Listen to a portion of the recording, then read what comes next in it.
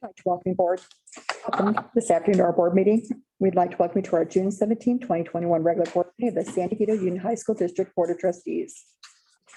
This meeting is being held in accordance with the California Executive Orders N2920 and N3320 and Public Health Officer regulations issued on December 10, 2020. This meeting is being conducted physically and virtually. I'm Mel Muir, Board President. Trustees Michael Allman, Elise Mossy, and Katrina Young are physically here at our district office located at 710 Encinitas Boulevard in Encinitas, California. Public comments at a regular board meetings are restricted to items on the agenda for board consideration or action to the public comment item for non-agenda items. The protocol for receiving public comments was posted with the agenda. Public comments made must be related to the agenda item topic. Non-agenda item public comments must be within this subject matter jurisdiction of the district and not an item listed elsewhere on the agenda. The public was given the opportunity to submit a request to address the board prior to the start of the meeting. Public comments are limited to one comment per person per item. Updated supporting information for items 9A through II, amendments to agreements, and item 10H, management employees salary schedule, were made available and posted on the district website earlier today. This meeting is being live streamed and video recorded. At this time, could Trustee Allman lead us in the Pledge of Allegiance while others in attendance please mute your mics. They don't hear me. Okay, there we go. Okay. All right, ready, begin. I pledge allegiance. Allegiance to the flag of the United States of America and to the republic for which it stands, one nation under God, indivisible, with liberty and justice for all. Thank you, Trustee Allman. Do I have a motion to approve the agenda item of June 17, 2021 regular board meeting of San Diego Union High School District and move up future agenda items to the first item that this board speaks about as presented? So moved. So moved. Mossy, do I have a second? Second, Allman. Second, Allman. Any questions or comments? No, no, None. okay. Roll call, please, Ms. Schultz.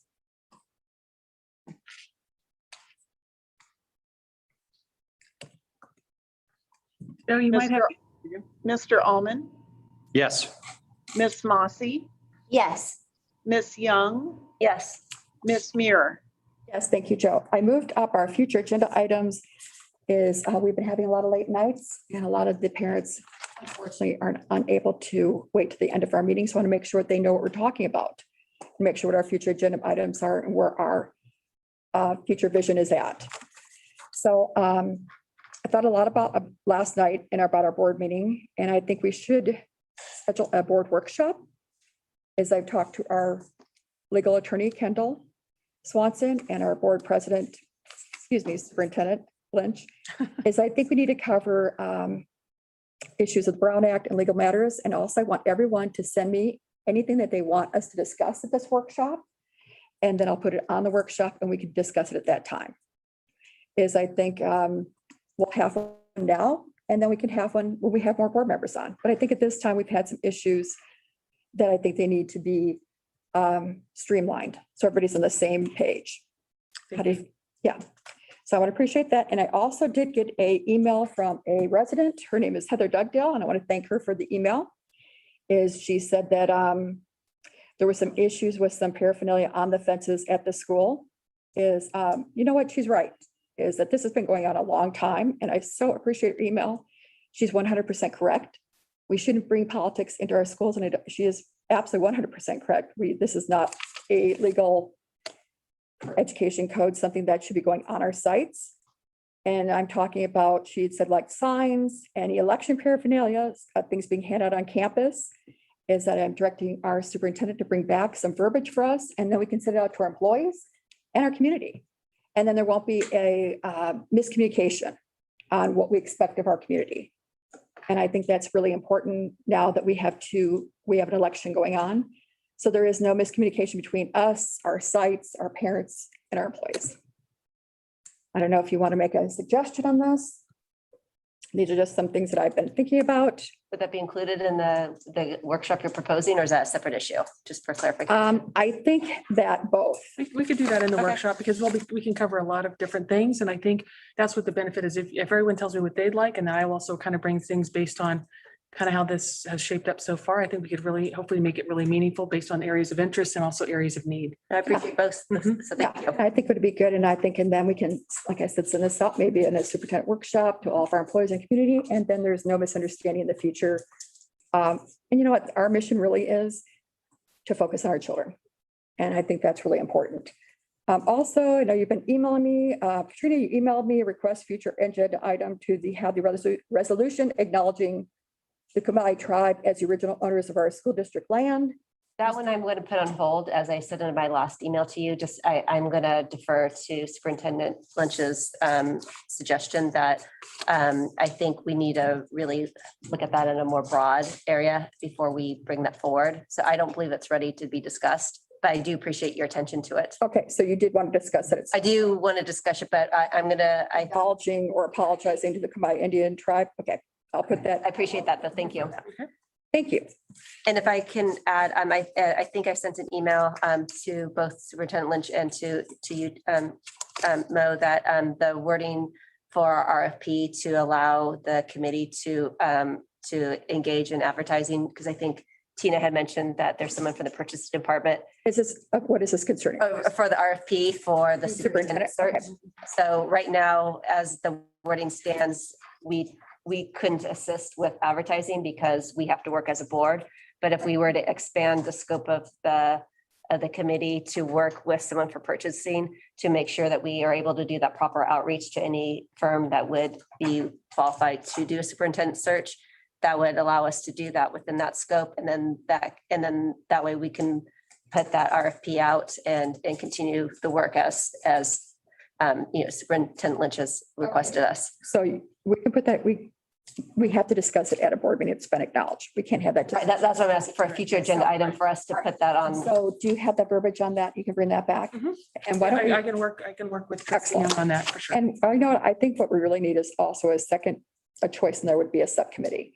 Is because this, bringing it back to, because I think the subcommittee then could pivot, could say, guess what, we need more, a think that's- broader. Right. And well, I think she's talking about the purchasing person, but really maybe just a smaller group of board members working together to pivot as we need more information and then updating it as we go. I could resubmit the language I have. That would be Make perfect. it easier. And then I cleared it with our attorney. So just, I want to make sure it was proper in that regard. Okay, So I'll resend that to you for ease. sure. I don't know if this would piggyback in the same vein of discussion, but I received an email from another school where they are also looking for a superintendent type of position. And really what they did is they got together with their whole community, with their staff, with their kids, with their families, and they came up with a job description together. And so then the search firm had that to go on as they were looking for that candidate. And it was pretty clear what their priorities were and what order. It was really a visionary kind of statement as well. So I don't know if that's something that could be part of that discussion or. Well, what we usually do is after we hire a search firm, they do that. And it's actually, I think it's better that way because it's a third person, not the board, is that people feel less inclined to be as honest Okay, with them, but they still bring back us all the comments. okay. As usually that's when we hire the search firm, they did, but I applaud that. If that's something you want me to put in the agenda, 100% can put that on. I just would love to make sure we have a discussion about including all of our stakeholders in coming up with that job description that or priority list, punch list, vision of that leader. You want to think about this and then send me an email, send Lucille, and we can put that on the That next could be agenda. something you look for Yeah. if you want to go with a third party that you could look for and be that one of the requirements you'd like for them to Yeah. do. And as we resend out the RFP, we can highlight that that's a priority of ours because we had certain criteria that we asked the proposals to all meet. So we could highlight that as a key priority that they should submit in the proposal. Because that would help condense that into something more The workable. only thing is I can't have a discussion now because it's not on the agenda, Correct. is that we can just Put the topic, right? put the topic. Correct. I appreciate that if we can just, but I do appreciate all the ideas. Thank you so much. Okay. There were no requests to speak in this item of closed session. The board will now convene closed session to discuss items 3A through B and return to open session. I think we might need about an hour. Might need a little more time.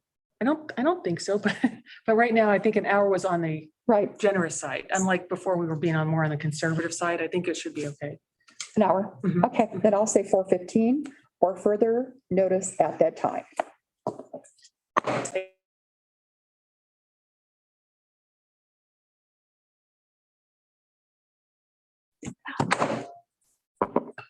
I'd like to welcome you back to our meeting today, and I want to thank everyone waiting for us during closed session. We really appreciate your opportunity to reach in and see we're doing all of our hard work here in the district. And I also want to acknowledge all that what's going on with the graduation. Thank you for putting that up, Brian. I so appreciate seeing all the kids graduate and all the families. Yeah. Thanks to McQuell, yeah, putting that together in such a short time. Is at this time, we are now going to be having no action was taken in our closed session. We'll be hearing from our Board of Trustees.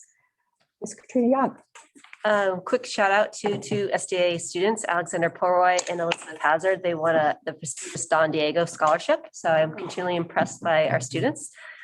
Meetings I attended the CSBA Region 17 delegate meeting on behavioral emotional health. Supervisor Nathan Fletcher was there, as was Luke Bergman, who is the behavioral health director for San Diego's County Health and Human Services Agency. So it was a great overlying synopsis of what we're hoping to accomplish in the coming years. I also attended the Encinitas City School Liaison meeting, and to kind of show how collaborative and how impactful that committee is. After the last meeting, I had shared with Principal Fredericks about our discussion on e-bikes, and I was able to get her in touch with the city, and then they held an e-bike safety seminar, and which was really well received. So I just want to thank the city of Encinitas for the continued work on e-bike safety and safe school routes. And I was really excited to hear that they're working on a project to have a bike share program to help increase access to school for students who might not have access to transportation. Like many of my trustees, my absolute favorite activities this past week were attending our graduations. I attended Carmel Valley, Coast Academy, SDA, and Oakcrest. And I think this year there's a little bit of extra celebration in the air as we gathered in person to celebrate our students. And as I've said before, I don't think we're ever going to take advantage of the privilege we have of walking onto campus ever again, nor will we ever undervalue the privilege of human connection. I enjoyed listening to all of the eloquent summaries this past year. Each of the ceremonies was really different and infused with their own personality, which I found it was just so much fun to see all those personalities and cultures come to life.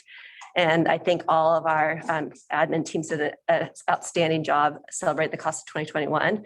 And if I can say, it was actually meaningful for me to be on stage when my nephew walked across the stage when he graduated from Oakcrest. So that was a personal favorite moment of mine. I was really impressed with all the student performers, and I want to thank them for sharing their talents. We were all really impressed by them, as well as the student speakers who charmed us with their humor and their wisdom. And just, I think I speak for everyone in this district that we congratulate the class of 2021, and we wish you continued success and happiness as you pursue your next set of goals. Yeah. Well, since I explained a bunch of different meetings and things that I've been through in the district just a week ago, I wanted to take a moment just to begin to thank our executive cabinet, our attorney, our interim superintendent, and my fellow trustees for this year. We don't get a graduation ceremony, but the fact that we're all still standing in this room together today means a lot to me. And I know it hasn't been easy. So to each of you, I just wanted to tell you a sincere thank you from the bottom of my heart. And I want to thank our entire staff, from the admin at each location to our teachers, our classified employees, for making the best of the most difficult year in the history of our district. We combined the talent, ingenuity, perseverance, and incredible hard work to finish strong and to celebrate whenever possible. And it wasn't that long ago that we sat together or distant and said, how are we going to do graduation? How are we going to do prom? How are we going to make this year special? And to every single person that stepped up to make it happen, and I know there are many, many, thank you so much. And I feel like we're better and we're stronger, and the best is yet to come. Yeah, I like that. Thank you, Melissa. Said. Mike? So I attended the graduation ceremonies for Pacific Trails Middle School, Carmel Valley Middle School, and Earl Warren, the promotion ceremonies for those middle schools. And it was certainly a highlight to be at Torrey Pines graduation ceremony. brought back a lot of memories, very moving for me. One other thing I'd mention is that I attended Holly Schaefer, one of our graduating seniors at SDA, got an award from the Lions, local Encinitas Saw that. Club, the Lions Club. We're all very proud of what she was able to achieve, and she's off to USC in the fall. Right on. Sorry. Okay, That's it. that's it. You know what? We could go on and on about all the things we've done, but I got to tell you something. It was the highlight, going to the graduations and seeing their caps where they're going. Or someone on the back of their cap said, "Mom and Dad are paying for this." The little cute things that they had on top of their hats was really cute. It said everyone was so happy, you know, Lucille. And I mean, I'm here at La Casa Canyon together and I was with Brian pretty much the whole day over at Degania too. And it was so nice seeing the families and they were so happy. Wasn't it, Brian? Yeah. So amazing. And we got a chance to talk to all the staff. Of course, Brian's super popular. And so I was like with a rock star, not gonna lie. Mhm. And then I went to a couple parties afterwards of families that I knew, the kids that graduated, and the parents are so supportive. And I want to, besides our staff, thank our parents so much for the toughest year ever. Collaborating with us and supporting us is, we appreciate it. And we want your continued support for our district. I really appreciate it. Lucille? Well, those are tough acts to follow, but I think that the message of appreciation and thanks is something I think that we can all share, which I really welcome that we can come together for that. I think that's terrific. I had the, honor to go to SDA, LCC, Oakcrest, and Coast. That's it. That's all about you. Went to. I wasn't going to miss this. Are you kidding? Yeah. It was really exciting, and I want to thank everybody that made that possible for me and others to attend. We were very graciously received, so thank you. And, these are beautiful and really exciting passages for our students and our families, so I appreciate that. Kind of on the district side, I've been working with the county. We have a couple of things on today's agenda, trying yesterday's meeting. So we've been working on yesterday's board meeting as well as this board meeting. We've been interviewing for a new associate superintendent of human resources, so we've been busy doing that. Also answering numerous parent emails. For those of you who send me emails and I don't get back, it's because, again, we've had back-to-back board meetings and sometimes the expertise you're seeking is not necessary in my area. So I will defer that to somebody as best we can. But of course, your site leadership is always one of the best places to try initially. Otherwise, it kind of bounces back and forth. We want to be as responsive as much as we possibly can. Also, we have a pool committee, a superintendent's pool committee will be meeting on June 23rd. So we've been talking about preparing for that. The goal is to make sure that we move in the right direction with the right information to make sure that this is a good piece for our district and making sure that we have sustainability and other measures in place. We're also working, I continue to be amazed, and I love this about all the individuals I have a pleasure of working with in the district office. We are working on internal collaborative measures to allow some of the talents to soar. We have a lot of talented teams on our sites as well as in the district office, and really want to encourage that creativity and thought. And again, we continue to have these wonderful discussions, and I love that. So thank you, everybody. We're also reviewing our committees. We have a lot of district committees. That's one of my projects for the summer. I want to make sure that those are really effective and we're optimizing the talent, collaboration, and ability to brainstorm. So we meet everyone's needs as well as we unleash some of that passion. I'm really, really excited about that. Also working on the superintendent newsletter, which we'll be doing very shortly. I'm trying to do it after the board meetings. This month we had I've lost track. Several board meetings. I apologize. What day is it? But anyway, trying to make sure we continue that communication and build that. So we'll continue to build that, and we'll be creating a theme so that we make sure that we kind of have a theme for each newsletter that's topical and seasonal to meet the families and communities' needs. And again, we're continuing to prepare for board meetings as we move forward. The next one's not till July 28th. And at that point, we will be looking at kind of like our tax base and also looking at DO modernization. So thank you, everybody, for your trust in me as we move forward. So I'm going to tell you this, I so appreciate that you're going to look at our committee meetings because I don't want to waste anyone's time. And yet if it's not effective, we're just keep recycling these meetings. It's not good for us. And Now so I we have appreciate that incredible talent. And so so much. unleashing that is kind of my goal is to do that, take it to the next level. We've got great input from our executive cabinet. And I know, I appreciate this. I know everyone, even though everybody's had graduation, they think we're done. We're not done. The district is always working. We have our staff always working here and getting ready for the fall. And I want you to tell everyone what you say when you leave the site. What did you say to the principals? I thought was so inspirational about, you told me at the end, you said, what do we? Oh, one of the things, what I try to take away from each side, what's the one thing you would like for us to, what is it you'd like to do to bring in, improve and help? How can we improve? You do at least one thing to change or improve what you're doing. And my door is always open. If you need help with something like that, I want to support that. I had some great conversations with the principal over there, and I want to thank her for that, about looking at ways of maybe bringing some new programming. I know had some conversations with our executive cabinet.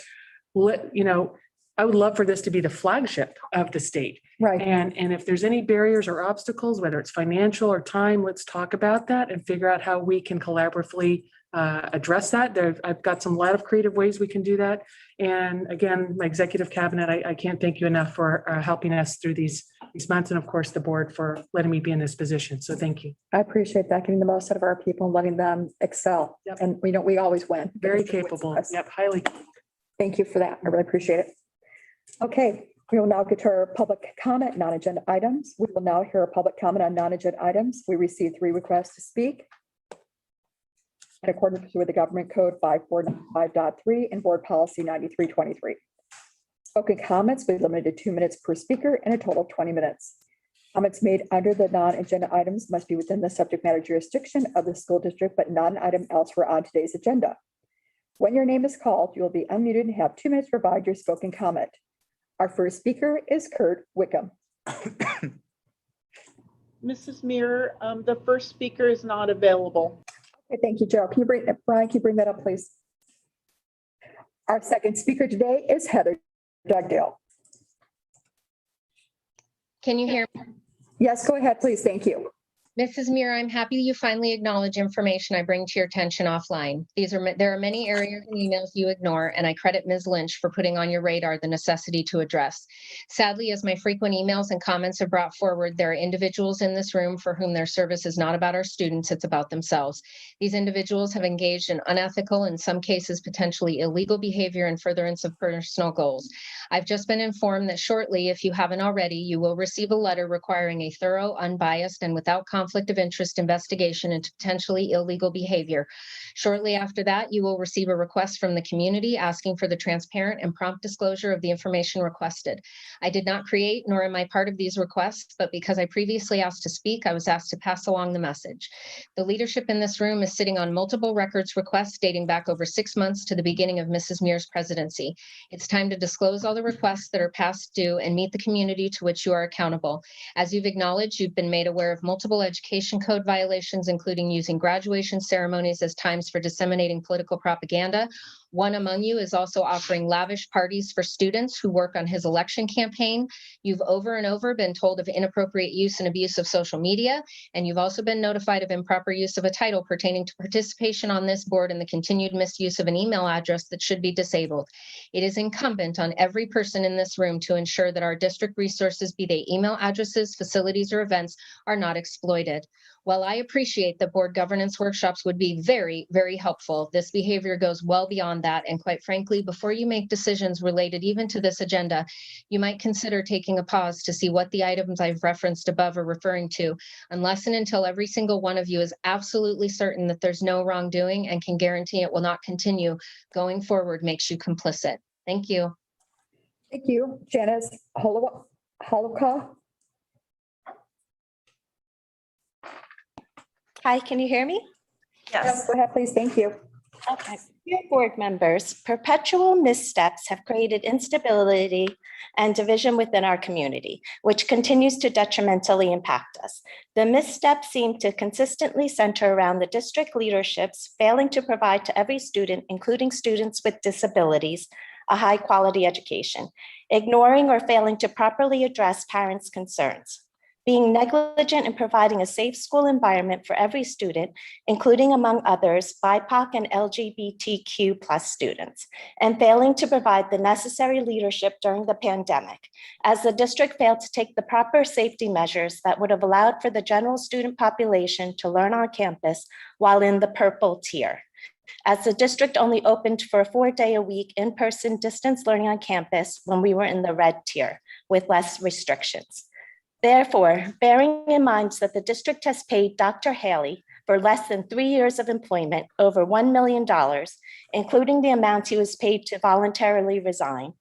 I'm hoping the Board of Trustees, in realizing how important hiring the right superintendent is, will, as Trustee Mossy suggested, allow the entire community, including the citizens who provide oversight of the board members, to express their opinions, needs, and concerns to ensure the next superintendent is the best match for the district based on needed abilities, traits, and level of knowledge, so that the SDUHSD community can recover from Dr. Haley's leadership, lack of leadership, and negligence. And also, as the next scheduled board meeting is not until August 19th, I hope there will be a special board meetings held to address the community concerns before school begins on August 17th, and that the community will be informed when a special board meeting is scheduled. Thank you. Thank you. Concerning the consent agenda items, members of the public are entitled to comment on items in the consent agenda. Trustees may ask for additional information regarding items on the consent agenda. Items on the consent agenda will be voted on in one motion unless a member of the board, staff, or public requests the item be removed and voted on separately, in which case the board president will determine when it will be called and considered for action. There has been no request to speak on these items. Do I have a motion to approve the consent agenda items 9A and 9B as presented with a revised item 9A through II amendments to agreements? Do I have a motion? Almond move. Almond move. Do I need a second? Young second. Second. Okay, let's further questions or comments on this. Do we have questions or comments, Katrina? I just have one quick question or comment. I mentioned this in my board review meeting, Okay. but I appreciate interim superintendent Lynch's need to consolidate our gifts and donations. And I agree that finding the right hope for it, but I worry about having that on our consent agenda item. It doesn't allow us to highlight generous donors who might not be Mhm. seeking out, our thanks, but they still deserve it. So if there's a way that we can consolidate our meetings, which I agree to, but at the same time also make sure that we properly thank those that generously give to us, that would be for future reference. So would this be appropriate for an informational item? Would that be another option? Sure, of course. Let's put it on for an informational item and then we, actually, you know what? I think this should be an action item. I Because think you we- still need a vote to accept. Yeah, it can't, yeah. So we have to accept it, but I think acknowledging these people are giving us money, I think it's really important. I've always felt that way. And so thank you for that suggestion. Why don't we, future agenda, we'll put that on as an action of next board meeting. Thank you. Melise, No, Madam President. Mike? No comments? Okay, perfect. A roll call, Joe, please. Mr. Almond, Yes. Miss Mossy. Miss Mossy. Yes. She said Yes, I'm sorry, Joe. Oh, I'm sorry.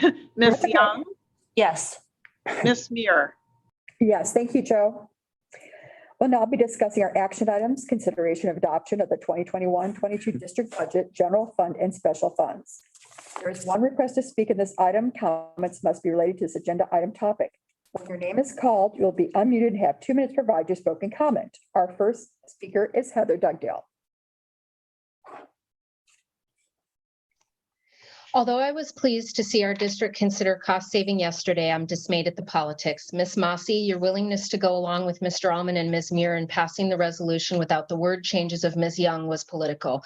You could have supported Ms. Young's change while still supporting the resolution, a resolution that will likely be meaningless because the Area 5 election will likely be coupled with Governor Newsom's recall. But that resolution can now be used by a politician who has stated his intention to run in Area 5. That was not in the best interest of our fiscal stability nor building back our community trust, which is best for our students. And in specific relation to this budget, where is the priority in long-term investment in mental health supports for students? For years, students and parents have been asking that our district come closer to 250 students per counselor rather than the current over 400. You can consider $11 million pools and $7 million board upgrades, but the number one contributor to supporting student mental health, more trusted and certificated adults, is not there. Other than temporary funding for more time for psychologists, which is a temporary solution that doesn't address the larger population. It didn't go unnoticed that last week, Mr. Almond tried to bait Ms. Douglas into inferring that district reserves began to get lower due to increased staffing.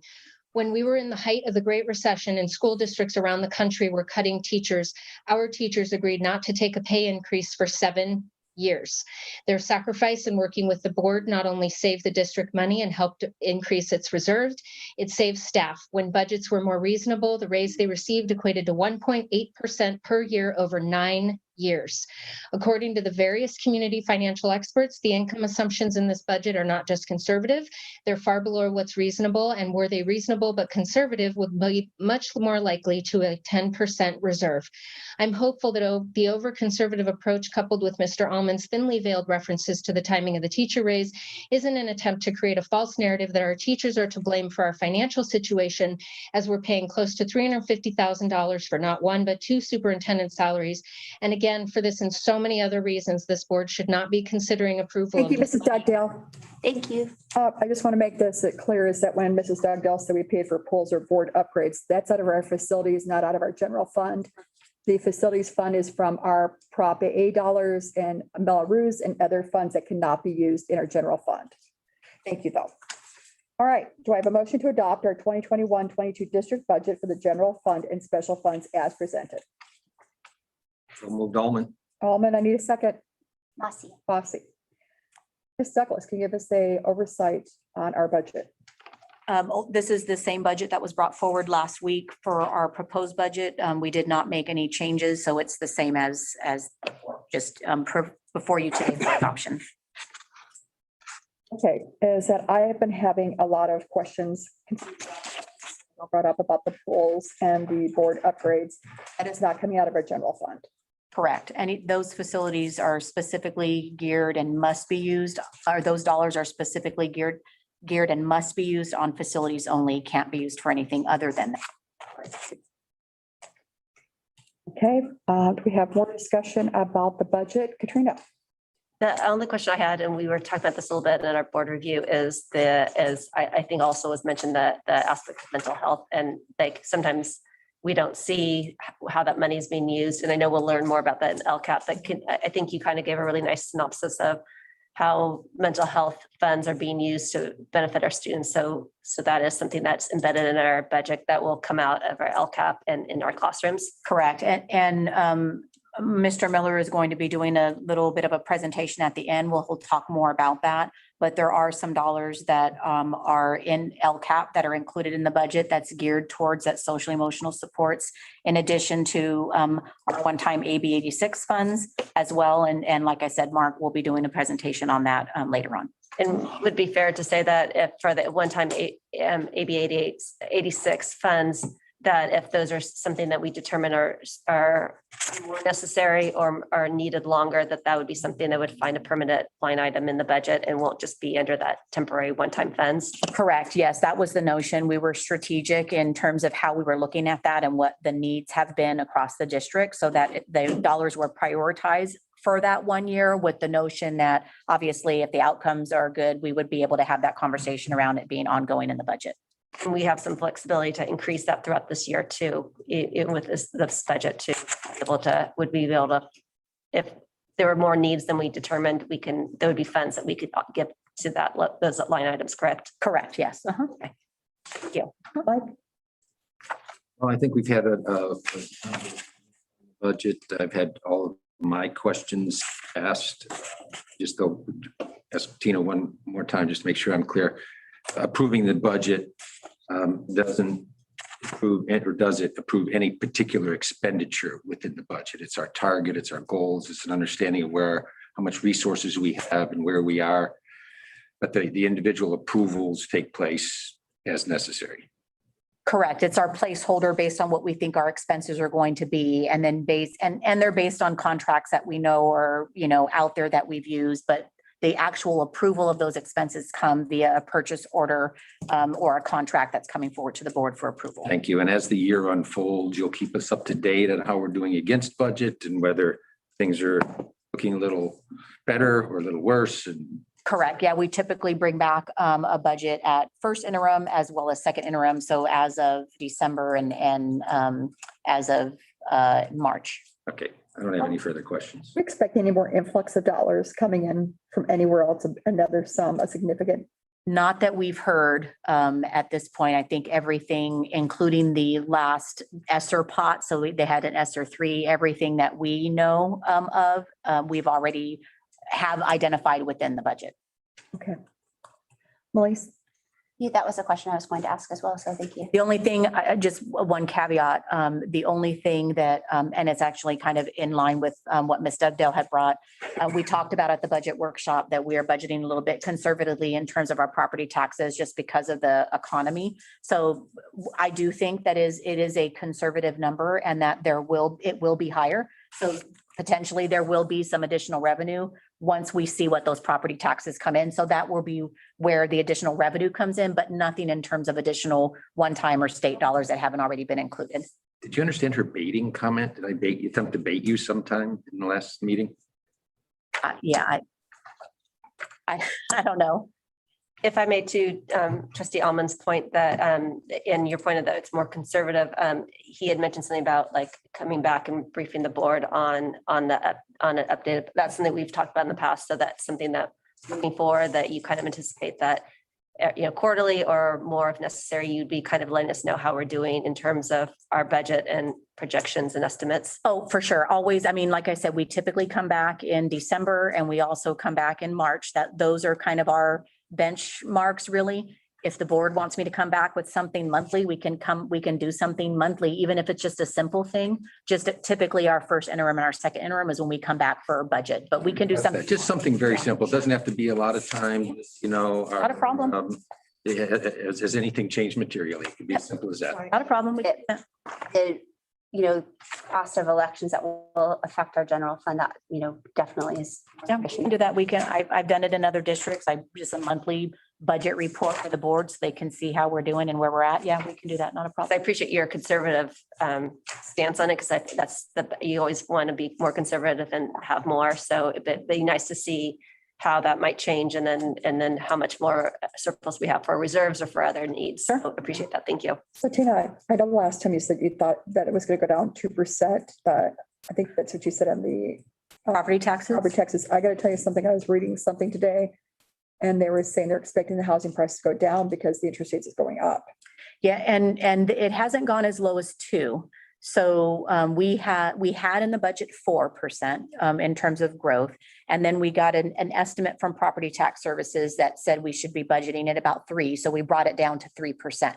I do think it will probably come in at 4. So I do think it's conservative, but because we're just coming out of the recession, I was a little leery about using that percentage. But maybe like concerned, they said they're expecting housing prices to go down. Mhm. Is that, then right then we're getting less money. Our budget. Okay. Thank you, Tina. Do I have more questions? No, Mike? Thank you.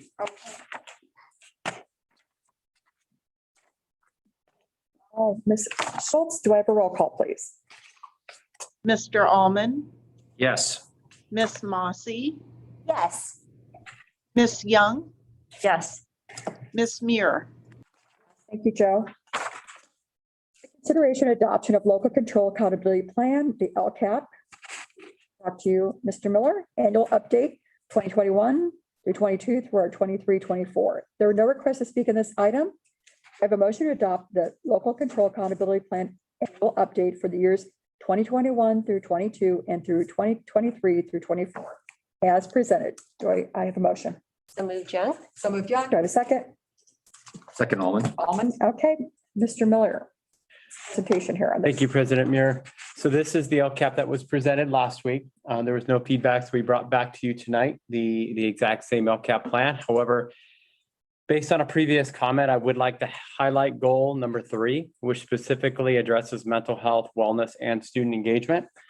There is a specific goal written for the next 3 years to increase the percentage of students who feel that school is a safe and supportive environment with caring, trusted adult relationships that allow for social, emotional, and behavioral growth. This is something that we've been working on in the district for the last 4 or 5 years. One of the misconceptions out there is that social, emotional, and student wellness is based on one employee or one employee group. Best practices and research around student wellness and social emotional wellness is really that it must be integrated throughout the school environment to create a school environment that is safe, welcoming, and inclusive. So while I value our counselors and our student support specialists and our school psychologists who provide that tiered level of support, it's really how we interact amongst each other on school sites that's going to make the difference for a student's learning environment. So this goes beyond counselors, and yes, you know, we have built in our LCAP and within AB 86 that we are looking at lowering the ratios next year at the middle school level, as well as San Diego Academy, because they did grow. Our work is focused on that safe, welcoming, and inclusive environment. So I just want to make sure that it is noted that the LCAP does address that. Specifically, I'm going to read verbatim just so that there's no misconceptions. Action number 1 is to build comprehensive support services to promote a positive school culture or climate. 2, specific suicide prevention training. 3, professional learning opportunities and training on providing safe and inclusive schools and classrooms. Number 4, we're going to evaluate attendance and absenteeism to identify the root cause. Sometimes that is when someone doesn't feel connected, they may not attend school. The next one is to enhance social emotional systems of support, programs and best practices to build student social emotional skills, and then to support first generation college bound students. All those actions relate back to a tiered system of support where we're going to continue to refine and reflect on what we do to make sure that we're meeting student needs. And I want to thank this board for their whole support on this measure and for adopting this plan. Thank you for your hard work. Absolutely. Thank you. So I got some things that people have asked me and maybe can elaborate on this. Yep. So Mrs. Dugdale just stated that we weren't doing a good job on this. What do you think, Mark? What would be your rebuttal to that? I would ask what metric we're using to define not doing a good job. Because A parent asked you that. Do you think we're doing a good job on mental health? I would ask what concern their own specific child needs and what help they need, and to specifically work with their own site school counselor to get their child the help they need. Social emotional student wellness and mental health is something that's personal to everyone. And I would ask this community to focus on their own child and their own family's mental health before they start looking to others. Because while you may not believe somebody's getting the support they need, each person's journey is unique, and they may be getting the help they need. You just don't know about it. And so I would just ask to personalize and make sure that you refine and reflect what your own student needs. And if there is a need, to please ask for help. We're in a notion of our society right now where, you know, if you need help, get it. And there are resources out there for you. I'm proud to say that this board has approved a Care Solace contract, which is an outside third vendor that if a family needs help, they're not comfortable coming to us as a school district, or if it's help that we can't provide, because President Muir, I think one of the misconceptions out there is we are not medical providers. We are an educationally related entity, right? And there is so much we can do within the scope of a PPS credential Good point. that is not able to do in the medical environment. So I would say if you're a family out there and you need help and it requires medical attention, get that medical attention. But if it's something that's inhibiting your ability to access the classroom and it's something that we can do to help support you and your academics, and that's within our lane. And so again, with that Care Solace, if there is something you need, please go to our website, click on it. It's going to be in Superintendent Lynch's next newsletter. Will be a direct link so that families can access that. So It's a very long-winded way. what is it we use to see if we're doing a good job? Do we So do, we use, what do we do? so it's, I would not say it's a measure of good job. I think we should push that term to the side. So we use multiple measures to assess how we're doing along the way. So we use the California Healthy Kids Survey, which outlines, and one of the metrics we look is the identifiable metric is, do students feel safe? Do they feel like they have a trusted adult on campus? We also look at absenteeism, and we also look at, general suspension and expulsion data.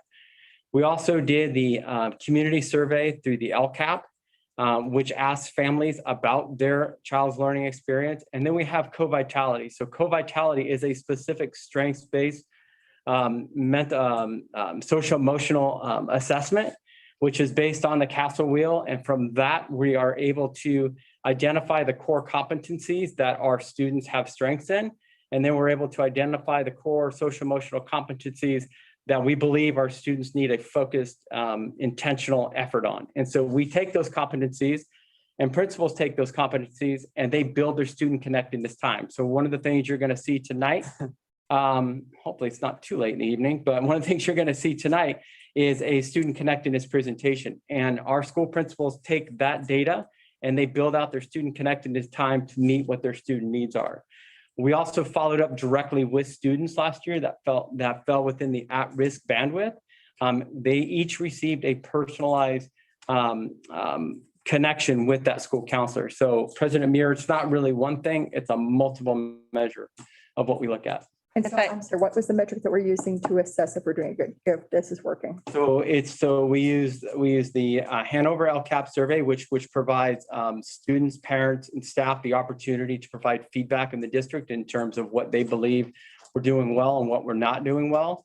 We use the California Healthy Kids Survey, which has a variety of metrics, which identifies, how students are feeling about themselves. Do they feel safe? Do they have a trusted adult? And then we also have co-vitality, which we give in the fall, we give in the spring. We did not give it this last spring due to COVID, but that allows us to understand where students are falling in terms of what their social emotional strengths are and what are some of their challenges. Katrina? I was gonna you mentioned a couple times about safe adults on campus and the multi-tiered structure, and I know it'll come up later with our board policies, but I really like the fact that on our student ID cards, on the back, it Right. has a whole list of resources, and on it says, my trusted adult is, and even if the child doesn't feel comfortable writing that name out, it forces them to at least think about it in their head, and so at least it allows them to know that, I have, these adults that I can talk to, which I think, back to student connectedness and campus connectedness, I think that's going to be vital moving forward to make sure our kids feel supported by adults that they want to be supported by, because, I have a relationship with. So thank you for that. That's Absolutely. California. Yeah, and I appreciate Interim Superintendent Lidge talking about how we should be a lighthouse district. Mhm. I just want to note that we were doing that before it was law. And so we had that on the back of student ID cards before it actually became a California law. So we were at the forefront of doing that. So I Thank think you. something else that we didn't talk about is just even the parent education piece. It happens on all of our sites where parents are given an opportunity to learn about things that they might not know otherwise, things that are happening on campus that some students may be struggling with, and how to see, what the signs are and how to address it, and to really educate our parents in supporting our students. absolutely. In Yeah. fact, I had a meeting today with Rady's Children's Hospital. Again, you're going to see my presentation this afternoon. We're going to partner with Rady's to provide a parent training 2 weeks prior to the start of school, which will help them, give them this tool belt to help transition their student back to full-time school. Great. So I want to give a shout out Thank you, Mark. to Superintendent Lynch here for doing a great job as, I don't know if you want to talk about that survey that you're going to be putting out. I don't know if you want to talk about it now or not, but I got to tell you something. Thank you so much. We talked about that survey and then you were on it and you made it happen. We're going to hear more from our community. It's a very early survey. I so, know. At the last board meeting, just to try to build upon some of this work, but I'd like to get my cabinet's input on that. Trying to figure out, we talked at the last meeting about an exit survey and trying to figure out where there are areas of need that could be further developed to capture that input and information to build upon the good work that Mark and his team has done with Julie. And just to find out moving forward, what would they have liked to have had in place and what good things did we do? Because I want to make sure that so many times you hear about the negative things, you don't always hear about the great things. So that is in the early stages. And I just want to make sure we're not asking for too much information, but we're asking for the right information for it to be meaningful for that discourse with parents and families. How we're doing and what we could be doing better and what we've been doing great. So I really appreciate that. That is something that I've asked for a long time and it's going to be so helpful. I agree with that. I also want to just, in addition to thanking Mark, please thank your staff, because I know that you work with a lot of people who help create this. So please thank them for us. Absolutely. I'm very fortunate to have the staff I have. They're just wonderful, hardworking, knowledgeable, talented people, as well as all of our site staff. They're really in the trenches every day. And they are just phenomenal. We have some of the best counselors, student sports specialists, and school psychologists around. And our students and families are really fortunate for the staff that we have. Okay, Thank you. any more questions? No. Have a roll call, please, Joe. Mr. Almond, Yes. Miss Mossy, Miss Young, Yes. Miss Muir. Yes, thank you, Joe. Consideration of adoption of new and revised board policies, administrative regulations and exhibits series 6,000, instruction 13, educational services. There was no request to speak in this item. Do I have a motion to adopt the new and revisions to board policy 6,000 instruction as presented? Need a motion? So moved, Young? Young, I need a second. Almond?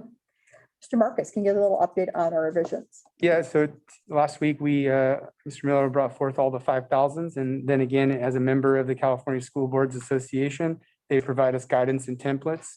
And we went through that with our ed services team, along with the admin services team, and made updates to our 6,000 policies or board policies and ARs to make sure that we are in compliance.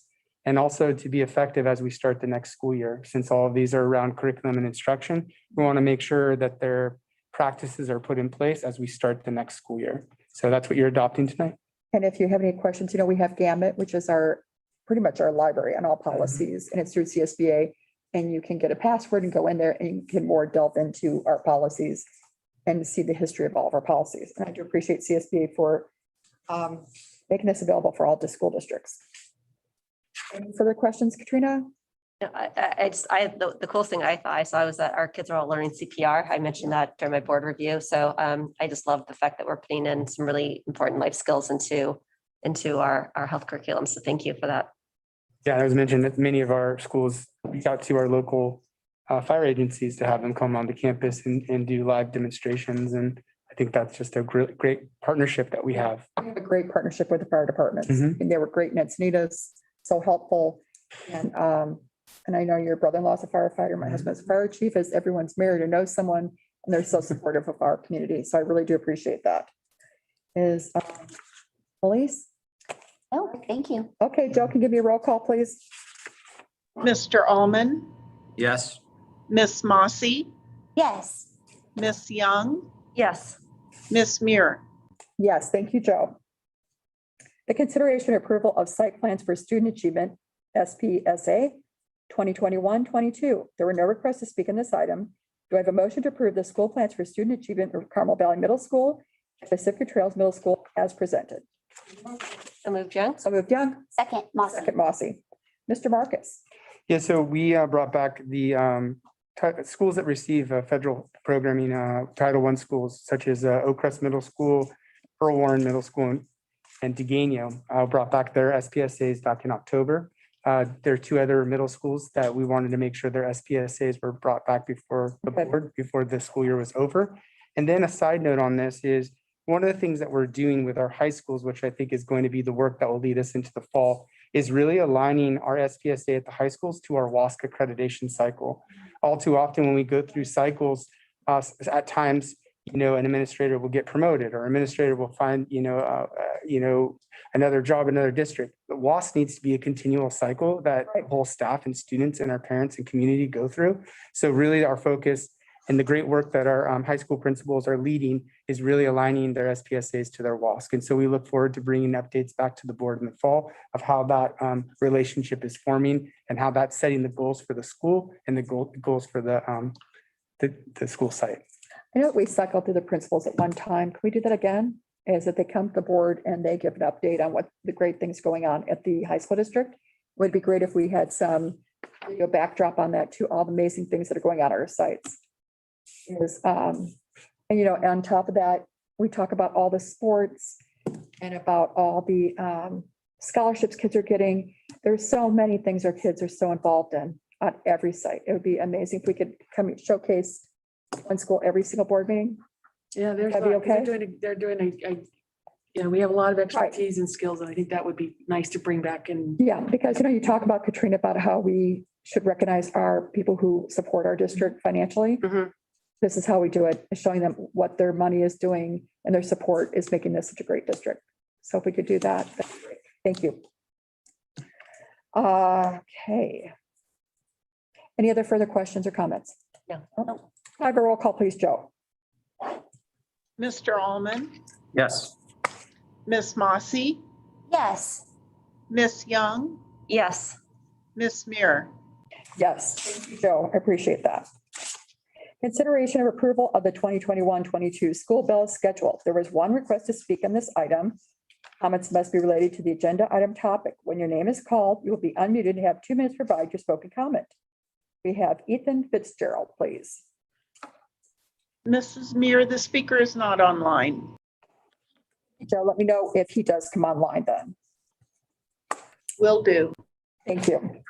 Do I have a motion to approve the 2022 bell schedules for the Carmel Valley, Degano, Earl Warren, Oak Crest, Pacific Trails Middle Schools, Canyon Crest Academy, La Costa Canyon High School, San Diego High School Academy, Sunset High School, and Torrey Pine School as presented? I need a motion. So moved, Holman. Second, do I have a second, Katrina? Second. Second. Mr. Marcus. To elaborate on our high school bell schedule for the 21-22. Sure. And so every year we go through and kind of an audit, district-wide audit to make sure that we have all the instructional minutes necessary in order to run our high schools and middle school to be in compliance with our minimum daily instructional minutes. This is an item that comes up every year, which the board has to take action on. One of the things tonight, with Mrs. Lynch's permission, I'd like to share my screen and kind of go through a timeline. We'll bring you guys up to speed on kind of some of the ideas and recommendations that we made. As we do know, there was questions that came up around SB 328 to be in compliance with a later start time at the start of the 22-23 school year. I'm going to try to share. Thanks, Brian. Thanks, Brian. All right, let me see if I can, I'm going to try to drive from both of these areas. All right, so see if I can zoom in. Tina, you're good at this. Like this. Yes. All right, so SB 328 was signed into law on October 13, 2019 by the governor. Start times for high schools must be no later than 8:30. So that would affect CCA, LCC, SDA, and Torrey Pines.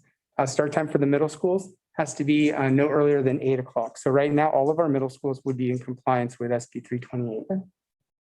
It needs to be implemented by July 22nd, or July 1st, 2022. So we would be implementing the start time to be in compliance at the start of our 22-23 school year. One of the things that I'd like the board to realize is that we need to acknowledge, and it's been said by multiple trustees as we started this meeting, that we have spent the last 17 months kind of going through a pandemic. And one of the things, if you listen to our stakeholders, our students, our community, and I had a chance to meet with a very vocal student group, student ASB presidents, is they wanted a sense of normalcy. Right. And to many of those students, normalcy considers going back to what a bell schedule was before the pandemic. It does not necessarily mean that we as a school district principals, administration are against any sort of upcoming changes or to be in compliance. But I do want the board and our community and our students to understand that we are on the cusp of innovation and looking at the way that we can do things differently. So just by moving minutes, like 30 minutes at the start of the day and moving that around, we might be able to think differently and think outside the box on how we can do this differently as we are in compliance with this. So just to kind of go through our timeline, back in November and December of this year, we had 3 schools that had changed their bell schedule to accommodate student connectedness time, which was a board ask as we were in our 2019-2020 school year. We wanted to have every school have student connectedness time and implement that with fidelity. We also had 1 school site at SDA that had homeroom 4 times and looking at reducing the homeroom 4 times to 2 times a week. That also adjusted SDA's start time. SDA was the only school that had an additional 25 minutes. So kids went to school 25 minutes longer than any other high school kid in our district. So the great work that our principal and the team did at SDA was reduce that start time by taking away some of the homerooms, which made all of our high schools in compliance within 5 minutes of each other. A great first step. We were unfortunately not able to administer this bell schedule due to the pandemic. And in the 2021 school year, we are operating kind of versus the 2 terms that we love in this boardroom, synchronous and asynchronous time. Where under the SB 98, you could use different times in order to infuse synchronous time versus asynchronous time. So our start time at the high schools was a little bit later. One of the things that we did though, along the way is our principals never lost sight in saying in November, December, what is it that we want to get to? We want to get back to what we do best, our start time and allowing kids the opportunities to select if they want to take an unscheduled period one or if they want to take an unscheduled at the end of the day. So our principals set forth in November, December on a charge that they would be operating underneath the pre-pandemic bell schedules. That means that we were going to be starting in our normal start times at 7:40 at LCC and Torrey Pines, at 7:50 at SDA, and at 8 o'clock at CCA. We went through high school selection, information nights, all of the choice nights, registering all the ninth graders. Remember, all of our families make a selection based on the presentations they hear from the school sites. With Was there a presentation given at the middle schools this year? all of, yes, so great question. So all of our high school principals went out to Degano, Oak Crest, Earl Warren, Carmel Valley, Pacific Trails, and they all did presentations. Even one at Earl Warren, all of the high school principals went to Earl Warren and did a coffee with the principal. So all of our community knew the bell schedules that we were going to implement and that we were moving forward with, which was not a bell schedule that had a different start time. It was reflective of a pre-pandemic start time. And then as we get through the registration nights, remember all of our ninth graders go through it, they select classes. Please understand that throughout this process, all of our kids are selecting courses for the next year. They're selecting courses based on the bell schedule that's being pushed out to the community. And so that's where we get through this whole entire process. And then by March and April, what we need to do is we actually need to gather the instructional calendar, the bell schedule. And then what we did is you can see in the 95 pages in board backup that we have to go through and analyze every single minute. So for instance, if Mr. Miller was at a school site and took an unscheduled period one and an unscheduled period 6 because it worked and he still had 240 minutes, we have to analyze Mark's schedule to make sure that he's in compliance. So we've gone ahead and done all of that work, given permissions to the school sites, saying, here's what's acceptable, here's what's not acceptable. And so at the academies, kids can take an unscheduled period and still be in compliance with 240 minutes. At Torrey Pines and LCC, similar thing, they can take a period off and still be in compliance with their average daily attendance, instructional minutes, excuse me. And so really what we did is we went through that whole entire process, and by May and June, we were able to verify and validate, and what we bring forward to you today is all 10 of our schools have audited, approved instructional minutes that we can bring forth to be in compliance for our 21-22 school. Okay, so Brian, people are going to say, well, this is kind of sudden and I didn't know. Was there input given to the families during this whole time? Was there a chance for them to give input, and how was that delivered? Yeah, I mean, I think we ran more coffee with the principals and we had more participation in our virtual coffee with the principals than ever before. And I will say to you that in meeting on our DLC meetings, which we meet twice a month with our principals, if not more, and me overseeing the high school principals, this was something that wasn't coming up, like a later start time, because the principals were working extremely hard to make sure that they were getting back to the idea of when kids want to. And if you look at this graph too, I think this is very important. If you look, I want to get up and model this. Stay in my seat. I need a pointer. Yes, I want to go. I'm drawn to the screen. So if you look at underneath the start time for each of the school sites, you'll see the words unscheduled period students. You will see at the start at CCA, CCA has over 2,400 students. 73 students are selecting to have an unscheduled first period. 366 kids are choosing to have an unscheduled at the end of the period. What that tells us is our kids are telling us when they want to go to school. They would rather go to school in the morning, but they want to have opportunities in the afternoon not to be scheduled. So if you look at LCC, 45 kids are saying they don't want an unscheduled period. 429 don't want an unscheduled at the end of the day. If you look at Torrey Pines High School, you'll see 187 don't want an unscheduled period 1, 530 don't want one at the end of the day, excuse me. So we really have to look at, when we build our master schedules, we have to look into what our students are, what our student needs are, and then we program our courses to accommodate the students' wishes. When did you take that survey? This? Yeah. I pulled this out of Aries on Monday. That's not a survey. This is class schedule, right? This is, Look so at- every kid course request, every course request that a kid has put into their For the system fall. that the counselors have I guess uploaded. that wrong verbiage, but when was the first day they could put this into areas? How long have we Oh. known about this information? So they've been able to start, so at the high school levels, they start with their 11th graders and they start working down from 11th, 10th, all the way down to the registration for A this. month ago? 2 No, I months would ago? say, they start these, February, March. That's what I thought, January. Yeah, February, March. And really what you can start with the 11th graders because once you finish your first semester, they can run their audits and then they really understand like a true 11th grader, like what do you need? Right. And remember, like the beauty of this that I think everybody sometimes doesn't realize that's unique to San Diego, that's not in a lot of our other neighboring districts, is that we provide at the academies an opportunity for kids to take a total of 8 courses over the whole entire year. Right. Most California schools up and down the state, they offer a 6-period day. That means that every year for 4 years, they have 2 additional opportunities to take courses, which means that a lot of our kids will take an unscheduled period multiple years in a row, multiple terms at our academies. And I don't even know how long ago, because it seems like forever ago, when we changed LCC and Torrey Pines to a 7-period.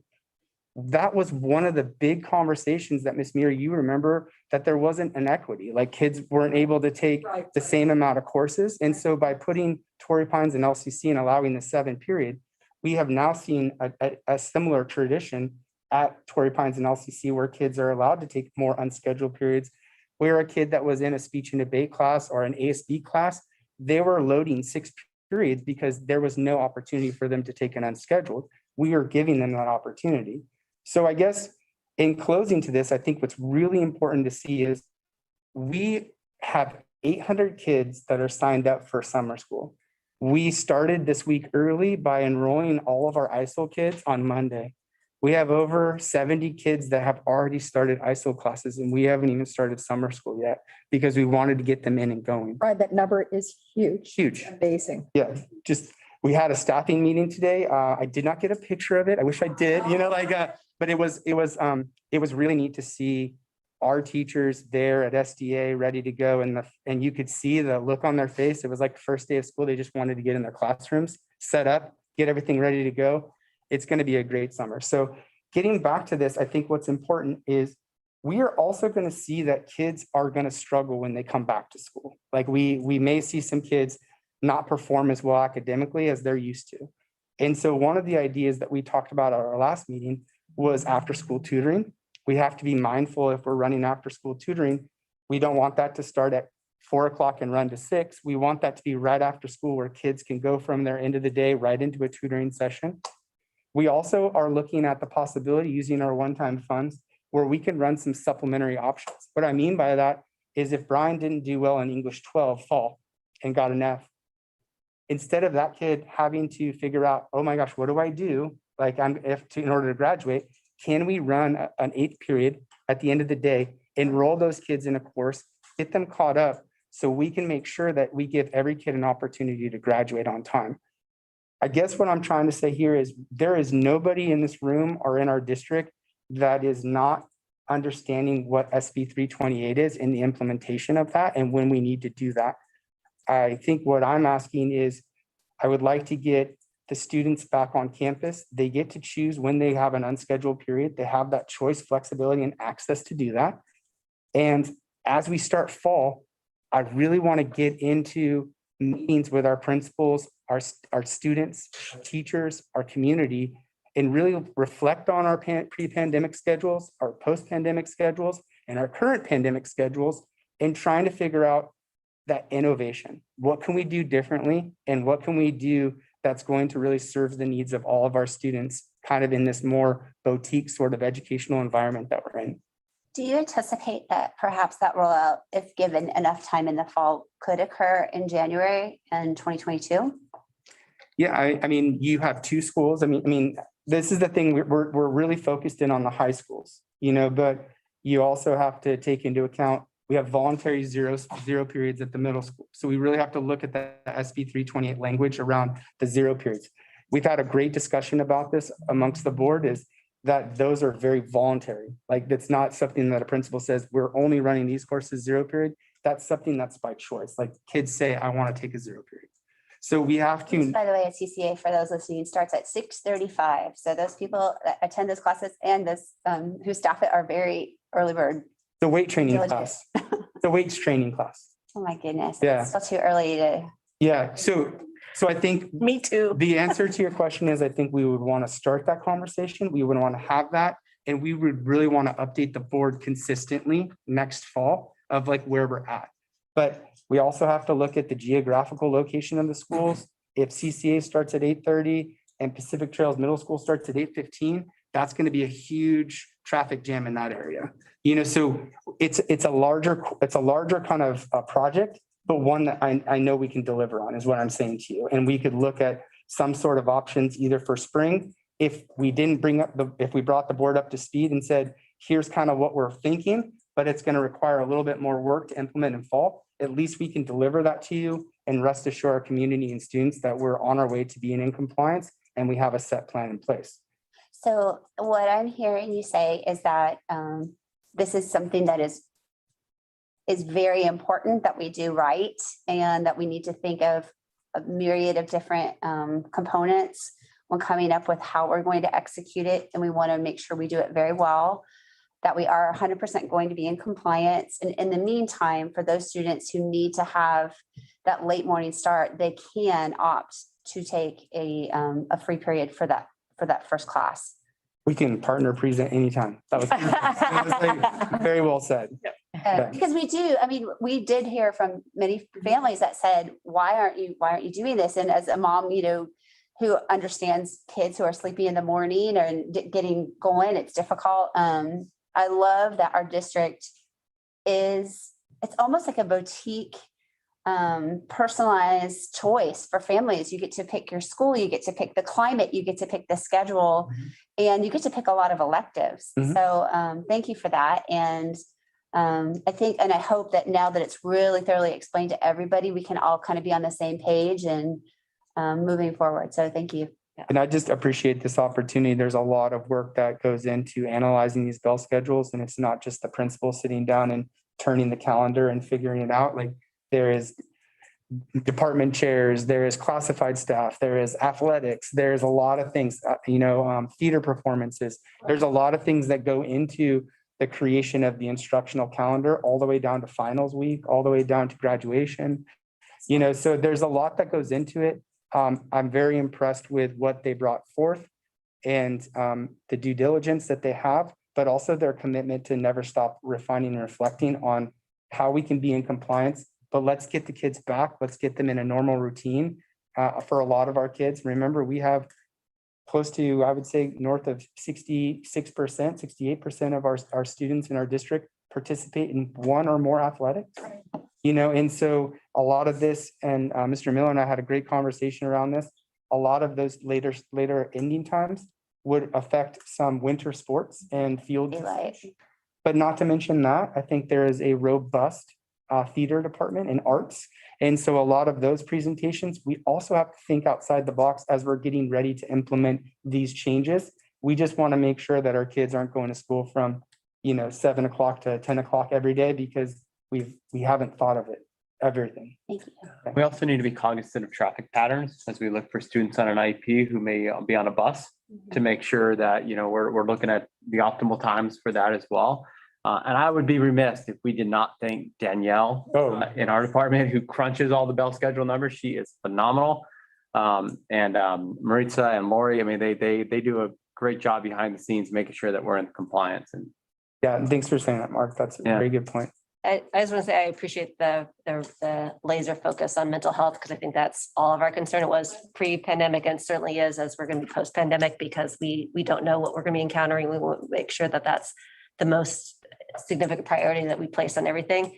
And what I really appreciate is the fact that we do have those choices, like Trustee Mossy said. Like my two older kids were at LCC before they had that 7th period, and it did restrict them, but that 7th period really does open up opportunities for kids, so they can kind of pick and choose when they might want to have those free periods, because the 7th period isn't meant for every student to take 7 periods all 4 years. It's really meant to allow for some flexibility for those kids who are in sports or in extracurricular activities. And what really I appreciated was the data, like, we can talk about like, some families want this and other families want this, and it becomes very hard because you don't want to say no to anyone. But when you look at data and when you see where the choice patterns are, that allows us to make us feel good that we're doing something that is focusing on the our overarching mental health. So I appreciate that. So thank you for all that information. And just one last thing, just for parents listening, I don't feel like anybody should feel pressured to take 8 classes in a year or 7 classes in a year. I know there's a lot of high achieving families and kids out there that are thinking about college, and your child will get into college or have a great career if they have a free period. I promise you it will happen as long as they show up and do their best. But yeah, it's not a prerequisite to future success. Trustee Mossy. If I can have just 3 or 4 minutes, Brian, a couple of questions. And you have that chart would be great. Sure. Just a couple of questions. So how many periods does CCA have? 4? So CCA has 4 periods, but they also have a 0 period that they do run. Okay, well, the main periods, what time does the first period start? At CCA, Yeah. the first period will start at 8 o'clock at CCA. 8 o'clock. And what time does the last period end? The last period of the day will at CCA, it will end at 3 o'clock, I believe. I can get that information. Yeah, Right, 8 to 3. yes, there you go. I was going off of memory. Okay, yeah. But I was right. Ask me. I'm sorry to good. Hard to see the chart there, but, and how many kids did you say students chose to not have a first period class? 73 in fall term. Remember, Mike, they run 2 terms. So as at the academies, they complete 1 full year in a term. Right. And so I didn't give the spring numbers, but the spring It's okay, numbers, just fall. It's just an example. I'm trying to get a yeah, flavor. yeah. How many chose no last period? 366. So if I add those two together, I get about 440 or something. Now, also remember that we're coming out of a pandemic, and a lot of the things that kids may have not taken but want to take are elective classes. And so we're seeing a trend across all of our high schools where kids are signing up for more classes. So these are historically low unscheduled periods in the afternoon, just to put it in perspective. How many total students at CCA? Say they're close to 2460. Okay, so 15% or so are taking a free period. 85% are taking all 4 periods. Okay. This term. In the fall? Yes. Yeah, just an Yeah. example. The new law that would take place for the next school year Correct. would require us not to start at CCA before 8:30? That is correct. Okay.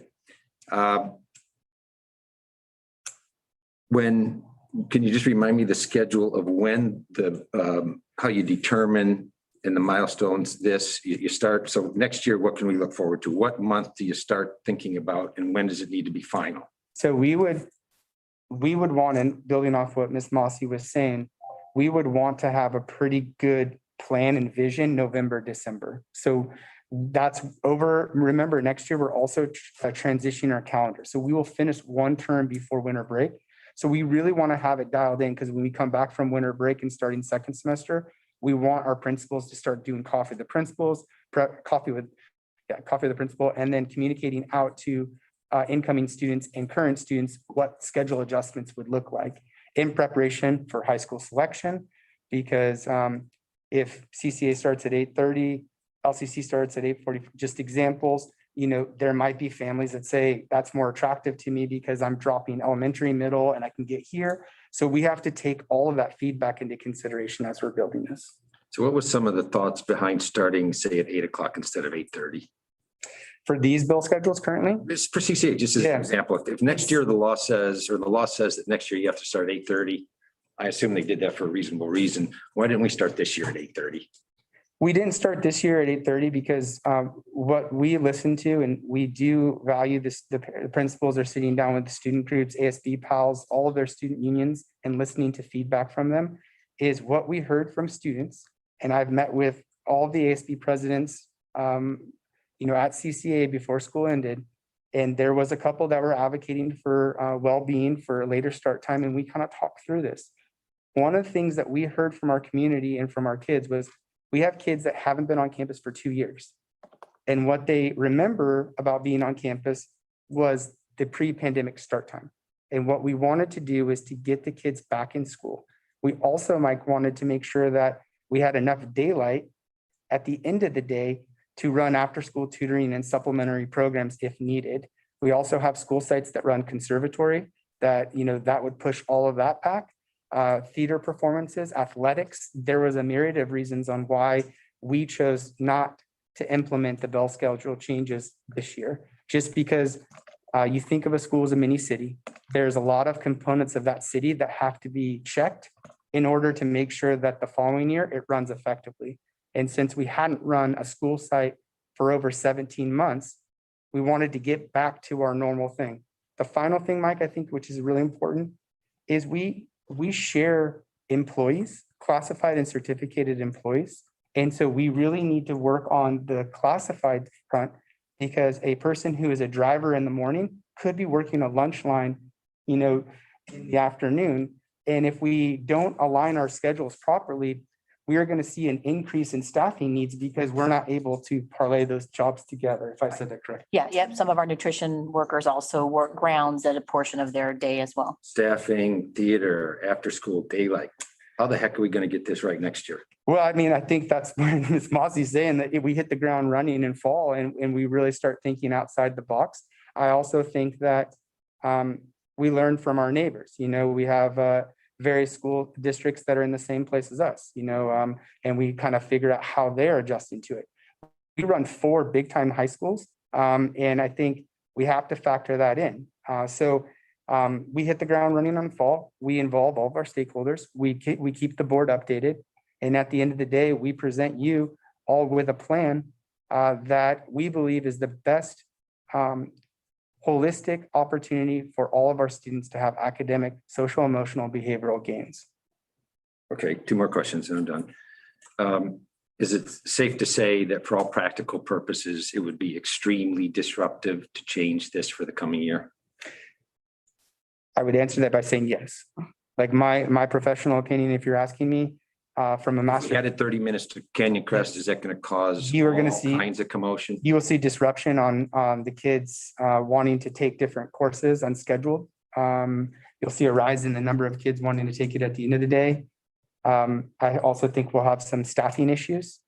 Not to mention that I think this is a very important one to center ourselves around, is the kids back in February selected courses based on a bell schedule in an offering that was communicated to them by counseling departments, by administration. Okay, so we can be simple. Yes. It's too late. I feel like it's really too late coming on June 17th, and I feel like it would not be the best course of action. And that's fine. So just one more question. I've been approached by a number of students who asked for this board to not, you're assuming you're asking for approval of this, right? I am asking for approval to be in compliance with our audit. So several students have asked for a pause in this. Mhm. If there's effectively no chance or, your strong recommendation, and we're not going to agree to any changes for this fall, it really doesn't do any good. But one of their questions was, would you and others be willing to meet with this small group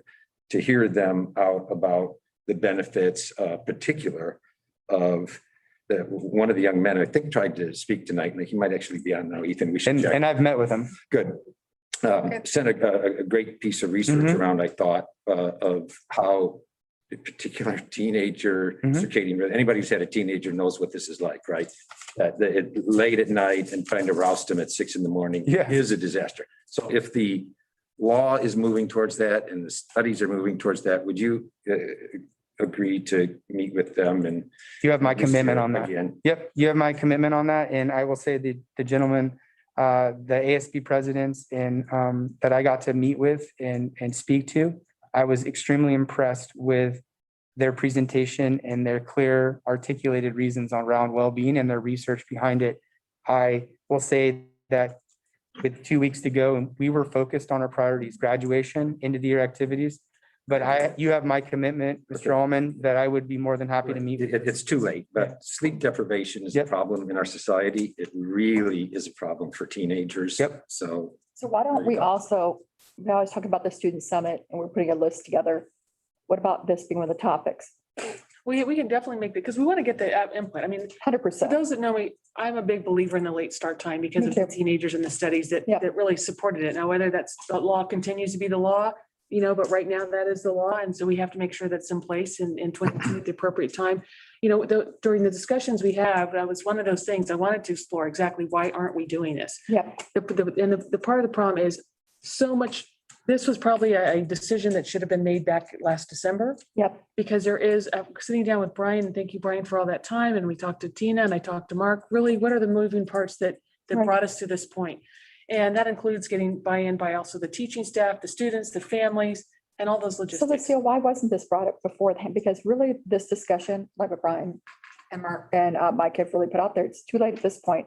Why didn't we have this discussion we've known about this law changing. Right. Last year. I can't speak for my predecessor, but that probably should have been brought to the board to discuss so that they had some policy input on that, because really there was so much work done by really all of our staff, because what Brian didn't have a chance to go into, but I was saying, well, can't we just change it 2 minutes or 30 minutes or rename it? When you do that, it goes in, and that means you have to change all of your state records and you have to change all the attendance records. And of course, we're now out of school, and a lot of that staff that would be in place during the school year is not in place during the summer. So unfortunately, it was not an issue that point of direction was not part of the board's discussion back in December. But I always feel like, don't rush, do it right. And because really, Brian, thank you for your patience. We have had a lot of discussions on this. How come we can't do this? What if we do this and that? And the bottom of the day, the disruptiveness that we're, like Mike said, Trustee Allman said, I'm sorry. It's really very disruptive at this point to do. I know.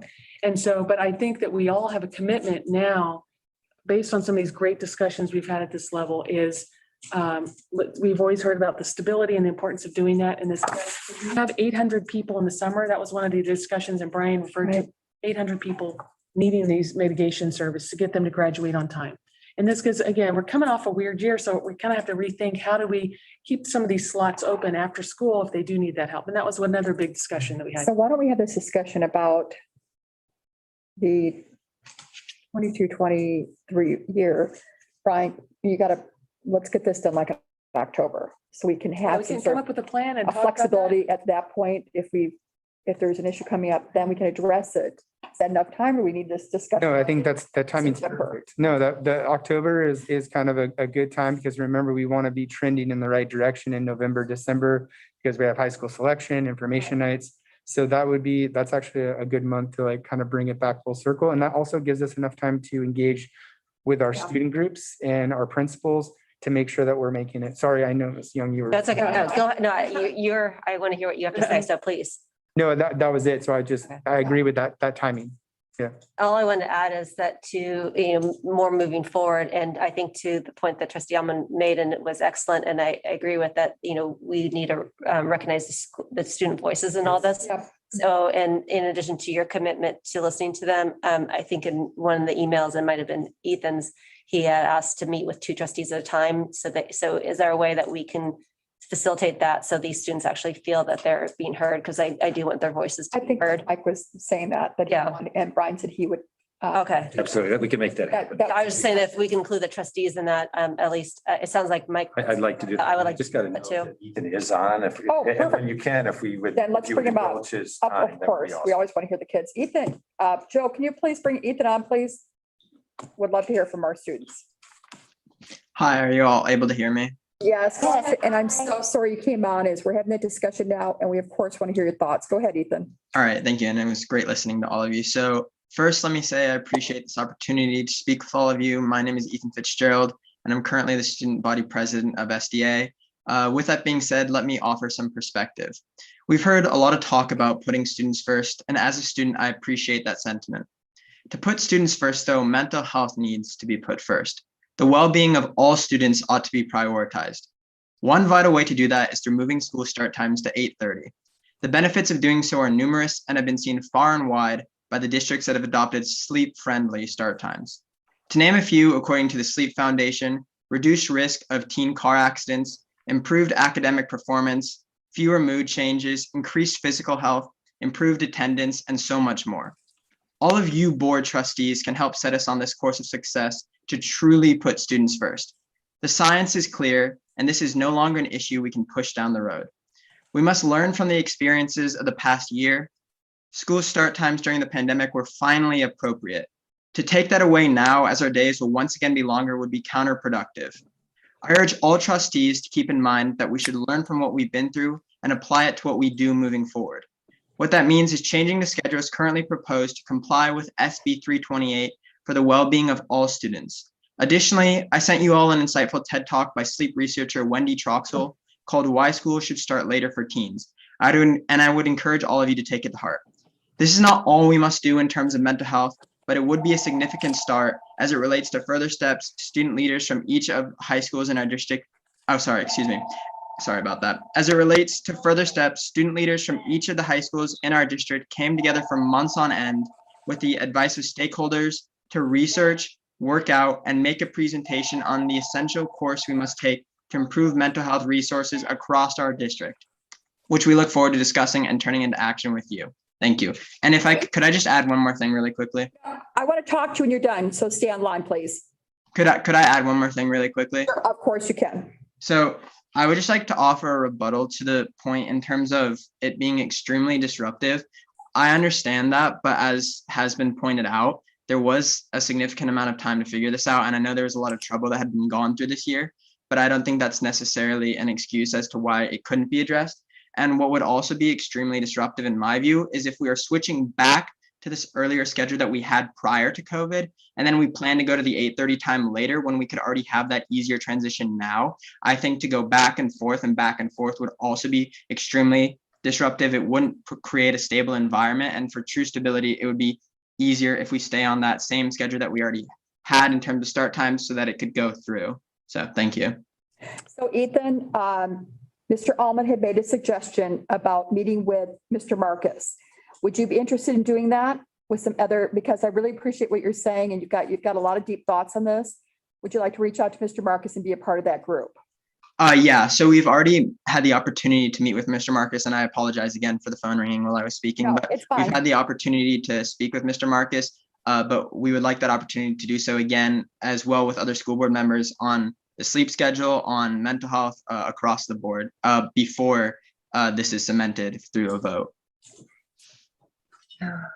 Well, at this point, we will be voting on this, but Mr. Marcus is willing to meet with as many students while we're going forward with the following year and what we're going to do with that. And that's why I'd like you to meet with him. And I really appreciate your input. And I appreciate you volunteering in our district. It means a lot to me that you give me your time. It's so important. Thank you, Ethan. Thank you. Thank you. Such a deep thinker. Oh my gosh, we got such great students in our district. We have more questions for Brian. Katrina? Do you have any further comments based on the students' feedback or? Yeah, I mean, as you can see, very well spoken, very well Yes. prepared individual, and I had the privilege of meeting with him, and I really appreciate his thoughtfulness. I think it's very important for us to realize that under SB 98, with our synchronous and asynchronous times, our instructional day was shortened because of the way that we were able to package up synchronous and asynchronous. So regardless of moving to an 8:30 start time or reverting back to a 7:40 start time, we were going to have to make an adjustment. I also think that it's important, and it's still kind of, we're still feeling like there might be some alterations to the Senate Bill 328, where they haven't really kind of concluded on zero period and how that implies to the whole entire school day. So we would also like to seek some additional information from our other associate SUPs and neighboring school districts to make sure that as we're proceeding forward, as Ethan said, the mental well-being and health of our students is paramount. And we want to make sure that when we make a decision for not just a year, but effectively something that's going to help students not only as they exit high school, but be lifelong learners as they go to college. And my final piece, and I appreciate the time on this because there's a lot of thought and insight that went into this, is that we don't just change bell schedules. For instance, Torrey Pines High School since 1974 only changed their bell schedule once. And so I think the changing the bell schedule, the instructional minutes, we take that with a very high level of insight. And we want to do this right. But to do this work right, it needs to take place when we can be in person. We can be meeting with students. We can be meeting with parents. We can be meeting with our staff and doing this the correct way. Jack, here, when was the bell schedule changed? Recently, for Torrey Pines? It was, so one time before the one that the board gave us guidance on in 1920, which was to create the student connectedness time. And remember, that was when Torrey Pines had a third period in the middle of the day. And then to be in alignment, LCC and Torrey Pines moved it to period 1. So really what they were saying, we were putting ourselves in a position at Torrey Pines and LCC that should further conversation or SB 328, they were looking at 2 options. One, taking that period 1, moving it to the end of the day, you're in compliance. Okay, So, Brian, I know you're getting to all the data here is that for them, they only have 4 years here. Mhm. So for them, that's only one change. correct, you're not, yes, I don't disagree with So, so they're saying, go back to the change. That's all Ethan knows, you. right? Because then he was there and now he's in the COVID. So that's all he knows.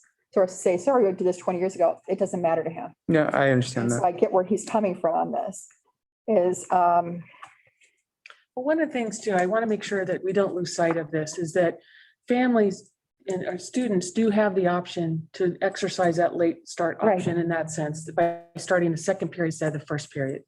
So in terms, based on what the feedback is from our students and the families and all the other individuals who support this, is we'll decide, do we want to make that a 0 period first period and then just start first period where the second period is? And that, if we did something like that, there would be very, very little disruption from this year to Right. next year. But I think it's, again, we want to get that robust feedback to find out really what the families want. Each school has its own culture and their own programming after school, and how can we make that work for everybody based on that input? Could we table this until our next meeting? We can't, can we? We wouldn't have a master schedule in place for the school. Detrimental to starting. already chosen the Our next classes. meeting- That's an option. And then as far as instructional minutes, and I hate to ask for data like out of thin air, but in our last regular school year, do you know off the top of your head, basically, I know that it's different per site, but in general, how many instructional minutes took place per week? Like 60, Well, by law, Brian's got to. like how many instructional minutes took place? Not by law, but how many took place ballpark before we were in distance learning? Before we were in distance learning, how many instructional minutes took place on a weekly basis? Yes, So Ball- pre-pandemic. yes, ballpark. Well, to be in compliance, all of our high schools have to carry around 67,000 instructional minutes for the year. Okay, And so we take that into account because the educational code asks for us to carry, it's right around 65,000 as the district and as a board. We opt to carry an additional 2,000 minutes just in case of wildfires or anything that comes up. We don't have to ask kids to come back like a snow day and make it up. So that's where we kind of take this in. And as we were kind of talking about before, the reason why we're bringing this up is we can't go back and kind of recreate time in order to go through this process. We do offer our kids flexibility, choice, and access. If a kid wants to start at 8:42, they can start at 8:42. If that's well-being, I'm not saying that it's a perfect fit for all of our students, but it is something that this district is known for and throughout our community. I guess I'm sorry for us spending a lot of time on this. I feel like I want to be prepared for you guys, but we do need to have bell schedules that are in compliance so we can operate on August 17th. And that was one of our commitments in our priorities, was to make sure we had everything ready to go for August 17th to open our doors and to welcome kids back on campus 5 days a week in person. I'm glad we're spending so much time on it because it's Yeah. important because it impacts every single of our students and every single of our staff members. Knowing the impact that it has and knowing that, like you said, you're gonna have to hit the ground running next year to make sure that we're in compliance the following year. Could you start a superintendent task force on this, or is there a way that we can, at You the can do beginning of the school updates year? because I think, yeah, because I think what we're hearing is the data speaks for itself. The need Right. speaks for itself in terms of a lot of the students and or the majority of the students. And how do we make sure that we're on task to make sure that this is a seamless transition at the very latest for next fall, possibly for the spring term. But those are discussions we want to involve people. Can that work? Will that work? If not, let's make sure we at least stay on track so we at least meet that deadline. So I think that's something we could do and report and continue to follow that to make sure everyone's in the loop on that. And if there's opportunities for input and consideration, that we make sure that we bring that. I think that's something we absolutely can do to make sure everyone in the community is fully abreast of all those developments. And they feel they're part of it too. I Mhm. think that's an important part because this will make big changes going forward. And, and so we just want to make sure that everyone understands it and everyone's on board with it to the best ability. Right, because I had very different thoughts, go in and do this and change it and let's make this happen and try to get this going. But then when you really look at it, again, all of the robust moving parts that were in place, it's, you have to have buy-in from everybody to make this work. And you've got this technology side, you've got all this other stuff. But I think with that said, we now know all the parts that are there. And how can we make this moving forward in a really productive way? So we have everyone buying. We're really trying to bring everyone together and celebrate our opportunities for our students and then making sure that input's in place for everybody. So everyone understands what it takes to make it happen. I think would be a really nice opportunity. And we've already talked about how to get moving on this as quickly as possible. So we do not go through, we're going through now, a year from now. So to go to Ms. Mossie's question, it's 64,800 for high schools, and it's 54,000 for middle school in terms of annual minutes.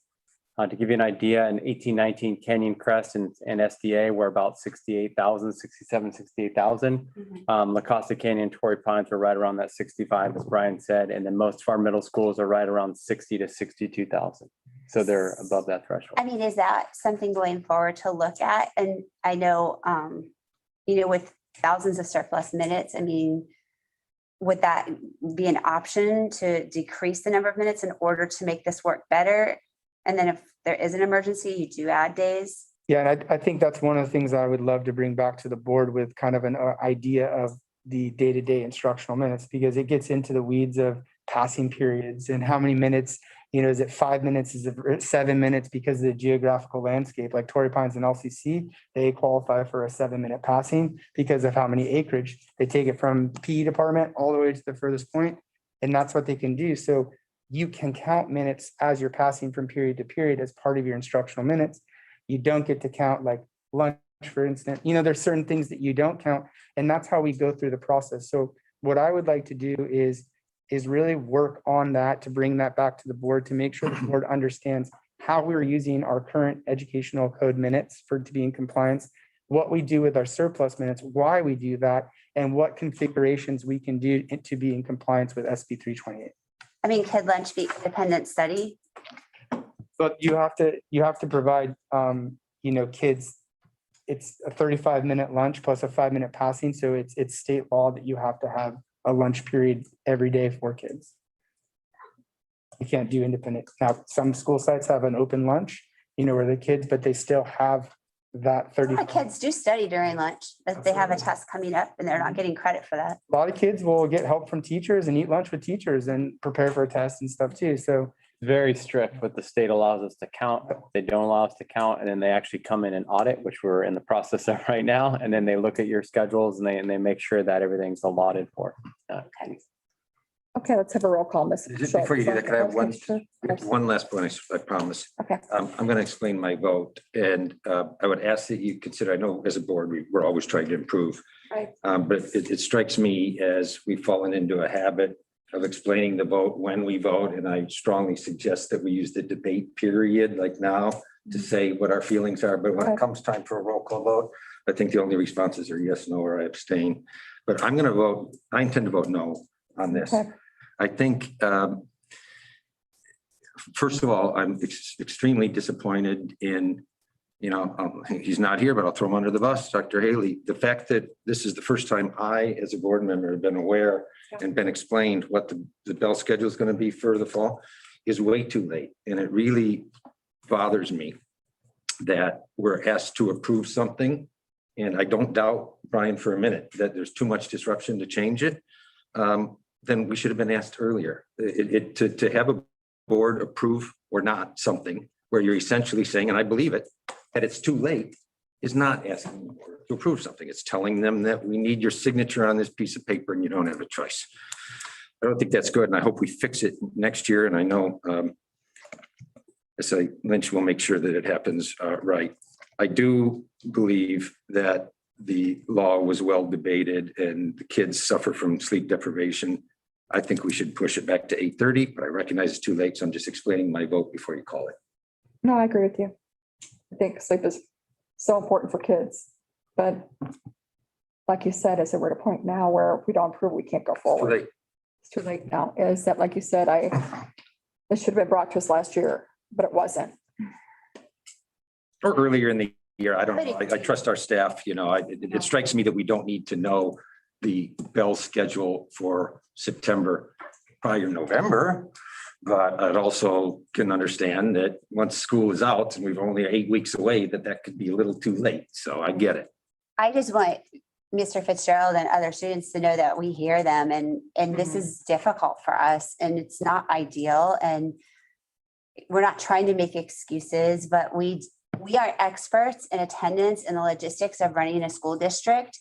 We trust the experts to give us their best recommendation and advice. And I trust Associate Superintendent Marcus very much. I believe he has kids' interests first, and I don't think this was easy for him either. So based on that, I will vote yes to support our district, but I'm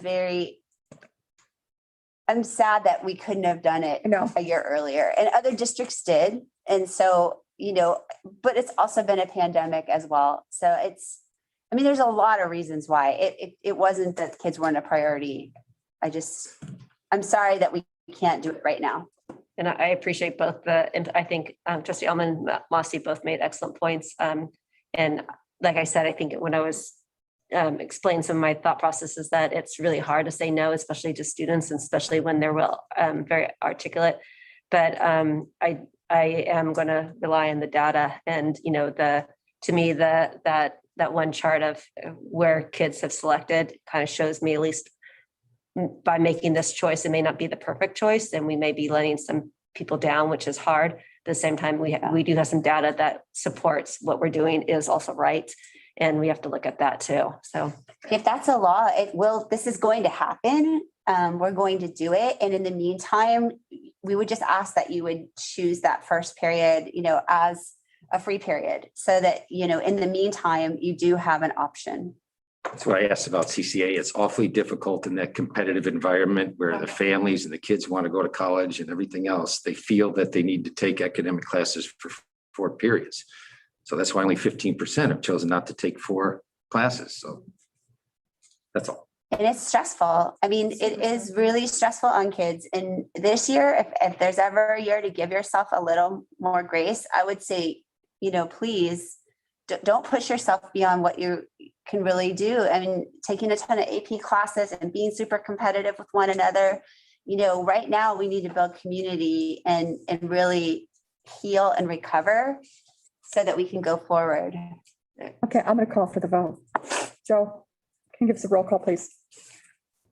Mr. Alman, No. Miss Mossy, Yes. Miss Young, yes. Miss Muir, Yes, thank you, Joe. There's been no request to speak on the item consideration of approval of high school textbook adoptions. Do I have a motion to approve adoption of the recommended biology program, Savas Publishing, Miller Levins Experience Biology, The Living Earth, as presented? I need a motion. So moved, Jen. So we've got second, Mossy, Mr. Marcus. Yeah, so this is kind of building off of comments that we talked about in last board meeting, part of our instructional materials adoptions and transition and next generation science standards. So that's what we're bringing forth today, Bio Living Earth and adoption. This comes with a 7-year adoption cycle, professional development, instructional materials.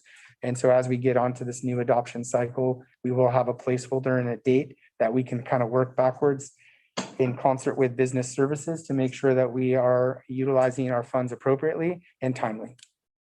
Any questions or comments? Katrina, Molly? No. Mike? Roll call, please, Ms. Schultz. Mr. Almond, Yes. Miss Mossy, Yes. Miss Young, Yes. Miss Muir. Yes, thank you, Joe. On the AP Environmental Science, do I have a motion to approve adoption of the recommended AP Environmental Science program? Senate Learning Miller, G. Tyler, and Scott Spoolman's Exploring Environmental Science for AP as presented. I need a motion. Yes, Mossy. Okay, Young, motion, second, Mossy. Mr. Marcus. Yeah, once again, some great work that was done by the science department, not only our bio teachers, but our department chair and coordinators. I want to thank Amy Olson. I also want to thank Jen McLuhan, our instructional special on special assignment, who has been working tirelessly with all of our science department as we go through these adoption cycles. The advanced placement environmental science instructional materials. We held multiple meetings with teachers, went through the adoption cycle process, allowed our public to review instructional materials, and then put forth this recommendation. This recommendation is also putting the addition, having consistent additions across all of our schools.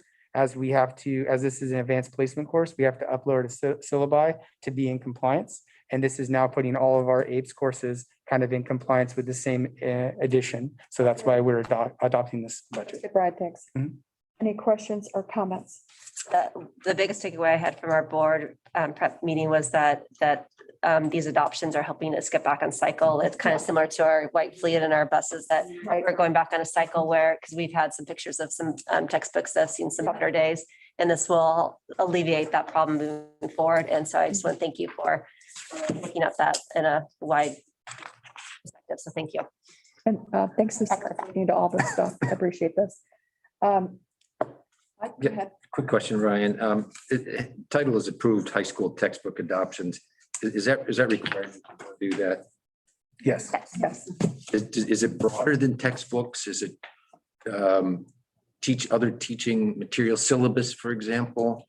Not the syllabi, but the syllabus does have to be uploaded for an advanced placement teacher. They have to be uploaded to College Board. But for teacher syllabus, that is locally done at the site level. There's autonomy for the teacher, and there's autonomy around the grading cycle, the grading scale, and also the assessments that they put forth. And usually what happens there is every teacher needs to have a syllabi, and then they work with the site administration team to have that on file. Are they stored anywhere for us to see? I'd love to see a website where any member of the public could click on a class, Mrs. Johnson's Math 101, and see the textbook and the syllabus. What are they going to learn over the period with some level of detail, whatever syllabus they have, no extra work, just. Yeah, so many of our school sites and in conversation, they take them down over the summer as they're updating their syllabi, updating the publishers, looking at their percentages for how much we're going to do for assessment grading. And remember, when we're looking at syllabuses, each department kind of works together. So like if we were teaching integrated math 1 together, we're going to have parity with like kind of what we're covering, the scope and sequence and all that. But to answer your question, Mike, they will put all that information kind of on the school site's webpage, or the teacher usually uses Google Classroom to push out that to all of the teachers. The last thing I'll tell you is the back to school nights that we will have next year, which we haven't had for 17 months. The teachers do go over the course expectation, the syllabi, all of the instructional materials that they're going to cover. And most likely they do print out copies for teachers or for parents to have if they. That's fine, Brian. Yeah, I'm just thinking John Q. Public, member of our district, but no kids, whatever. He should be able to look and see, what the syllabus is, what textbooks we're using for AP Environmental Science. Yeah, That's all. Yep. And then any extra books, the teachers can use any books that they want to, or how's that decided? So some of the instructional materials, they really only have a K-8 adoption cycle where there's prescriptive books that the teachers and subject areas have to use. At the high school level, there's a little bit more autonomy, and that's why there's this check and balances and public review of it, in that we have to bring it forth to the board, but it goes through a whole cycle of iterations. Now, because of the San Diego being who we are, there is a high demand on our publishing companies that we use and the books that we use, and the advanced placement courses that we offer. So all of that has to intertwine into kind of how we go about that. Somebody asked me, so then the teachers can use their own resources? No, so that the teachers can bring in like a supplementary like resource if they want to like go a little bit further, like bring in a primary source documentation about some sort of effect that may not be covered in the textbook, but they may want to go deeper on assignment. They have the autonomy to do that. Bring more in. Yeah, but when we're talking about world history textbooks, all of our 10th grade world history teachers are using the same textbook. There's not like a one-off that a teacher's using.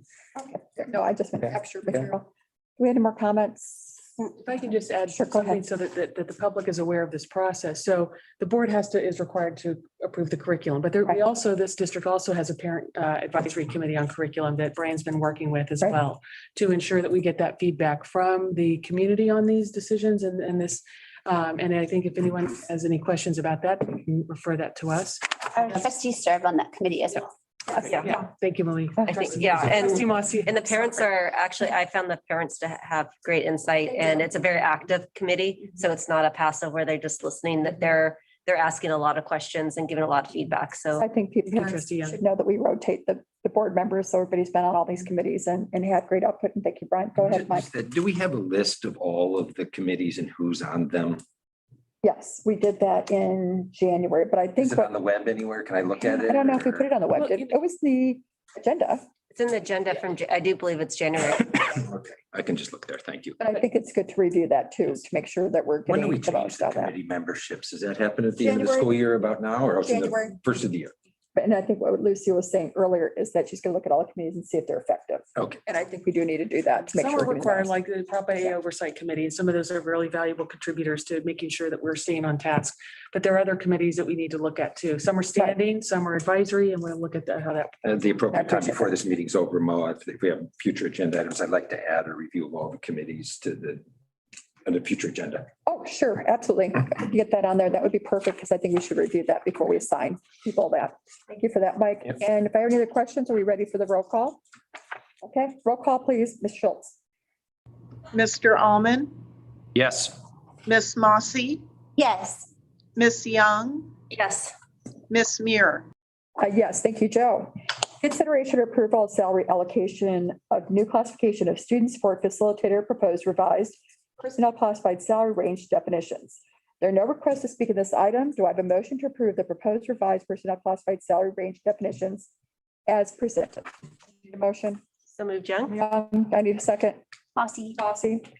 Okay, Mr. Miller, just a little update on this. Absolutely. So as I explained earlier, we always like to refine on and reflect in terms of our multi-tier system of social emotional support. One of the areas that we believe we could shore up was adding some additional support via a paraprofessional social emotional support position. So this job description went through the Personnel Commission. And what you're seeing tonight is the finality of this job description. And we're very excited for this position and to start the hiring process. It is through the AB 86 funding. And again, it is going to support student connectedness and looking how we can integrate students back on the campus. So this is a short-term position. Correct. It's a short-term position. However, if it does become something that is beneficial and we do see value in, then that's something that we'd have to have a conversation around long-term in terms of what this might look You'd like. be bringing it back to the board. Okay. Any other questions or comments, please? Nope, thank you. Mike? Good. Okay, could I have the roll call, please, Ms. Schultz? Mr. Almond, Yes. Miss Mossy, Yes. Miss Young, Yes. Miss Muir. Yes, thank you, Joe. Consideration of approval of job description 2, Principal of Alternative Schools and Programs and Director of Teaching, Learning and Innovation, and approval of management employee salary schedule. There has been no request to speak in this item. Do I have a motion to approve the job descriptions of principals of alternative schools and programs, Director of Teaching, Learning, and Innovation as presented and approve the management employees salary schedule as replied? Do I have a motion for that, please? So moved, Young. Young, need a second. Almond. Almond, okay, Mr. Marcus. Yeah, so helping out Ms. Frazee here and just wanting to bring forth a little bit of background on this position. I'll try to keep it brief as I seem to be moving through a lot of these topics tonight. So last year, we had about a 3-year commitment in the executive cabinet to look at position control in admin services and educational services. Last year, we worked to work with Rick Ayala to like kind of look at the principle of alternative schools, that being his only function. And then that allowed us to hire a director of pupil services, Laura Strachan, who's doing a fabulous job, especially with a lot of the work she's doing during COVID-19 with athletics and attendance and various other projects. Then that focused us to this following year, in 21-22, bringing forth to the board tonight, in educational services, a director of teaching, learning, and innovation. And I think with special emphasis on innovation, I think is critical coming out of this pandemic for 17 months, looking at the way that we deliver instruction, looking at some of our ISO courses that we offer, looking at our feeder school relationships in elementary and how we can partner with those associate SUPs, those principals, and welcoming our elementary school kids into our district. And then also just some long-term projects where we never stop learning in this district. And I think one of the things that we're also looking at around teaching and learning around innovation is kind of looking at other districts across California, the way that they're doing things, what changes are they doing to adapt? As was stated earlier this evening, I think, education has become more boutique, and we have a lot of neighboring private schools. And we have to continue to refine and reflect on what we're doing each day and how we're going to innovate students so they come to our school sites and they walk out of our doors with being prepared so they can go to whatever college of choice they want to or be prepared for a career. Hey, were you promoting someone for this position? Are you promoting someone for this position? That would be under, I would be providing Ms. Lynch with recommendations. Is that someone already here in the district? We've had a person that has been serving on principal on special assignment. So why would we move someone, give them more pay for something they're already doing? The principal on special assignment was a temporary position and one due to the pandemic that we brought in earlier to have that person serve and help us through the pandemic. That has only validated this need for this position even more so, and the need to put it in a director level and to really kind of solidify the permanency of that. Brian, throughout this past year, were there any positions that faded out? And because has your department changed over the last year? So coming into this department from, serving as principal at La Costa Canyon High School, we had various teachers on special assignments that were overseeing math curriculum, English curriculum. And really what we tried to do is consolidate that down and really at the core of ed services, try to look at what are the functionalities of this department? What are our needs? How do we support students? How do we serve our teachers? How do we provide professional learning? And so we have consolidated down positions in ed services in preparation. As I said earlier, this was a 3-year kind of plan in trying to evaluate our needs. And this was a need that we have around this teaching, learning, and innovation. I gotta tell you something, Brian, I'm not for this at all.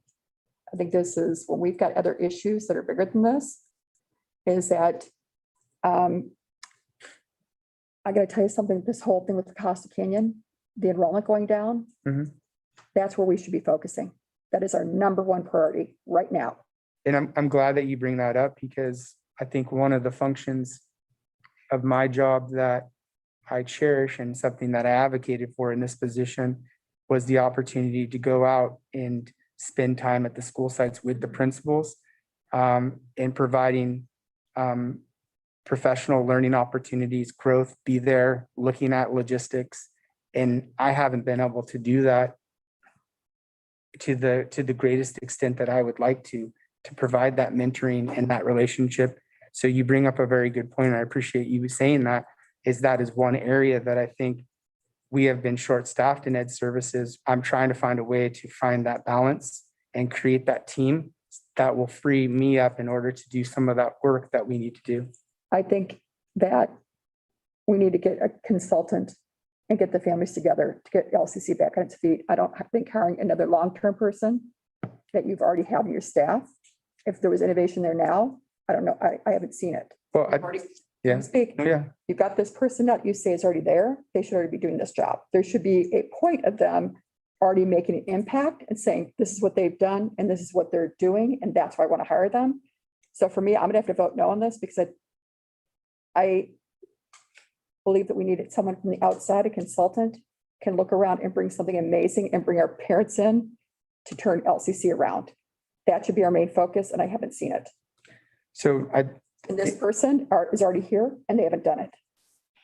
so That's what you're telling me, that they're already employed? I needed to go back and make sure there's clarity around that. So we have a principal that's on special assignment.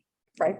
The idea is that person would be interviewing with Ms. Lynch for this position if approved by the board. If the position is not approved, then the current special assignment would go back to the job, that classification that she was. So what would that be, a principal? It'd be principal of Oak Crest Middle School. So I have to tell you this, that to me, the most important positions in our district are their principals. Is that's when they could create innovation at the site. I would never take a principal who's amazing away from a site, never. And for you to take that person away from a site, I can't condone that. The other thing, just as the additional measure, is this position was included in the AB 86 plan.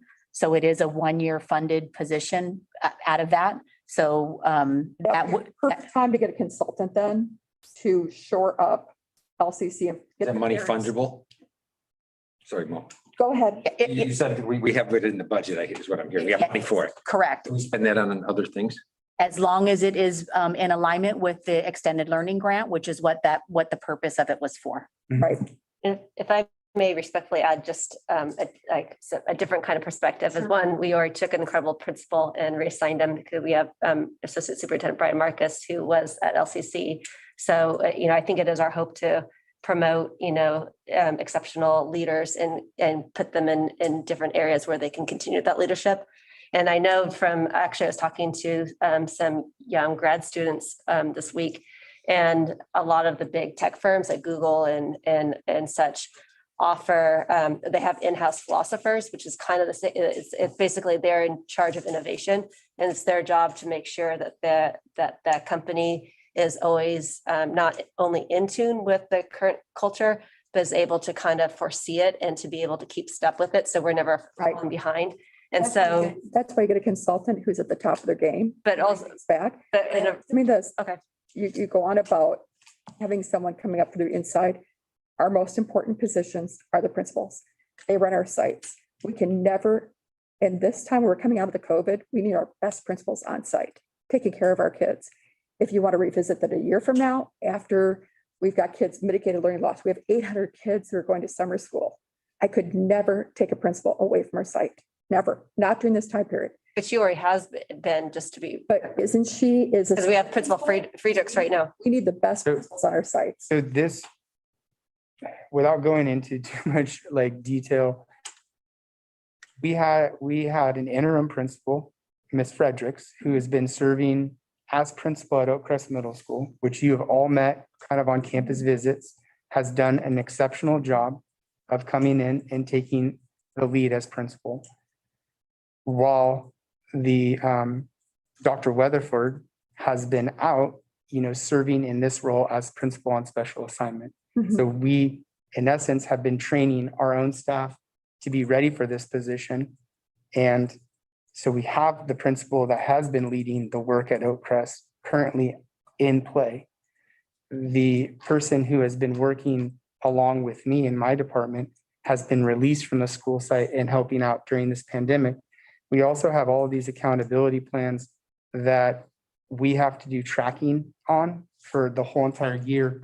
And that's where Tina's focusing in on this AB 86, is there's going to be a lot of work coming out of the pandemic around these one-time grants, ESSER funds, AB 86, that we have to track. And we have to go out and get stakeholder engagement, feedback from the principals. And we also have to implement all of these summer schools and after-school programs. So I just want to make sure that everybody is understanding this, that we had the principal in place. Ms. Fredericks has been doing a great job. We have a vacancy at Oak Crest Middle School right now as an assistant principal. And we have Dr. Weatherford, who is serving as principal on special assignment that we were paying for using grant funds to help ed services out, because for the past 3 years, we've been trying to build out capacity and needs for our departments. And this is with the job description and the innovation, what I'm bringing back to the board as the request.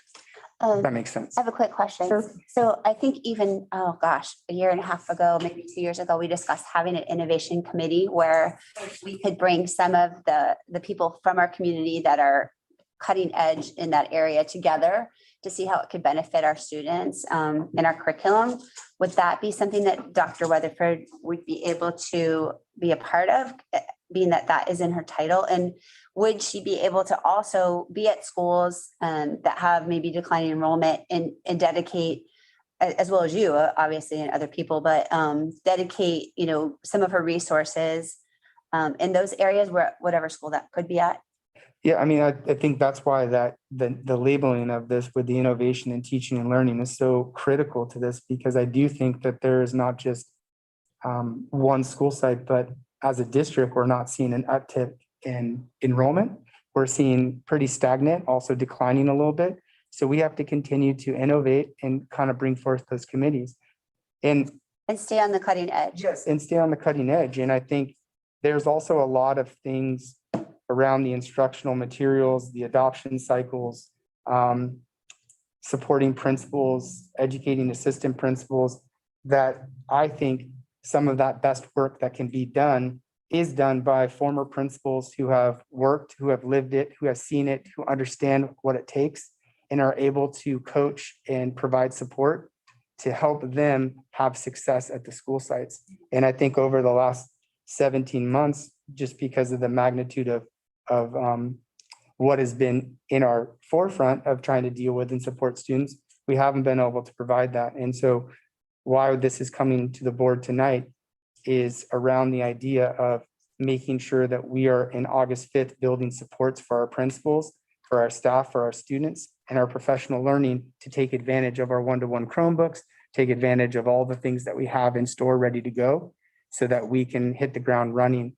And it would be part of that innovation kind of opportunity and think tank where we would be visiting other school sites across the state and finding out what are things that things are doing and what are areas that we can kind of improve upon. And then can I just add, so this board knows, we've kind of been taking a approach of looking at things from an organizational standpoint and what is needed. And you guys have heard in the business department, there have been positions when people left that we haven't filled. So we were down 4 bodies in finance, down 1 in payroll, down 1 in purchasing, because we've created some efficiencies within the department.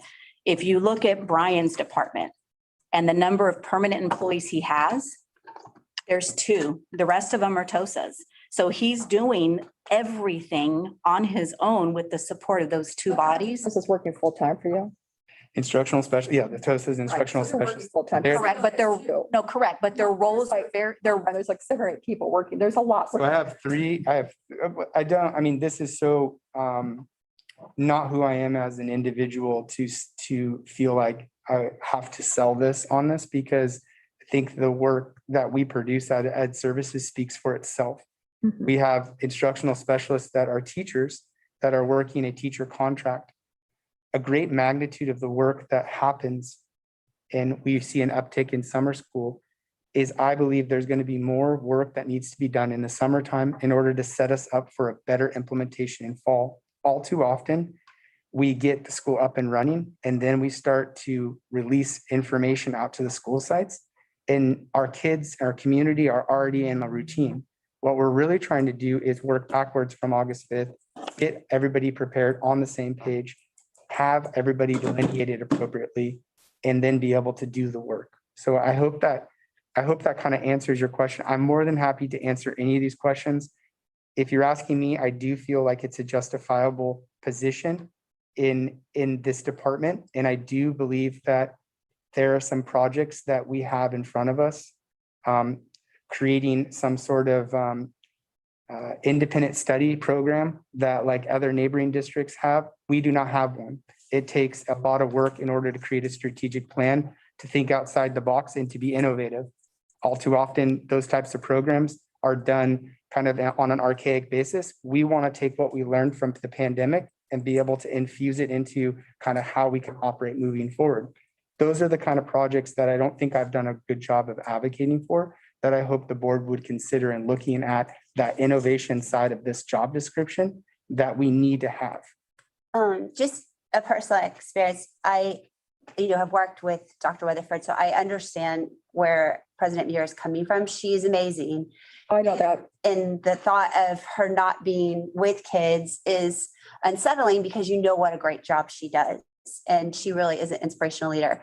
But what I'm hearing from you is that we can harness that talent and she can be inspiring to other leaders as well. So, she can take all the great things that, are her gifts and talents and kind of share them amongst our staff to build them up. And as far as, talking about antiquated online learning, Edgenuity, oh my goodness, I dare you to sit through a biology class. That is actually one of the better ones. Health, they're just not cutting edge. They're not engaging. And we do have a lot of kids that had interest in pursuing that, but we don't have anybody that's dedicated to it. And we don't want to put out a mediocre product, So I absolutely hear what you're saying. And I also hear this is for 1 year. And I hear that we're kind of setting some high bars of what we're expecting from Dr. Weatherford if she's hired for this position. I'm saying it's just for 1 year and you'll bring it back. Well, I think Yes, we would have we'd to have to because bring it's it only back. funded for 1 year in our AB 86 plan. That's at that point, Brian, but I'm going to tell you something. I'm not for this because I got to tell you something. I think you do have a lot of staff. I've been watching, we had the parent curriculum and I saw a lot of people there helping you. And for me at this time, when we are going into a deficit and you're asking me to hire an additional person. And honestly, we're talking about that election. It's going to cost us $500,000. I have to make sure our dollars are being used these dollars just aren't there. I understand. I I understand. got to put our kids first, and I got to tell you something, LCC's got to come first. Is we've got to find out why our kids aren't going there and bring equity to our district. Understood. If I can just add, what I hear and what is, I agree with you. You said that our kids absolutely should come first and that's where we should be spending our dollars. Absolutely. That's not much different in my mind than what Mark has said about our social emotional support that needs to be a multi-tiered effort. And to Trustee Mossie's point that if we can have someone who's exceptional and a leader and she's able to rise to in a more permanent position, to infuse all that to other people. So instead of just helping the students at Oakcrest, which she's done an amazing job, we get to spread that wealth of experience across the district. It's twofold for me because I don't think she should be pulled from the site. I think she's a great principal. And I think during this time coming back to COVID, everyone that is perceived as being great should be on campus and should be there being a leader and leading our kids and leading our families. And then adding another position when our dollars weren't, I got to tell you something, Tina, when she's talking about her budget, this is serious where we're at, and adding a position, we have to be so careful with that. And then we've got LCC where a lot of kids are, look at the lottery.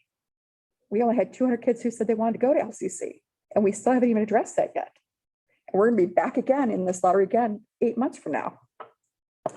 Maybe it'll shed some light. Maybe our executive cabinet kind of share how many directors they have to kind of give us a Right. perspective of what each department has, to kind of give us an idea of how to set up a little bit. Before we go there, so I think you bring up an excellent point, is that we've done extensive work of building out our social emotional and our behavior multi-tier system of support. And one of the things Brian had started to work on was building out the academic side of the multi-tier system of support. And then the pandemic hit.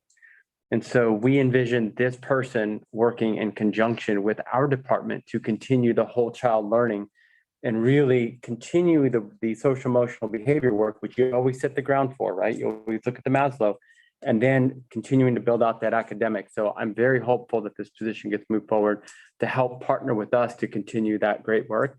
Brian's being extremely humble. He works a lot of hours to make stuff happen, and it looks great on the back end, it looks great on the front end. But he's spending a lot of time on that back end, burning a lot of time And I would love to see support for that department. And I don't know if that's what I'm supposed to. I know say at our that. Meeting, but I'm just gonna tell you, I really care for the guy. And I want to see our district be successful and cutting edge. And if we can use Brian's talent to coach and guide and mold our principal team, in addition to doing the other work here, but have a thought partner to continue the innovation and the academic side, I think is going to really propel our district forward. Getting back to your question, I have a director of student support services. I have a coordinator of student support services. Within special education, there's a coordinator of special education, and then there's also a director of student support services. And then there's a supervisor. So we oversee many realms. There's also a supervisor that oversees all of our data and assessment. And then there's some, and then that's our department. Right. Yep. I have 9 directors total, or some combination thereof, but the leads of a department, I have 9. Do you think that we would be able to get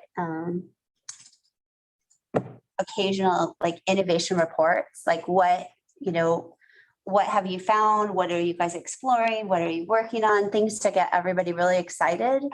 Well, and also if this is approved, I think, we would have to determine, would we have an innovation committee, even if it's just for a year, to really set that up, and what are some of the innovation you were mentioning? Edgenuity probably is not the way to go for this district.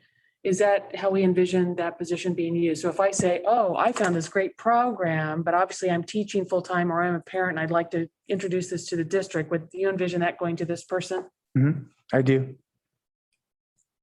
I didn't mean to say you didn't have staff, but I know that there's a lot of people that work, maybe not full-time, but they are working your staff. How about director of excitement? And I realize that. Yeah, and I think Brian brings up a good point around the academic calendar, because when you have TOSAs to work on a specific function, awesome, it's great for that 186, right? But then on that June 15th, right, when the school year ends, it's Brian. And he has another director, but at the same time, it's really looking at can we then propel and move forward through the June, July, so we get to August and then we're ready to go. So I think that is a big distinction of hiring a director at the administrative level, is that you have them for the entire year. I agree with you, but what I am tasked to do as a board member is to decide where our dollars should go. Absolutely. Where I'm at with that is Yep. that,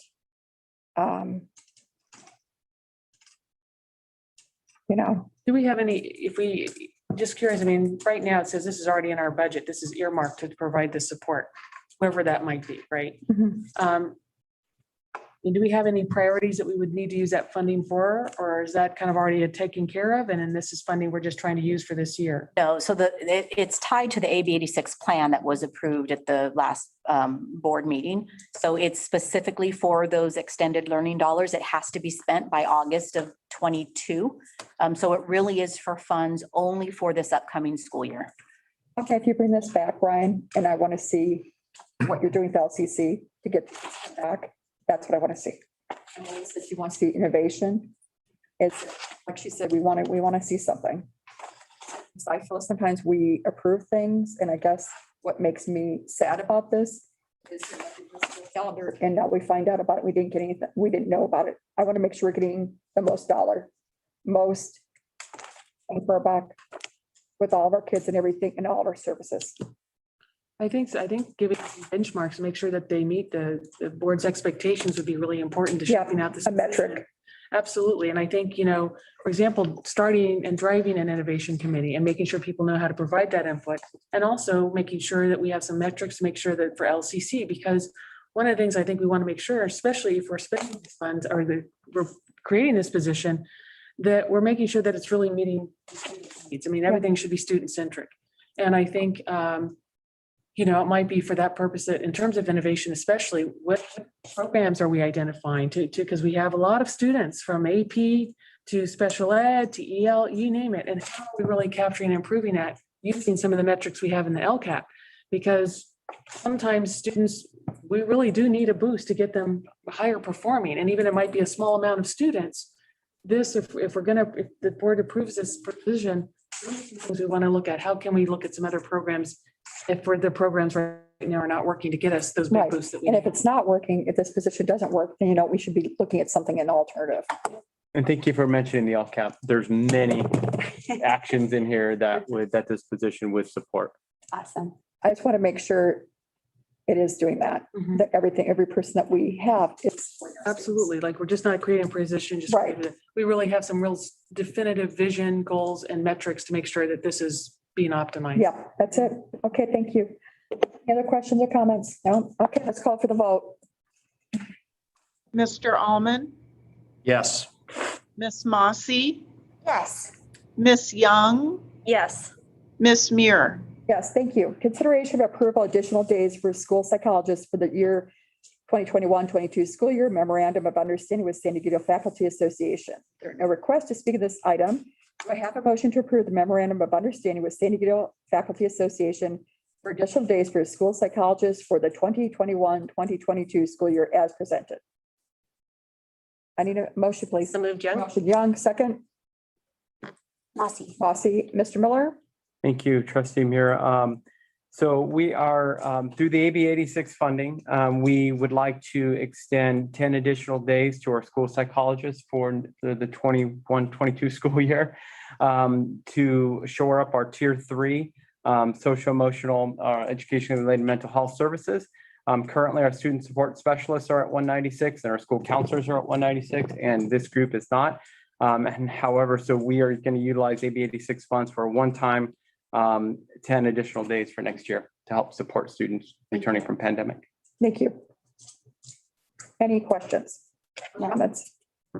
Mark, 10 days from what to what again? So they just will have 10 additional days. So they currently work 186. They'll just have 10 additional days, working with their direct supervisor to schedule those days and making sure that those days are directly dialed into supporting students. 86 to 196. Yeah. Is that just for this year? Yep, it's just for this year and it's per diem. So that's a good question, Mr. Allman. So this is not on the salary schedule, so they receive their regular pay, but this is just a per diem basis for those 10 additional days. Okay, Pro rata, 186 divided by into salary Yeah, per day and just another 10 days. Yep, absolutely. It's a great question. Thank you. okay. Again, I appreciate the focus we have to make sure that we welcome students back in a very robust social emotional way. Thank you. You're welcome. Is that questions or comments? Roll call, please, Joe. Mr. Almond, Yes. Miss Mossy, Yes. Miss Young, Yes. Miss Muir. Yes, thank you. Consideration of letter authorizing Julian Charter School, Cedar Cove to operate resource center within district boundaries. There's one request to speak of this item. Comments must be related to this agenda item topic. When your name is called, you have 2 minutes to provide your spoken comment. Our first and only speaker is Heather Dugdale. First, thank you to everyone for the thoughtful discussion on the Bell schedule and considering Ethan's input. Mrs. Muir, I will ask you to never put words in my mouth. I did not say our district or anyone was not doing a good job on anything, especially related to mental health, and that was an inappropriate frame earlier. I brought something to your attention to consider and explain. Because of my comments, your executive staff was allowed to do just that for the benefit of the community. In this instance, my concern with this letter and agreement is that the document says this agreement lasts until the charter expires, with no indication as to when such charter actually expires. Also, perhaps most importantly, why are we giving a letter of support to an elementary age serving charter school? If they want to operate in what I presume is either Cardiff or Encinitas, and those are the age of the children they serve, why are we being asked to sign a letter of support? I could be misunderstanding the goal of this letter, but this still feels like charter school creep into our public school system. I would ask that before approving this, in addition to the letter, the public be given a document that transparently provides when the charter expires, and more importantly, the public be given a disclosure as to how our surrounding elementary school districts have responded to requests for letters of support from this charter that is based out of Julian. Thank you. Thank you. Do I have a motion to approve the letter authorizing Julian Charter School, Cedar Cove to operate a resource center within the district's boundaries as presented? So moved Almond. So Bavon, need a second. Mossy. Bossy, second. Mrs. Douglas. So this is a letter for consideration by the board. AB 1507 became effective January 1 of 2020. In that language, Ed Code was amended that requires a charter school to get a letter from the school district of which that their location is going to be for any particular resource center. So they are currently at a location that is housed within the Cardiff School District. And they do have a letter of support for that location from the Cardiff Union School District. When that legislation went into effect, the charter school did not have to come to us and ask us for a letter of support, even though they are within our boundaries. The only time they would have to do that because of a grandfathering, if you will, is if their charter was up for renewal or if they're moving location. Their current charter is good through June of 23. So in that case, their charter is not up for renewal yet. But because they are looking at changing the location, the code does require them now to have a letter of support of the district in which they reside. So yes, the charter school is a K-6 physically at that location.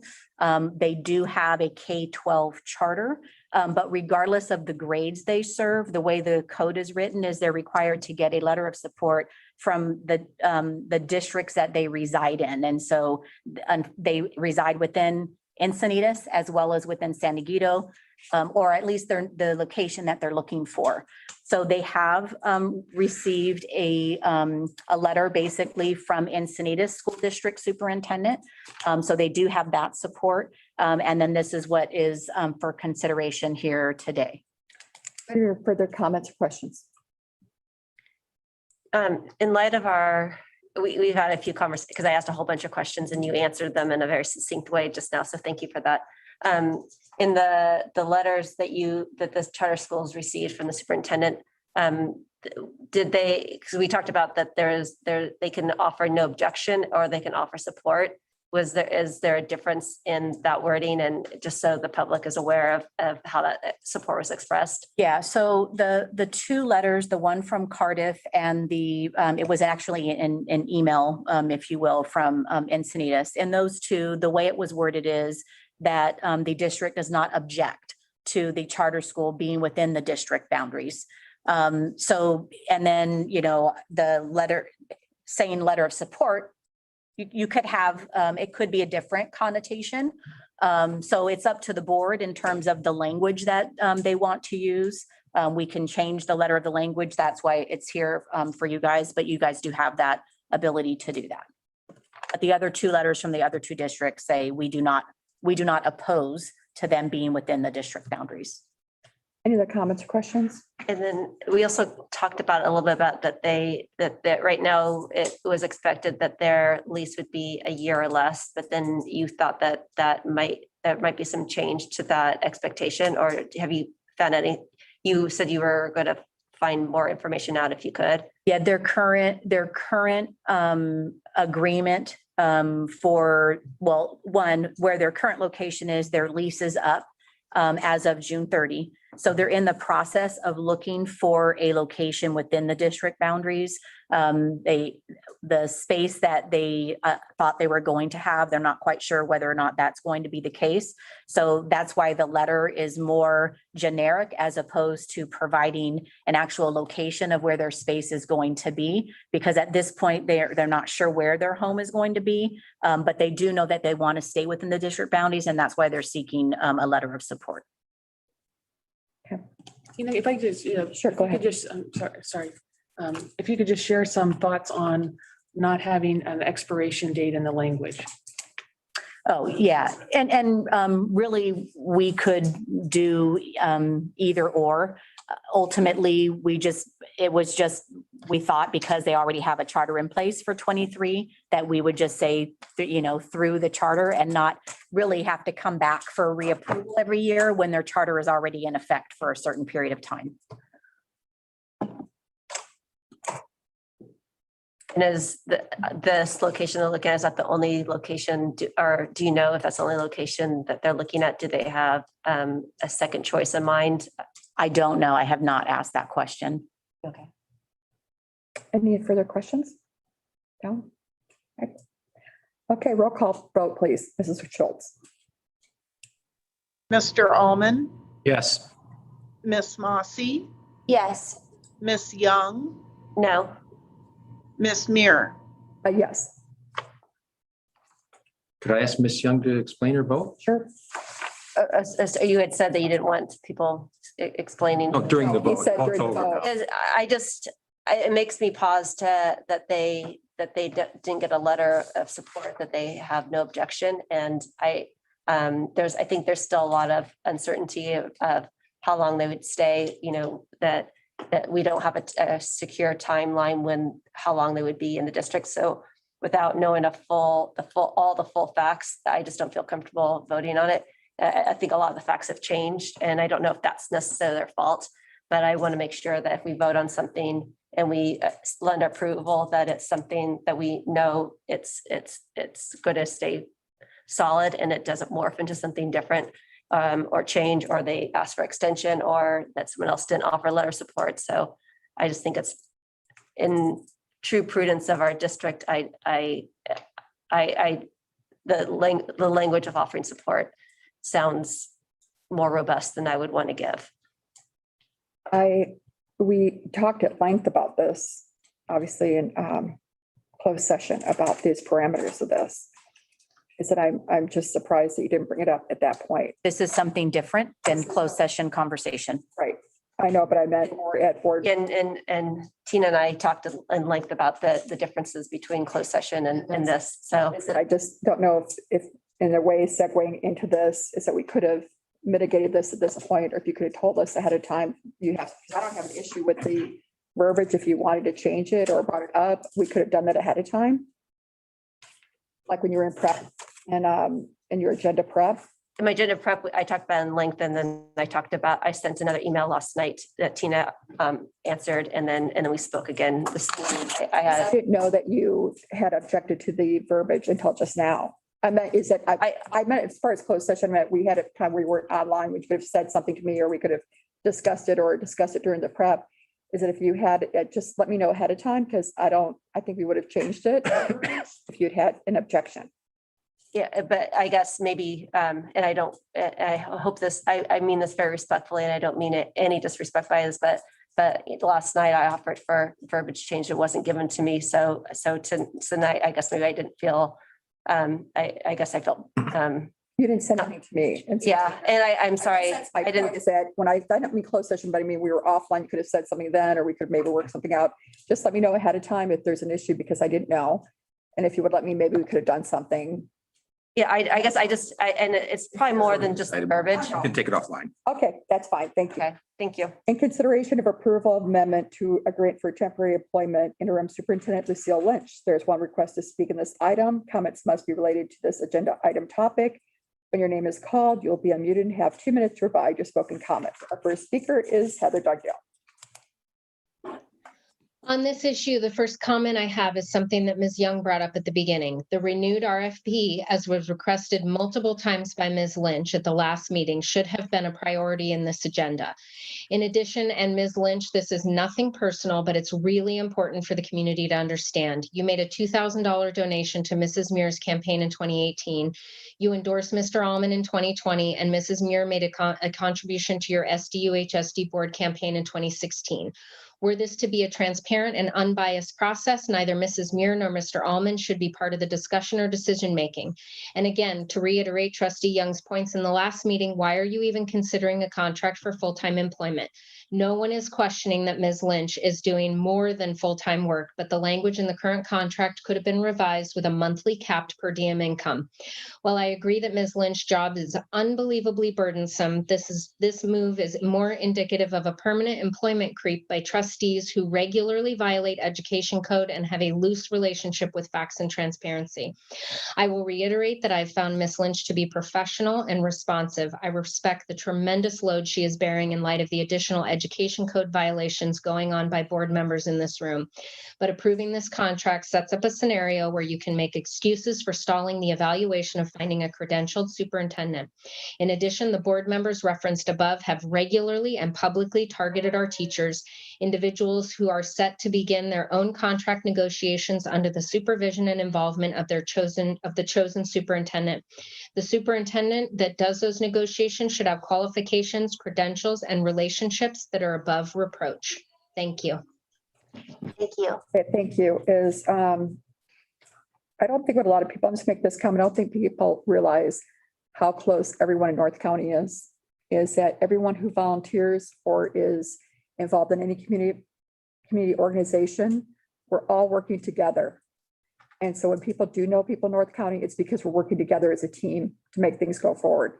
And that's how most people in North County is threads together to make this community the great place that it is.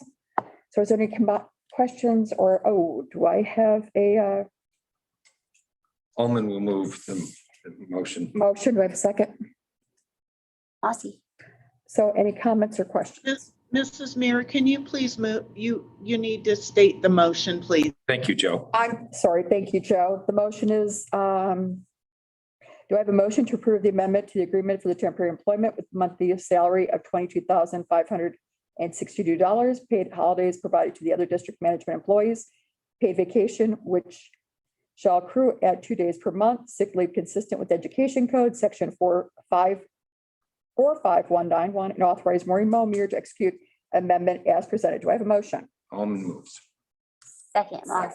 And so I want to say is I did talk to Kendall, our attorney, about this contract. As I do want to say is that Tina confirmed that the cost savings per Lucille Superintendent Lynch has denied her health and welfare benefits, which would be $1,925.16 per month and close to $20,000 annually in our savings as her being our interim superintendent. Thank you. Do we have any questions or comments? I would just like to comment that I think Lucille Lynch is doing a great job as interim superintendent, and thank you for your service so far. Yeah, Thank you. I agree with that completely. I find you approachable. You are responsive. You're trying very hard to build bridges in a time when it's very needed and probably most difficult. So thank you. I think my biggest problem with this resolution is that these are things I brought up when we considered your employment contract when you were first brought on.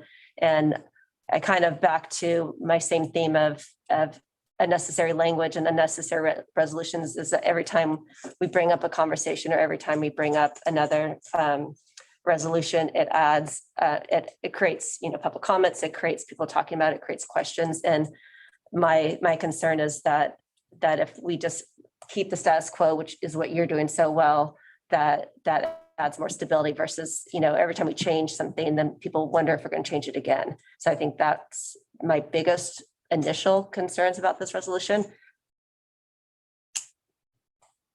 what do you mean? Pardon me? What do you mean? Would I? Wait, I don't really exactly know what you're saying. I guess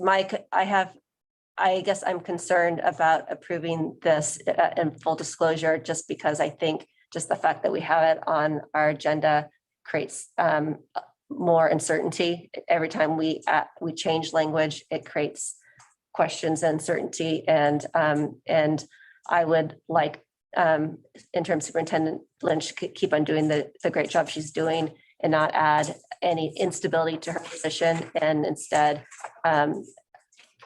signal to our community that we're keeping things status quo. And as she has repeatedly requested, to search for her placements that We're doing both, but we've made board action to have her stay till December 31st, as we have to then extend her contract. And that's what this is. It's not creating instability. it's not an extension. It's just changing her pay scale from instead of an. Less. Pardon me? I do realize that. And she's also not taking health and welfare. And so, and I apologize, you're here, we're sitting here having this discussion on you, is that we're actually getting a bargain for what Lucille's giving us. I agree. Is that, and, I support that, but we're taking a parallel path is on doing a superintendent search, is that, I'm going to tell you this, the end of the year is busy. It's just a busy time for us, and we are doing this search, a parallel search, but I think if we're to do this search equally, we actually need a subcommittee to take that on. Because we're Which is just. why I asked, and I appreciate you listening to Yeah, add we're that too as busy agenda with that. item. It's not that we're not doing that. The end of the year is just a really busy time for us. And I'm not excusing that, but you know that, Lucille, this is our budgeting is and our workshops that we've had. And I'm very appreciative of all that. But that is in our next agenda to solidify that, because I don't think we did a good enough job the first time, with our search committee. And we will do a better job, get on that. Melise? I thought that the decision was already made and this was just a technicality. Am I incorrect? No, that's exactly what it is. We're just solidifying the things that we spoke about our last board meeting. Does anybody else have anything to share? Mike has spoken, I've spoken, you and I can definitely call for the vote if you're ready, or you can, like, any other comments or questions on this topic? And I want to thank you for coming. I realize now is, again, with the start times, thank you for addressing it, as I wish we would have done it last year, and I know that you would have been on it. So thank you for that. Roll call, Ms. Schultz, please. Mr. Almond,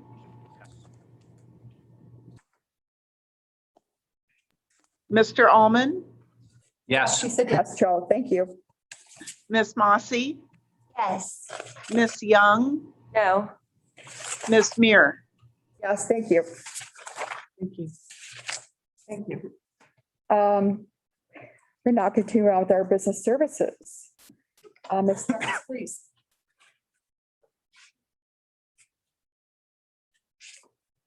I'm sorry. Tina, I didn't know if you wanted to talk about a little bit. We've gotten a lot of letters. If I can just interject real quickly about trying to bring a vaccination clinic to Northwest County. There seems to have been a letter writing campaign. I'm looking on my agenda. I apologize. And I see Mark is up next, but I'm not looking at the agenda. I'm just looking at the items. I apologize. I'm sorry. No, it's the same thing. yeah, it's okay. We have to put some numbers out there for yeah. Gina. I do want to say one thing before I get to the vaccine clinic. Going to the graduations was great. I actually got to meet Carrie Sue in person at that day. And I got to meet Xander Samrasingi. I know I probably botched that at Torrey Pines. So that was really cool seeing them for the first time. So going back to the vaccine clinics, I'm sorry. So we did host our first vaccination clinic yesterday. It was supposed to be housed at Torrey Pines. However, they were having some power issues in the gym. And so we were worried that something would happen with the power. So we thankfully, Gordon, our loss control analyst, very quickly went into action and moved it over to CCA. Obviously not too far down the road, so it wasn't too much of an impact on the program. And McQuell did a great job of getting all that information out for us. But so we had 119 people, and 98 of them were the school age, which is what our target was. So that was great.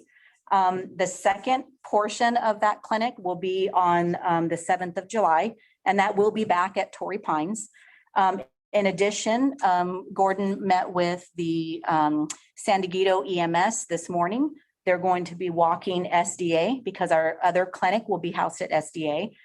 The first one will be July 13th, with the second one being on August 3rd. And we kind of backwards map August 3rd, if 2 weeks after that would be the start of school. So we wanted to make sure that people had an opportunity, to be fully vaccinated before the start of school. So we're working on that. As soon as we get that solidified, they're doing a walk through of SDA tomorrow.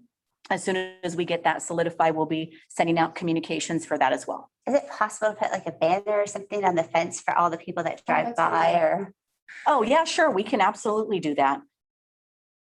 That's a good idea. Thanks, Melise.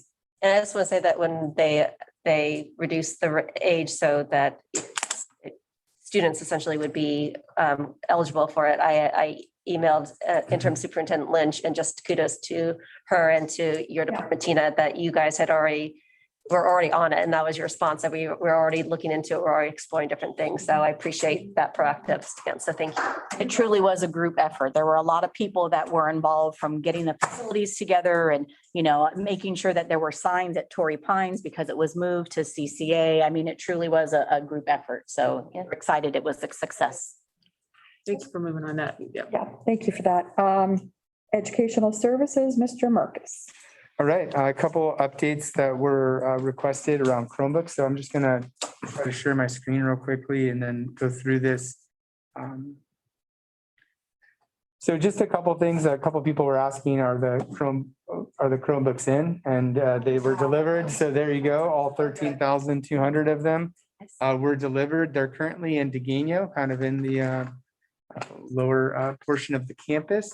Right now, they're going to be all unpacked, imaged by our tech department. So kudos to Tina and all of her team, Joel Van Hooser, and just an amazing star-studded crew. Quick question on that, Brian. Mhm. Do they, each one has to be touched? Like, do you have to run through an onboard of each machine? It's not as intense as like a normal ThinkPad, because a lot of the work that they can do is done remotely, so they can image it and they can put it in, and imaging it also requires to put it into our Follett system.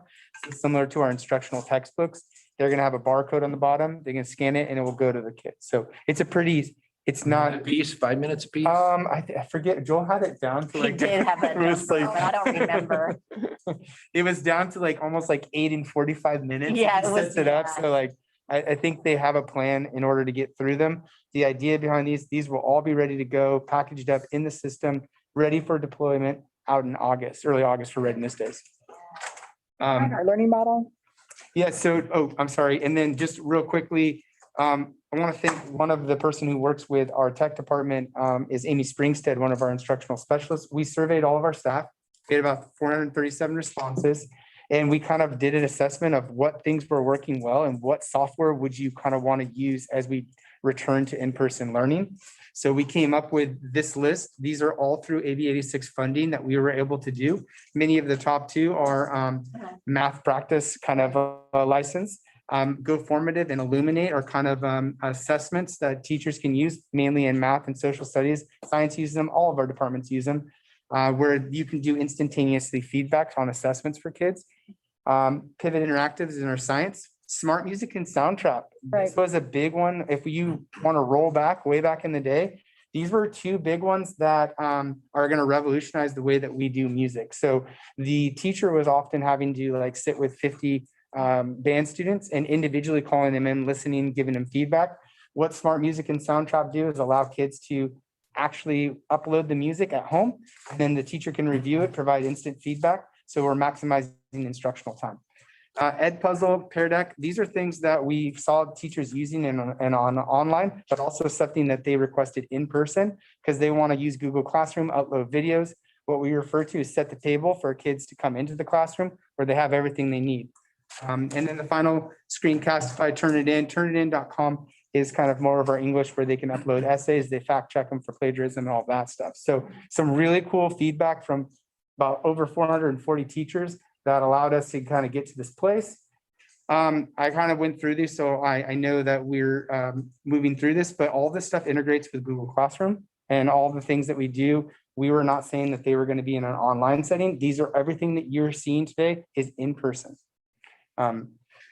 So JSTOR, also digital libraries, academic journals, Screencastify was another one. A lot of our admin actually expressed a lot of interest in kind of flipping the way that they do copy the principals, presentations, info nights could be done. And we already talked about Turnitin. A couple of the things that we reiterated, remember we did this presentation way back. I don't know what month it was, probably in October. So I kind of cut and paste from this. The continuity of access to online learning systems is a key because all of our feeder schools are coming in with one-to-one or iPads. The need for one common learning management platform, which is our Google Suite, as you guys know, and consistent communication between teachers and students. That was one of the things that were areas that we were going to put forth, and we did back in October. All of the students will have access to the same device, apps, and extensions, access to instructional materials, regardless of where the learning take place, at home, in person. And as we talked about in last meeting, Google Drive allows kids to work offline. And when they come onto campus, everything instantaneously syncs. So that will allow for kids who don't have the similar Wi-Fi access that other kids do to have an equitable platform. And then, of course, GoGuardian, we already own this. This is the idea of being able to lock screen browsers in order for us to give assessments. So with kids having one-to-one devices, We now no longer have to cattle herd students across campus in order for them to take assessment in labs. Every kid will be able to use their device. We can lock the web browser and we're able to do that. Also, we'll have an SUHSD app store, safe approved apps extensions only for our students, what we approve. And it will be able to have kids Googling people saying, did you use this? Did you use that? This is kind of what we're doing. And we're constantly kind of one of those innovation side of this job detail too, is looking at what apps are out there. How can we maximize learning? Lastly, again, thanking Amy Springstead, our instructional specialist, who actually works a lot with our technology department in implementing professional learning. We already have this on the My Start page for our students, so all students can see this. This was the work that we were doing, our Ms. Springstead was doing as we were closing out the year. What we heard from our community, we want to know what Chromebook they're getting, what the academic use is for, what should they be prepared for? And then on down the road, we're going to be adding to that because a lot of questions came up from parents and students is, if I am going to have this, can I buy a cover for it? And if I wanted to buy a cover, what cover fits with these computers? So we put the exact location or the number of the computers that we're getting, and then kind of some opportunities to maximize the battery by powering down the computer. And below this, which I didn't screen snip on this document, is just a lot of tutorials and videos that kids and families can access. All of this is already preloaded on the Start page for kids right now in preparation for deployment in August. And if parents wanted to get all the information, like if they had questions and we wanted to direct them to it, where could they find that in addition to their student? Yeah, so it's on our Tech Hub page. So if they wanted to go down to safe reopening, there's a variety of different things. You can scroll down the bottom and there's little tabs that they can click on. And one of them is like a Tech Hub, and that would direct them to all the different platforms. So everything you just explained is right there. Yeah, Perfect. and the kids can also, students can also access their My S2HSD and show the parents. Okay, thank you. I want to put a link maybe in Mhm. the Yeah. superintendent's letter. That's a good idea. Yeah, because I think that that's an excellent synopsis of a lot of questions that people have. So thank you Yeah. for that. Thank you, Brian. Mark? And then just so you know, a question that might came up is the remote support. That's how we can push it in. There's a lot of things that we can do since it's one common device. We don't have to have the device come into the tech department. They can actually remote in across anywhere and fix the device. So that's kind of something. So, and then I just had one more thing that came up was the learning model. Just wanted to make sure I got an opportunity to talk to some community members about an email that we sent way back out in April, where we were still kind of receiving updates from CDPH and SB 98. Just wanting to make sure everybody understands, because we did communicate this out to 34,000 families, that, you know, the learning model will be for all students, grades 7 through 8, is full-time instruction in person. The daily schedule will be operating on the instructional minutes 5 days per week. And what will the classroom look like? It will return to regular daily instruction, full class periods, attendance, grading, assessments, all those things will be back into the day-to-day makeup of the classroom. We're going to offer an assortment of courses, which kids have already gone through the course selection process and selected their courses. Like I said before in a graph earlier, we are seeing higher trending of kids taking more classes, more electives than ever before, because there was some COVID courses that they didn't want to take or they were putting off taking. So that's great. And then, of course, here, there's just, this is on our district website on the safe reopening plan. You can find this image. There is more details. And then we also worked with admin services, healthy coping strategies, where we inputted a link here for resilience and building that, all of that. So you can find that. So Awesome. Thank you so much. Thank you. They're user friendly. yes, everyone loves an infographic. Mr. Miller? Thank you, trustee Muir. We're going to go actually in reverse order. We're going to start with the California School Dashboard Local Indicator Submission for 2021. And I have Ms. Goldberg here who can explain what that item is. Hi, thanks for having me back again. Hi, welcome. Long time no see. Really good to see you in person. All right. So the California School Dashboard Local Indicators. So I'm going to tell you what these things are, why you're seeing them today, and then what we do with this information. So the California School Dashboard is our state accountability system.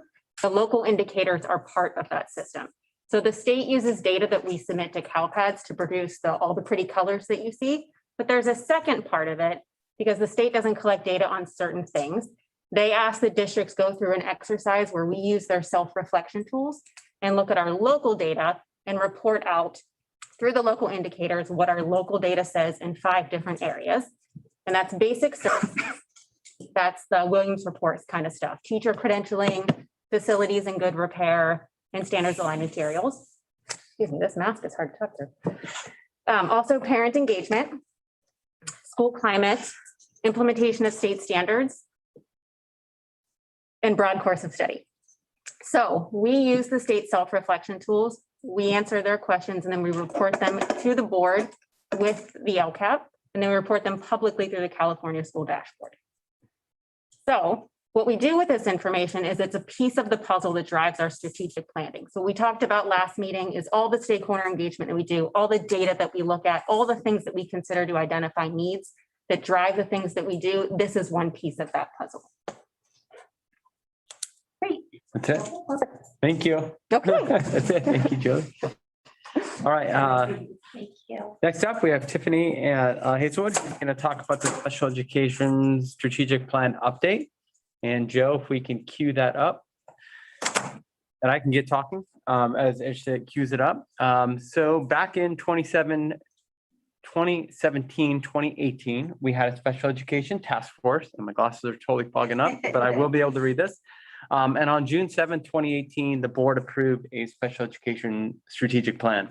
As part of that plan was an annual update that we would take to the board, and so that we would provide you information on the work that we're doing with regards to the plan.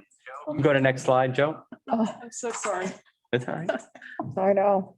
And so we met and we had a very large, intense committee, parents, certificated, classified administrators. We poured through a lot of data.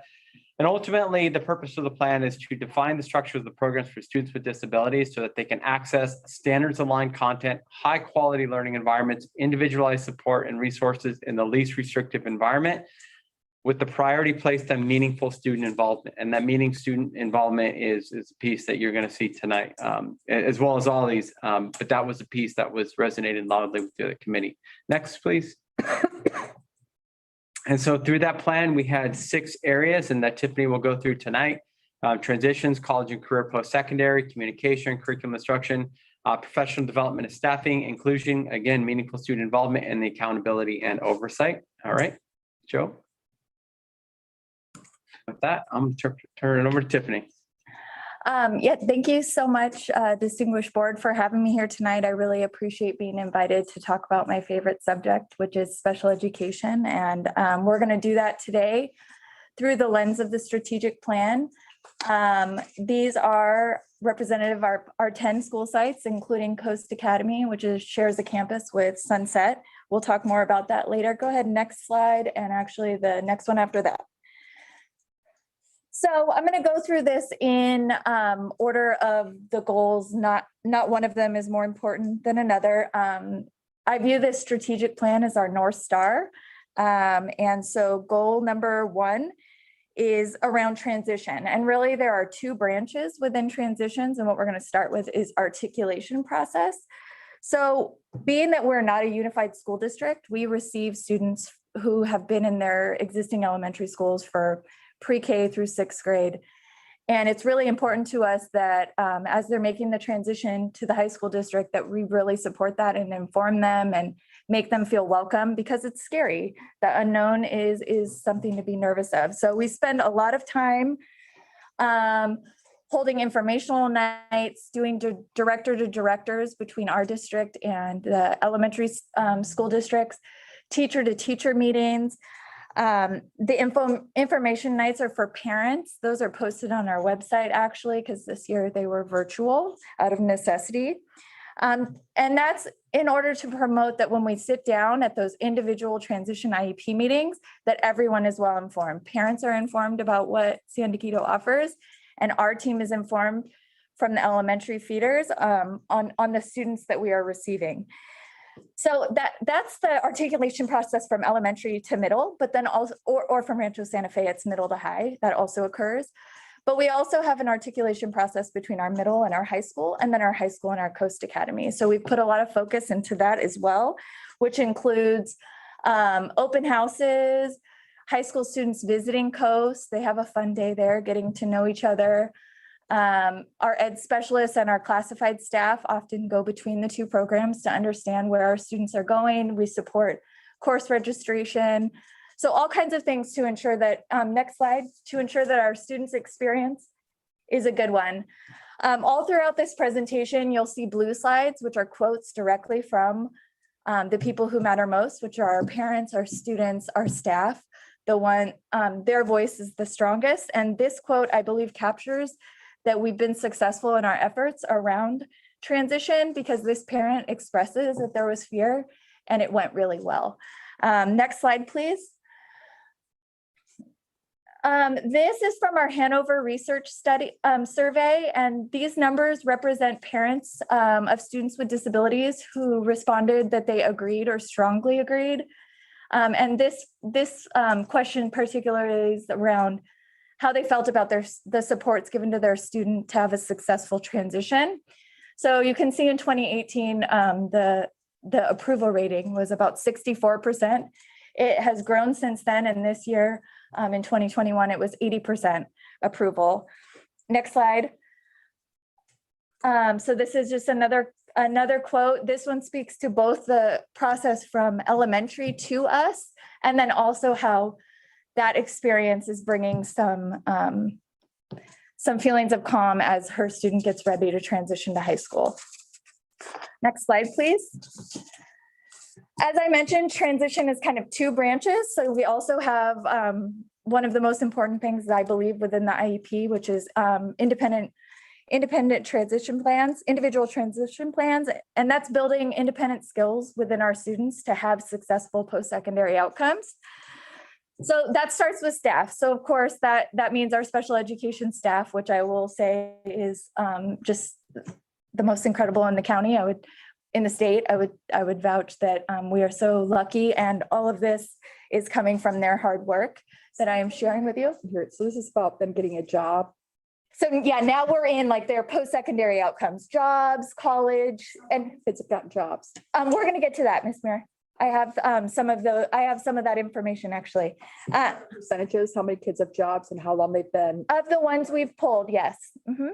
at the whole gamut, because Well, not everybody is responsive to the outreach, but in a few slides, I'll be able to give you some more information. So it starts with staff. So this is how our families feel about their access to a school counselor on their campus, which is important because that expresses beyond special education access. And so 85% of our families express they feel like the school counselor supports their student with a disability in college and career planning. how many people took this survey? People that you. Oh, I actually have those numbers. I didn't bring them in. The ones that were respondent of students with disabilities were anywhere from 200 to 300 200 to 300, what? parents of students with disabilities. So, and how many parents do you have total? We have upwards of 1,300 So students, give or take, in a year. 20% responded. And so I don't know how many of the general population responded. Yeah, it's 20%, a little higher, but I mean, it's not, we never get 100%. 20% is, Yeah, no, I know, but yeah, oh, I mean, this yeah. data really, 20% is not enough for us to really get a clear picture of what's going on. But it gives us an indication that we're moving in the right direction. And we continue to have these conversations with our parent community. And Tiffany will go in and talk a little bit about, some of the other work that we do as far as engagement.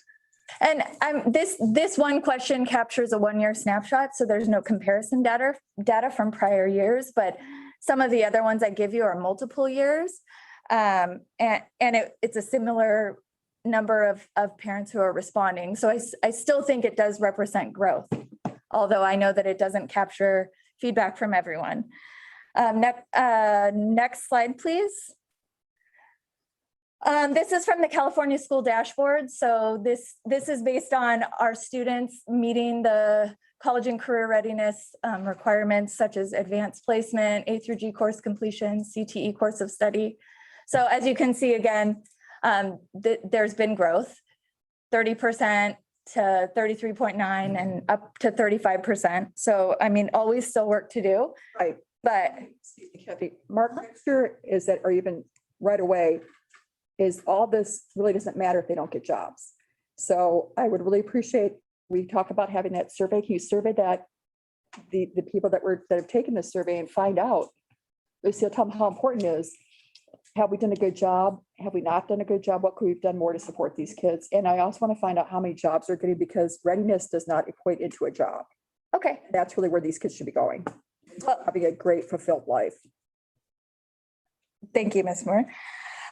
So next slide, please. So how do we achieve, what do we do to try and help our students achieve quality post-secondary outcomes? Obviously, our staff and the work we're doing with them on building individualized transition plans and supporting their skills, but we also partner with different resources within the community, such as San Diego Regional Center and Department of Rehab. One of our program supervisors, Nathan Molina, oversees vocational developers who work with our students through these partnerships to start building relationships, because these will be the community resources that support them after they exit San Diego. But also right now, they partner with us now. So they join IEPs, they help pre-employment training, job development, they subsidize some of our students' jobs. So Tiffany, how do you get outreach for jobs?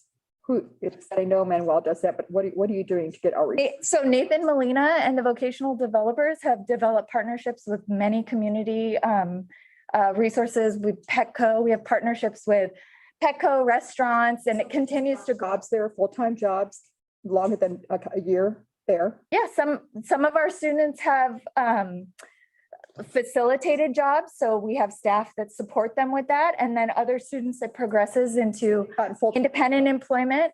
Full-time employment after they've left this. We definitely have success stories of students who have transitioned to full competitive employment. And the other beautiful thing about the vocational developers and our partnership, Penny, what is some? I'm sorry, I can keep going. It's just a couple slides and I can give you some more data. So if you go, We can just go to that page. yeah, why don't you skip the next slide, Joe, and go to the next, go to slide, I don't know the number, but just go up 2, please, right here. So this is our vocational developers. I can't see it. Oh, I can. Thank you. Our vocational developers do poll students that have worked with them through these programs. This first one represents 105 students who were responsive to the outreach. So as you can see, 35% of them are currently reporting that they have competitive employment. And 43% of them, which is the pink, the blue, and the green, represent post-secondary education that they are in. And then the next slide, please, Joe. Of the 35% who are employed, represented previously, 62% of them are also concurrently engaged in post-secondary education. So either through a 4-year college, community college, or vocational tech training. So they not only have a job, but they also are pursuing post-secondary education at the same time. So I think the pie chart, that to me, I don't like seeing that because you get hard data. So if you're going to come back with this, we need hard data where the kids are going and when they graduated and how many, because that is a better view of if this is working or not working. And that helps us decide where our money should be going. Is that when I see a pie chart, to me, I don't care for that because that means you're kind of hiding something. That's what a pie chart tells me, or you're not trying to give hard data and this group is here for hard data. Oh, I definitely am not hiding anything. There's just 6 priorities. So I was Let's come back and they're like, well, what does that mean? And so I have to answer to them. That's the feedback I'm getting. They're like, well, this wasn't informative for me. I guess I'm not understanding. Parents are coming back to you with how their child is doing post-secondary? They're saying that they're not getting jobs. Okay, so I guess the question would be, I guess my question would be, how many years out are these students? Are they recent graduates? Because I think that helps us a little bit understand. I mean, are these long-term folks that haven't received jobs or just current people? That's something that you should find out. That's your job. We can do the survey and then we can find out and then see if we can serve this community. Because that's really what I'm afraid of is that we haven't served the community as well as we could. That's where I'm at with this. And I think when people see hard data instead of a pie chart, they're like, hey, they're doing a great job. That's what I want people to see. Well, I do believe we're doing a good job. Here, the pie chart is just representative of hard data. This represents 37 students who are competitively employed. So I mean, it is hard numbers. I think when you see 37, people are thinking, how many kids aren't employed? And It's 37 out of 105 from the prior. they're now in school. So the 105 was who was polled and who was responsive to the poll. And 37 of those are employed. And then these are what they're also doing. Right. This is just such important work that we're doing for the kids for the rest of their life. That's great. Absolutely agreed. Let's go on to the next slide. Okay, so I just wanted to include this because I think it's important to note that pie chart of data represents not only our students who earn diplomas, but also those who go through our transitional program and build those independent skills for an extra 4 years, and those represent their outcomes as well. Next slide, please. Okay, priority 2 is around communication. So part of the strategic plan is ensuring we have good communication going out, and also that we're hearing feedback coming back in. So we do newsletters. We have a quarterly district newsletter, and then our COAST program puts out a monthly one. We are constantly trying to make updates to our websites. We hold special education strategic plan meetings, which correlate with this plan right here. And I'll give you more information on that later, but essentially all sites are represented. And then something I included next slide was because parents did find this to be a silver lining, which was the staff office hours. They really felt that it was important to note that for students with disabilities, it was a silver lining of COVID. Next slide, please. Also from the Hanover research study, this was in regards to that communication. So the first one is how the IEP team values the parent input, if the school effectively communicates with the parents, if they encourage that the parent be involved, and also that we provide opportunities for that parent to give feedback. And so we either held steady or have grown on our approval ratings in these areas. Next slide, please. This is a Torrey Pines parent who just shared some appreciation. This was in respect to returning to campus back in September. Next slide, please. Okay, priority 3 is around curriculum and instruction and programs. This one's kind of meaty, and I can tell you that a lot of the items that we're talking about really could go in multiple areas, but I was trying to streamline for this presentation. So Learning Academy supports are on every campus. That a few years ago was something that was isolated to specific campuses, which meant that our students were not always able to stay at their site of residence or their school site of choice.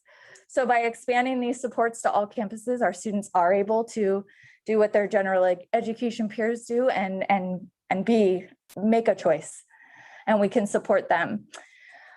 Special education delivers what is referred to as SAI, specialized academic instruction. And most of our students with disabilities, their families are familiar with the class called academic support.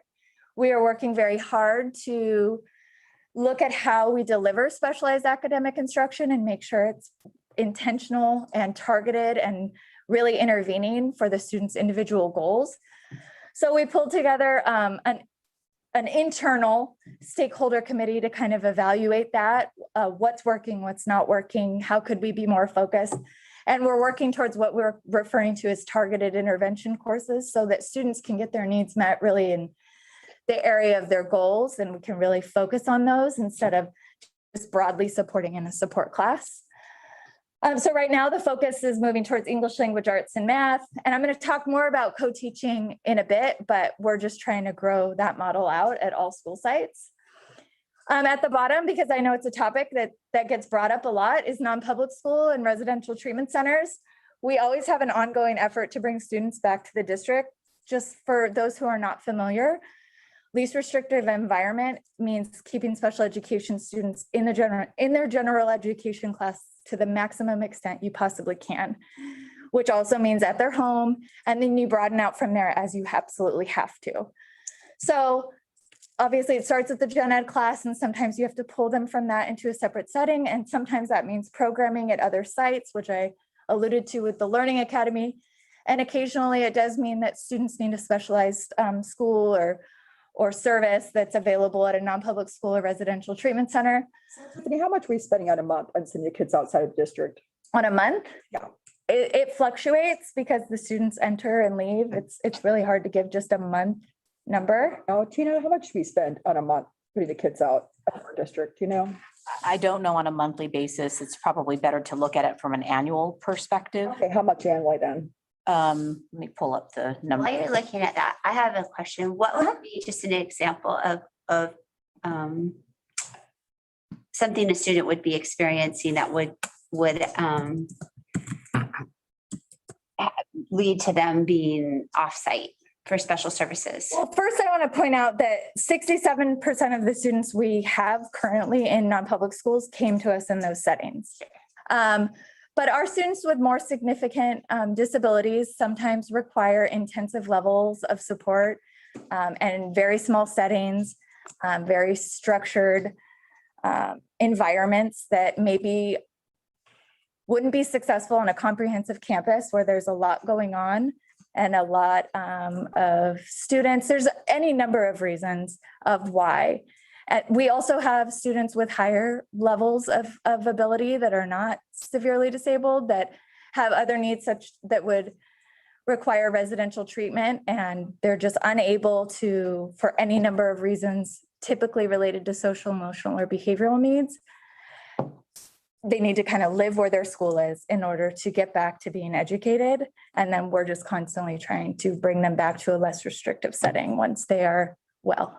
So annually, we spend about $1 million on non-public schools. That was for the 2021 school year. In 15-16, we spent close to $1.6 million. So we've reduced that number by about $600,000 in the last 1, 2, 3, 4, 5 years. For residential treatment center programs, so those are more restrictive placements, typically out of state for educationally related mental health students. In 15-16, we spent about $930,000. What's this year? I don't have right now. I can give you the end of the year fiscal year for 2021, which was $1 million. So how many kids is that? So it's reflective of, let me see here. I mean, like For the NPS, it's 36 students. 36 students for dollars? I've screwed it down. For the RTC students, it's 14 for the 1.1 million. Yeah, and so, yeah, Talking 2.1 million, yeah, and so not all, 2.1 million outside of the district? yeah, and so I think we just need to be very careful there. So each one of these placements is not a direct placement by Ms. Hazelwood or myself or any other staff member, but it's an IEP team decision. And then IEP team decision looks at the students' assessments, and then they look at their goals, and then goals ultimately will drive the placement. And so whenever we have an IEP team, whenever we have that IEP team decision, they will determine the best appropriate place. And as what you'll see here today, is that we have been trying to build district programs to serve our students within house. Sometimes that's just not possible. It's just not possible to do. And when that is the case, then we do have to look at outside services. With the RTC numbers, that is 14 students for about around $1 million. Each one of those placements, it is a substantial amount of money. We don't take those placements lightly. And it is something that we do, again, work through the IEP process to determine whether or not that is necessary. We have developed programs at both middle school and high school through our Seaside Prep, which is either a step down from an RTC or one step prior to placement. So we can really focus on ERMs prior to making that placement. So we are trying to make progress. It's just at the end of the day, sometimes students need a little more support than what we're able to provide them. I think is we've had several people call, that our comments have said that we're placing, I had thought the number, you said the number was like 2.1 million. I don't know if you know that, Mark, we've had several commenters Yes. recently talking about, we're sending too many kids outside of our district at a lot of money. And I thought the money was more than that because you're closely watching our budget. Yeah. Is that, so you're talking about what, total of 14 or 25 kids at 2.2 million? Is that 25%? It's 50 kids for 2.2. Yeah. It's for 2.2 million and we can't get our own programs here in our district? So the challenge you have to know is that each one of those residential treatment center programs are different, and that they represent different needs for different students within different programs. So I'll just give you a case in point. I've personally had the opportunity, and so has Ms. Hazelwood, the opportunity to go and visit these multiple residential treatment center programs. And they all have diverse, unique needs, and they serve different needs. In order for us to replicate that at the district level, first of all, we couldn't, because these are boarding facilities and we don't board students. All the kids are boarded? The residential. In the residential treatment center program, they are boarded because they need 24/7 care. They need 24/7 care in terms of administration of psychological support. There's also activities that they provide within those facilities that are more therapeutic in nature and not necessarily academic that our students may need. And then even with a non-public school, they serve a variety of students that have different needs. Again, of course, to replicate it on the school site would actually cost, I'm not going to throw out a number, but it would be much more than that number there, because one of the things you have to consider is it's not like you just take 36 and you say, okay, that would be 12 per classroom. That would be 3 additional classrooms. More often than not, you're going to be looking at probably 6, 7, or 8 classrooms, because you're going to have a middle school, a high school. There may be differing needs. So let's just say within those 36, you had 8 that had an autism specific non-public school need. But you're going to have to develop a classroom that would be that kind of that autism specific program. And then let's say another 8 had another, so you start going down that line. So sometimes it's actually a little more from an economy of scale to serve those students, unfortunately, although we do want them here, sometimes not within the district. The only thing is, Mark, you're talking about over 10 years, $22 million. Correct. And to say that we can't replicate something at $22 million in ongoing expense, because we want our kids here. We want our kids. Absolutely. And that's near and dear to my heart, Ms. 25 kids for $22 million over 10 years. I guess what I'm saying is, See where we're getting the comments where people are saying, are your kids out of the district? Sorry to interrupt, but it was 50 students for that. 50 students at $2.2 million. yeah. And I guess what I'm saying is, this is not unique to San Diego. I've been a SELPA director in 2 other large districts. This is very common when you have unique needs that you have to serve. And again, this is something that we continue to look at on an ongoing basis. And we do want to provide effective and efficient programs to make sure that we are serving students' needs. And we will continue to look at some of those programs so that we can best serve students within this community. We continue, and you'll see throughout this presentation that Tiffany will show you some of the programs that we continue to develop, and we will keep looking further. And when I asked Tiffany to go to the next slide, I was looking at my sheet. There was actually another slide before. I thought it was ahead, which kind of showed the post-secondary outcomes. So I apologize. On my sheet, it showed that as the next slide, but it was a slide before as far as the post-secondary. Really quick But, yeah. question. If we're in this situation, obviously our neighboring districts are probably in a very similar situation. Has there ever been an effort to combine student populations for the lower population? We do have a SELPA school, North County Academy, and then also there are county schools that do the same, but those come with an associated cost as well. So those students are captured in these amounts. So just keeping that in mind, because it is outside of the district. But I would be remiss not to point out that in the last 2 years, that although 67% of these students come to us, having been possibly in these specialized schools for 7 years or so, we've been successful in bringing back 15 or more of them through our programming. And we continually are seeking ways to do that. And then I would just add one other thing, which is that it's not just assessing the students' individual needs, but also how that impacts the other students.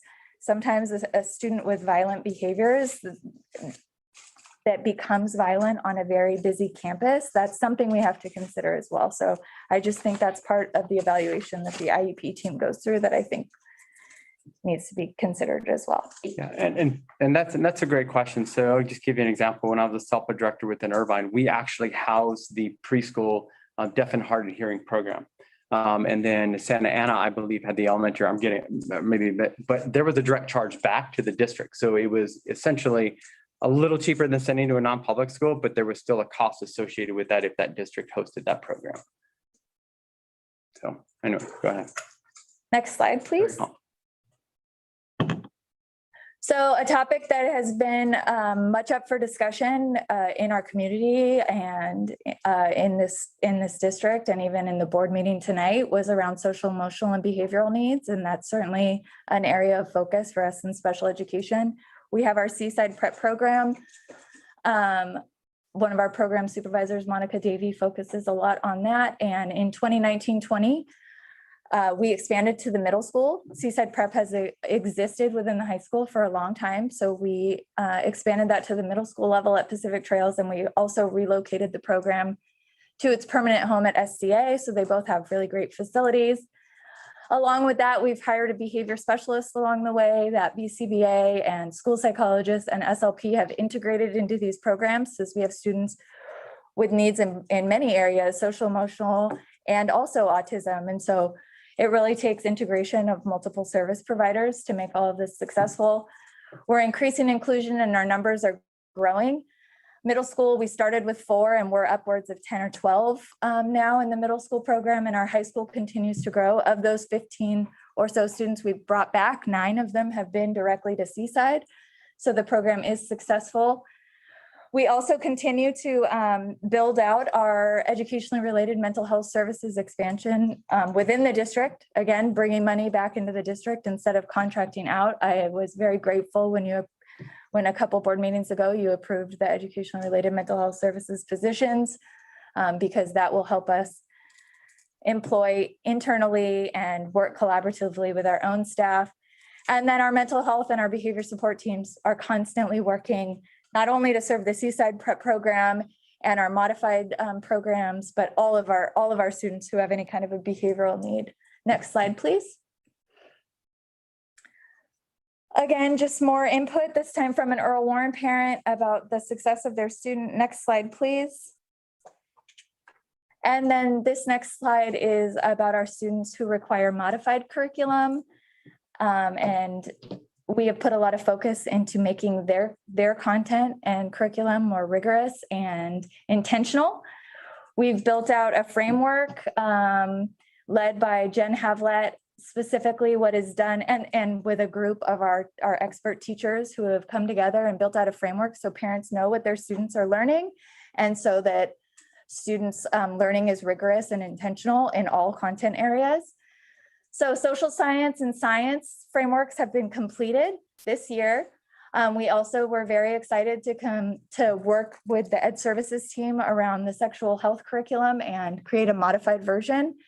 In the past, this has been something our students in modified science classes have not had the opportunity to participate in.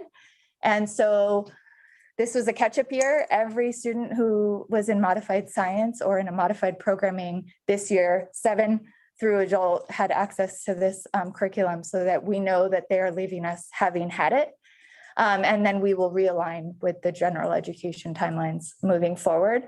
Tiffany, back to the 2.2 million, does that include the transportation and the legal bills? Because I know, how much is that going? Well, how much is that at this point?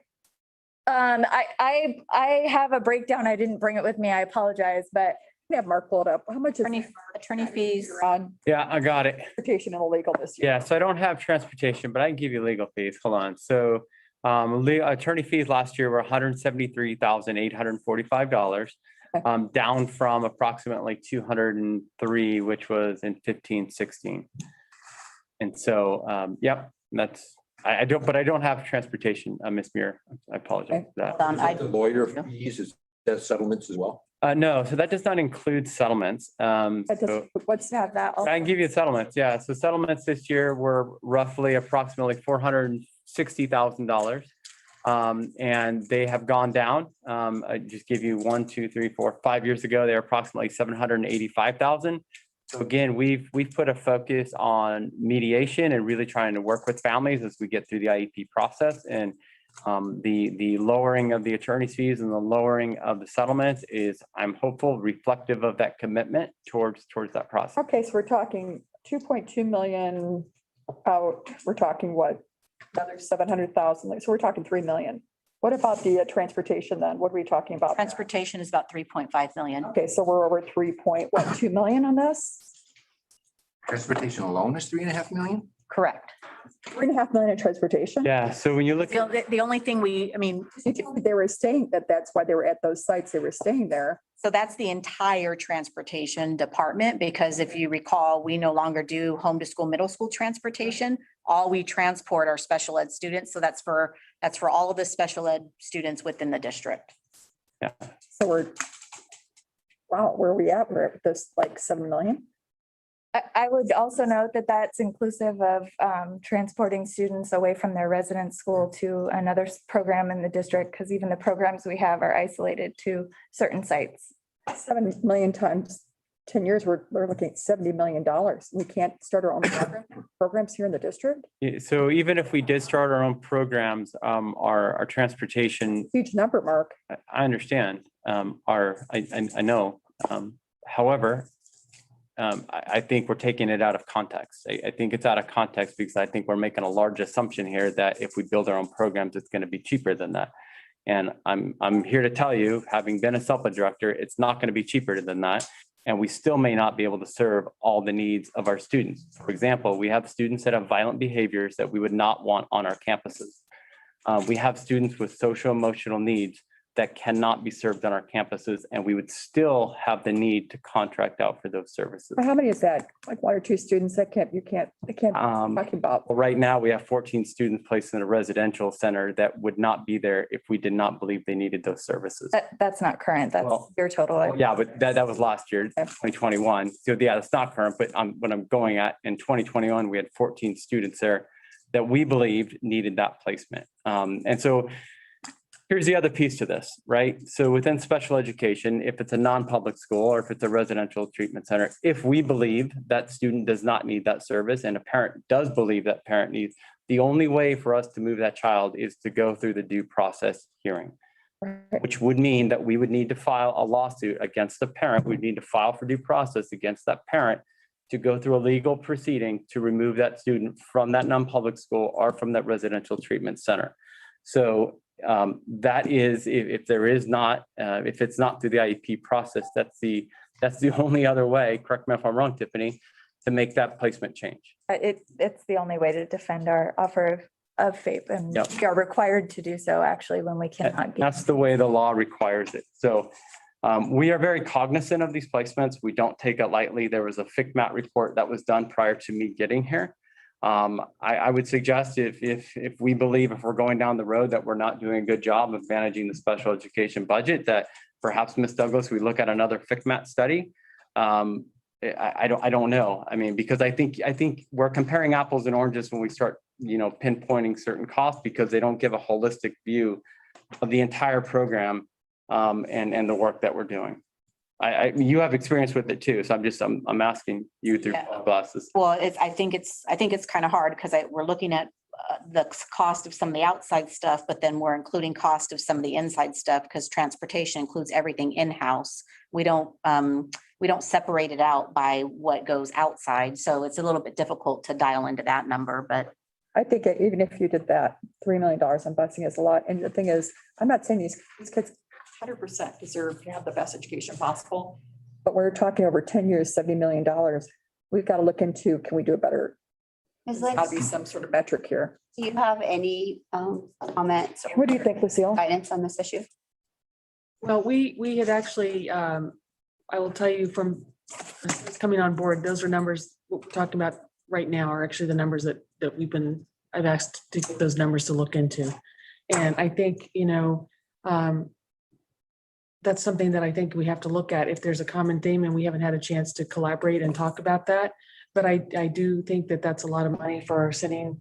My concern is it's a bigger part too, because those are certificated jobs, those are classified jobs, and those are students. And are there ways to bring them home so that we are paying our own talent to do that? And, I've not had an opportunity to sit down and talk to Mark and Tiffany about their thoughts about that. It might be that we can do a review and figure out, if it's a behavioral piece, is there a way that we could use other site properties to bring them onto our own property so that they're not maybe on a campus?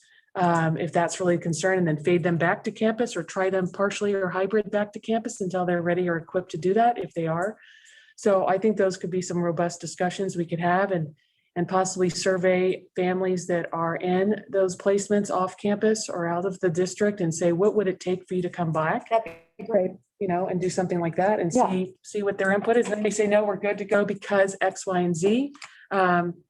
But, you know, and they may already have that input, but I think that's something we could definitely look at and when that, you know, and Can you explore come that. back to us then? Let's give this like, you do some this, and then come back and give us some sort of an update. Because I think when I'm thinking about 70 million over 10 years, if we started now, we could mitigate that in the future. And I think that's where I'm at. And we talk about innovation, or maybe an outside consultant maybe could come and look at our issues and bring these kids back. Because we do have good programs and we can even be better. Into that. Yeah, I guess I'm just disappointed. Ms. Hazelwood has been doing a fantastic job leading the work of the strategic plan. And the hope tonight was to celebrate and highlight the great work that we've done in the last 4 years around special education. And I've heard nothing but, comments, questions, and concerns, which I completely appreciate, 100% appreciate. And I understand we still have work to do, but I just hope we can move forward and celebrate the work we're doing tonight. And we will continue to work with Ms. Lynch, Ms. Muir, to start to look at and continue to look at, how do we bring more students back to San Diego? It was very difficult to do during a pandemic year, I'm not going to lie. And so we're going to continue to do that. And I just cannot thank Ms. Hazelwood enough for the work that she's poured in and dedicated, as well as our teachers and staff to this document. I mean, when we first started it, there was a direct quote from people that this is going to be a task farce. This is proof that it was not a task farce. We took the work to heart and we're doing the work. I guess I'm just disappointed that this work's not being celebrated more, because we're doing a lot of great things on behalf of students in special I education. think we did a great job, but we can always do better. And I that's, absolutely 100% agree. 100% agree. We can always do better. If I could just add one quick thing, just because you're talking a lot about apples and oranges, and I agree, because when we're talking about special education, it's very individualized, that we have different students at different times, different years. So within that, I think we also want to look at, like, if we're going to really examine everything, we like the broad range of services that we provide, and if they're, because if we were going to consolidate, is that even possible, knowing that 1 year we might have a group of autistic children and the next year we might have some students with a different, so like every year it changes. So it's not like we have a consistent 7th grade class with this curriculum, that the curriculum would always change. So like, that's what I keep on hearing is flexible. Is that this, more than any other area of education, this has to remain very flexible and very individualized. And I appreciate the amount of depth and scope that goes into it. So That can be part of the whole internal audit, is you could look into, can we pivot or be flexible? And I think that's a great opinion, Katrina, is that could be part of the internal audit on this, is that if we need to, if people are coming up, and I think that is what we need to do as our feeders. And we would know when these kids are coming up, have great communication with them. We do Suggestion. not want to minimize our gratitude for your hard work and not only preparing this, but what you do day in and day out. I hope it doesn't come across that we weren't appreciative. I think you did such a great job that you got us more curious and really wanting to dive even deeper.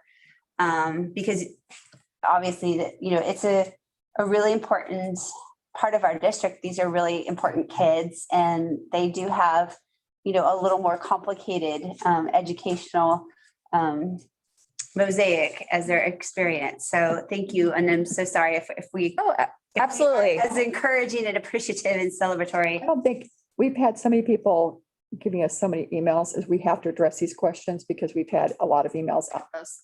And I want to make sure people know we're doing our due diligence. Absolutely. I have no problem answering questions. This is a topic incredibly important to me, and I would be happy to stand in front of it and answer any questions you have at any time. Tiffany, my. No, wait, I'll finish when you're done. Okay. It's okay. I can wait. No, wait. So I want to go back to our work around our modified programs and the curriculum that we are investing in for our students with who require that modified curriculum. In 2019, this board also approved something that was groundbreaking and important for that population of students, which was a pathway, a course of study for certificate of completion, which really made their pathway more meaningful. We've been able to adjust the transcript, so it's really reflective of the work they're doing. And also we have shifted to, this is important to me, we have shifted to referring to our programs as hybrid and individualized modified programs. And I just want to highlight why we do that, because I think it's been a shift and a question. Those programs used to be referred to as FLS and TAP, and we really view those as something that puts students into boxes. And the focus of an IEP is to individualize and to look at their strengths and also their needs. And just like our general education students have 7 periods and we evaluate which class they should go into, they may have an AP course for English, but may need college prep for math. All of our students are individuals. And so we look at their needs and we individualize based on what they need. And also, unfortunately, what we started to hear was our students be referred to as the program or the curriculum they were being served by. So FLS student, TAP student, fundamental student, I find that incredibly offensive because their curriculum and their program does not define them. They are students with disabilities. They have individualized needs, and we hybrid and we think about that in every IEP meeting. And speaking of IEP meetings, I just want to go back. I think the survey, I would be happy to help facilitate surveying our families. But we do collect that information every year and more than once a year when we sit down in individualized IEP meetings and we seek parent input and we talk about the continuum and LRE and we try to bring them back. So No, I do have a question. Yes. How do you survey that survey that we went over? I apologize, which survey? They Anyone, hand over any of the surveys. how do you survey? Yeah, so within the Hanover survey, so the Hanover survey is actually a survey that we do through the LCAP, Mike. And so about 3 or 4 years ago, we carved out a specific question for students, for families who have a student on an IEP. And so they check that box and then it asks them certain questions so that we can glean that data as we develop the LCAP. It's An a- email? Yeah, it's a district link that we send out, I mean, numerous It times. goes out to all students. All They just have opportunity to answer certain questions we're trying to gather. Not doing something in person, so we get a better idea of what's going on. This is the clicking and the parents that have kids that have these programs are so busy. So Yeah, busy home with their children, is that whatever, I think when you're talking about IEP and the parents there, why don't you survey them then? That was what I was trying to speak to. We are constantly gathering their feedback and requesting and trying to work with their current providers and them to evaluate how we can serve their students in a less restrictive manner. That is very face-to-face. Unfortunately, in the last year, it's turned virtual. But my program supervisors case manage all the students who are in non-publics. I keep all the residential treatment center students because they are very important programming to me. And Have we contact sit with- down with them, we drive to those locations and meet with those families. yeah, we've actually, yeah. I mean, Tiffany, you didn't go this year, but typically she'll fly to those places and go visit those. We weren't allowed, yeah. Check in on students to make sure that we are getting the services that we are paying for, no less. And I'm thinking too, because it's hard sometimes if you see low numbers of surveys to appreciate what those percentages are. So I think what we might be able to explore a little bit is we can maybe print out a hard copy of that section for Hanover and maybe an IEP, submit it and have them give it to their service coordinators to get those That'd be numbers great. up. Because if we're having 35% of a high number, because I think we have roughly about 10% of individuals, maybe a little bit more here, depending on the year, that might have IEPs, that might really show the robust nature of work that's under, or it might show some areas that we need some improvement and we'll just maybe increase some of that input a little bit. But without reinventing the wheel, we're just delivering maybe in a different presentation format. Right. Might be helpful. Happy to do that. Yeah, and so, Ms. Muir, I appreciate your previous questions. I was able to find out what the typical, like what our response rate is. So it's usually right around 25-30% for our general population for the Hanover survey that goes into the. Right.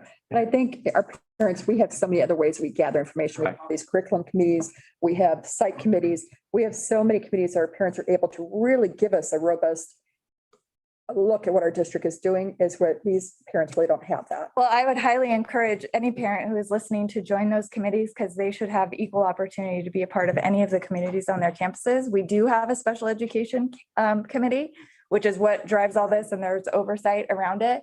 But I would like all of our families to be part of any kind of site committee, any kind of health committee, anything you are doing. I would love to have representatives. Our It's a big commitment for them, their kids. I understand. I'm just The parents come, encourage their participation. they got a much more of a bigger load than our average parents. Oh, We yeah. have to do extra hard. Undeniable. But to your point about the committee, I'm on that committee, and that is when I was referring to some of our really engaging committees. The last committee meeting, we went into breakout sessions and we went through an items list and talked about per site, what was working and what needed improvement. And they highlighted and they all came back and reported back out. So it was a really good across the district learning tool. So and there are some very insightful parents, and I agree that, we should do everything we can, invite as many parents on that as possible, but the ones that are on it are speaking well for those communities, which is good to know. Thank you so Starting much. spot. Yeah, good starting spot. Thank you. Okay, switching to Coast because it's a very exciting time for our adults transition program. This board approved the name and the mascot, which our students have embraced, community opportunities for adult students in transition. And I don't know if you recall, we are the Dolphins. Yeah. In August 2020, our new facility opened, sadly with no students because of COVID. But we were so excited to bring our students back on campuses in September. So just shortly thereafter. And then within a month in October, our student-led Coast Academy student business started, Dolphin Designs. If anybody is looking to support the Dolphin Designs program, they have amazing swag, t-shirts, sweatshirts. I got a beautiful sweatshirt. All They delivered it to the district office. I am on that. How do I do that? Or I will. I'm listening to that. We will make sure that the QR code is in this PowerPoint, which I plan to put on our website. So that way anyone can, and that would be amazing. If they're really actually very cute. Send to all of us. Yes, Thank you. happy to do that. Tiffany, hold on. There's a question. I apologize. Go ahead. Is there a website? I'll- Not at all. Go ahead. Well, it's to a point. Okay. Since we brought it up, send this around. It's really important to me that I receive whatever presentation materials in advance. I know. I I don't agree know, with was this. this in the packet? I can't It find wasn't. it. No, I'm gonna take full responsibility for that, Mike. We were trying to get the most latest data for you. I mean, I've been in your shoes 100 times. I mean- Always that trade-off of, oh, but there's more. There's always more. At some point you have to have a cutoff and you can always say, listen, there's been intervening events. Yeah. I'm able to add, quote me, next year, nearly next to near zero value to this presentation. I can't read it. okay. Too far away. I haven't had a chance to think about it. Yeah. We really need materials in advance. If you would like, we can, I mean, if you would like us to bring this back to you, we could bring this back to you in August, if you would like, and then you can have it in advance. And I'm very sensitive to that, but I also want to make sure it's meaningful for you. I got to tell you something, the number one thing I looked on here to see that if I, same as Mike, I was looking for it and I couldn't find it, is that this is where the comments from our community is having this now. Honestly, we shouldn't do that because our parents can't comment on this or see what's going to be presented. And really, I don't know if that's even, Well, it's not conducive for our parents to get feedback. And that made me sad when I went on here and I thought we didn't have any, there's comments on it. It should be an actual item if we're going to bring this back. Well, and that's, I think one of the things I've been hearing kind of throughout this board meeting is we need earlier notice of the big issues. Right, And 100%. and so I think we can all work better and I can, I think our executive cabinet can help us fashion that, make sure that it's not kind of at the last minute or this, and because there's so much work. And I just want to say this has been a crazy year, but I also think Right. that we could move this to a discussion item. Right. And bring that up maybe in August or whenever we can figure that out. And we maybe can have some nice, fresh ideas on capturing input. I think Yeah. we're very capable of doing that. So I think that, and that might give you some more information and break this out a little bit. Yes, I'm sorry. And to pay tribute to all this work that's gone into it, and to your point, to get it out as much as possible, can we include a link to it in your superintendent report? Because I think that would be an excellent way to showcase. That's a beautiful thing, that this is a free source, or if there are things that we want to put in there, just let me know. We can absolutely do that. The only thing is those To reflect parents the work that's been put into this. didn't know we were having this tonight and they didn't get a chance to give us input on this. And I got to tell you something, when we're discussing the money, this is the first time I've even known about this, the money, how much was being spent. And so you're saying you're under tech. I'm like shocked. I don't, I didn't say I'm under attack. What I said was, I think we're comparing apples and oranges when we start piecemealing pieces of the special education budget because it doesn't give a holistic. That's mine, is that if you would have presented it earlier, then I could have had we could have discussed this or had a really robust discussion about this and how it's done. But when it's presented where no one knows or the parents don't know, that's difficult. But moving forward, we do have an excellent tool with Yeah. interim superintendent Lynch's superintendent messages. And so I think that's an excellent way to showcase this work. Yep, So and maybe I would be happy to come back and present and also add to some of the questions that you have had tonight and that you maybe develop after further reviewing it. I would be happy to do that. I think this is that, why don't you do an internal audit on this, find out what we're doing, not doing, and bring it back maybe in October. So I would suggest if you're going to do an audit that you, Being a literal audit, I meant, we're discussing, like Melissa said, are the program, what's working, not working, because we're kind of doing that over the whole district. And then you can come back and say, we did this, but this is what we're doing else. And that would be, I would appreciate that. October, does that work?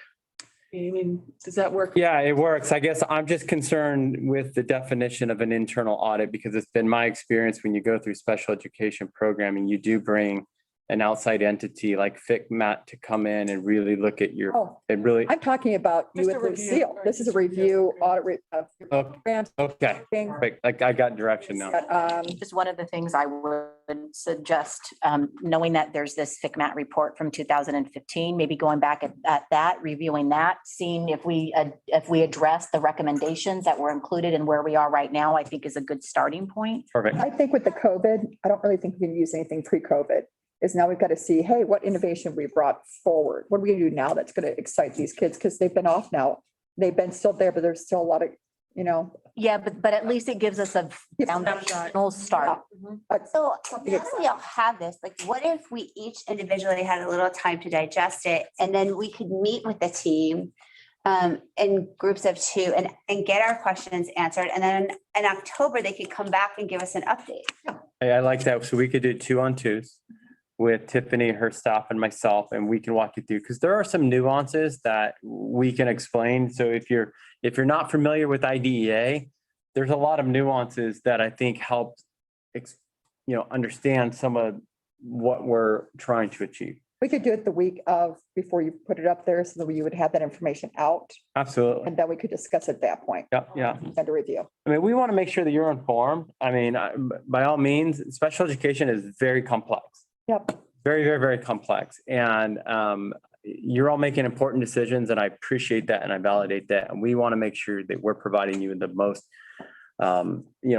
with the most information so that you can make Of course. best decisions. So Some of us have had students with IEPs and some of us haven't. So if you had a student with one, it kind of gives you a familiarity, and especially with all the acronyms and the processes, and, if it's unfamiliar, it can be, Yeah. have a lot of questions. absolutely. And the other thing I will close on, I'm not going to close, but we did utilize the FICMAT report from 2015 to guide the special education task force. So a lot of the recommendations from FICMAT are embedded within the goals, within the task force objectives. So, but I also appreciate Ms. Muir's comment of post-pandemic may look a little different, right?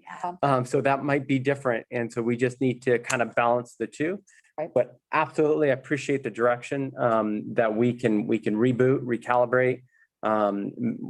We can shoot for October and we can do that. Absolutely.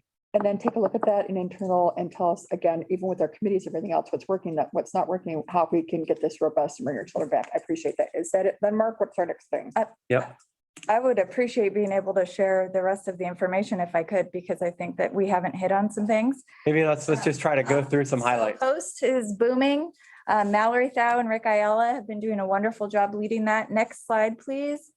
And Tiffany. And bypass that one. Hold on. I just wanted to say that we attended the Coast, and I will tell you, people were thrilled with that program. And I think they felt like they finally had a home. Yeah. I think they were very excited to have graduation. I think that site did, and the leadership did a beautiful job of that.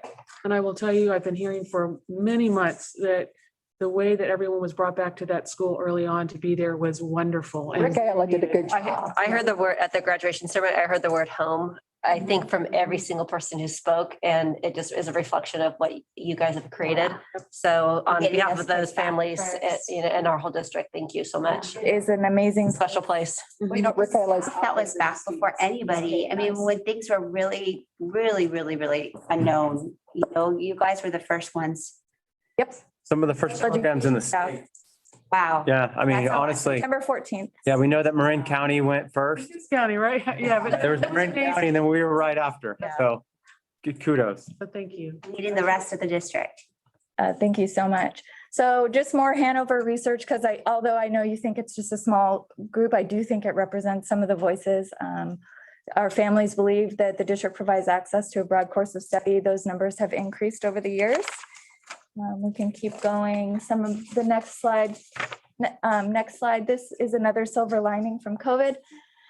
We can kind of breeze through these. These are professional developments that I think are important. Nonviolent crisis intervention, applied behavioral analysis. These are all things that make our staff stronger. Community-based instruction. So preparing for our community-based instruction to be as meaningful as it can be. So on the side is the number of staff we've been training and the hours that are applied to that. Our behavior specialist has been working on training. Next slide, please. IAs, education specialists, our crisis prevention previously was mostly instructional aides and some teachers. We increased that to training all of our education specialists and our administrators. Kelly Mall and Mallory Thau are two of the program supervisors who are actually certified to train in district, so they don't have to go elsewhere to access this. Our related service providers, this allows us to de-escalate behaviors and possible crisis situations so that nobody has to go hands-on. It does not have to escalate. So that's a priority. Next slide, please. And moving forward, we are I'm sorry, this is just more of that. And then moving forward, it's more crisis prevention. And we're going to move that to all of the staff as much as we can that students come into contact, including bus drivers, campus supervisors. So lots of hours will be dedicated to that. And when we went into the crisis, Autism Partnership Foundation offered 40 hours of ABA training. So our instructional aides, all of them participated in that. Our behavior intervention instructional assistants will be supported with our behavior specialist and in making that a formal RBT certification, which is a registered behavioral training. A registered behavioral technician. And so that will be another thing that helps prevent us from contracting out with NPAs who are ABA trained or have that higher level of behavior experience, because we will have staff internally that can support those increased behaviors. So we are working to build up to what you were speaking of. Next slide, please. This is just an overview of some of our topic areas of professional development, including behavior, co-teaching, different instruction, and what we're looking to provide in the coming year. Next slide, please. This is feedback from staff. Next slide. I think that's important because part of the strategic plan goal was that staff be trained in what they expressed they needed and wanted. And so the fact that our staff find that meaningful is important. I'll just point you to the second bullet here. We are one of 3 or 4 districts or SELPAs, our district, not our SELPA alone, but our district has signed on to pilot de-escalating challenging behaviors for families and caregivers. It's a new offset of CPI. And Mallory Thau has taken that on, even though other districts and SELPAs haven't at this point. So I think that's 3 to 4 districts or SELPAs throughout the whole entire country. And we are piloting that. To the board what CPI means, so they understand that. I apologize. RBT also.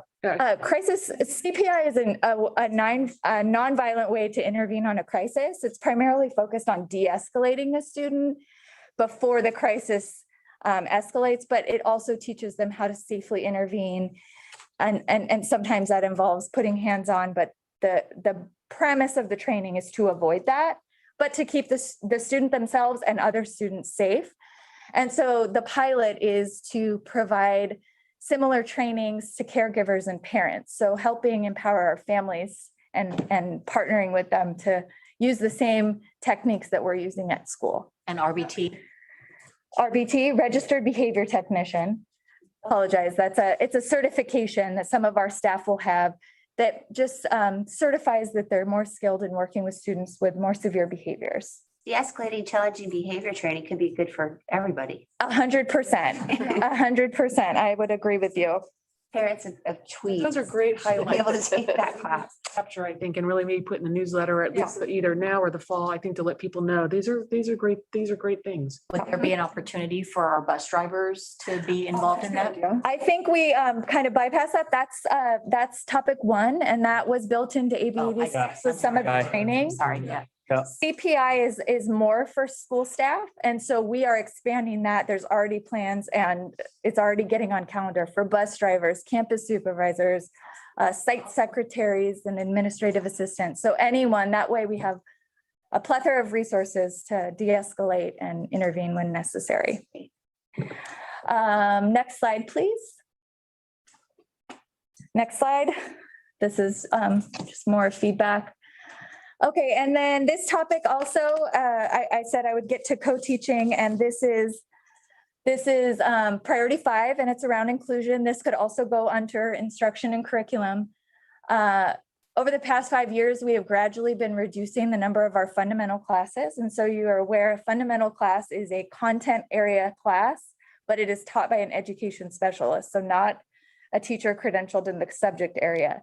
So the reason we've been moving away from that is so that our students have access to rigorous curriculum taught by a specialist in that content. So a math credentialed teacher teaches them math, or a social studies teacher. We believe they're entitled to that. They also would remain in their least restrictive settings through this co-teaching model by having that content area specialist and an ed specialist in the classroom supporting them. So they're with their peers, they have peer role models, 2 teachers. They now can access A through G level courses because in the fundamentals, that is not the curriculum they were getting. And so just to highlight, in 2015-16 at the middle school, we had 27 courses that served 159 students. Now we have shifted that work into the co-taught classroom in partnership with our amazing general ed teachers who have worked with us on this. And the number of students we're able to serve through that model is much more, as you can see, and same at the high school level, 32. We're in a regular class then, I'm sorry? a regular classroom with all the rest of the kids? Yes, they are. Okay. Yes, they are. So instead of separating them into another classroom, they are in a general education class being Might be by themselves. with their peers. I apologize. Class. They might be by themselves in a class with all the other gen ed kids. No, they're fully integrated and they're supported by 2 teachers. So there's a general, so if it was a co-taught math, for instance, there'd be a general education math teacher, credentialed math teacher, and an education specialist assigned to that classroom. And there would be a mix of general education and special education peers. It's a beautiful thing to see. If you get a chance, it's really, I mean, it's like the ideal teaching model, I think, for special ed students and for gen ed students. Mhm.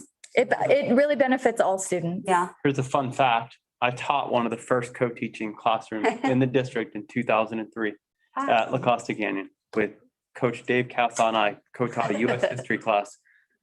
And navigated our way through without much direction, but we knew it was best for kids and we made it work. So awesome. And now here we go, 59 co-taught courses later. Next slide, please. And 600 kids. Yeah. Oh, did we go backwards? Next slide, please.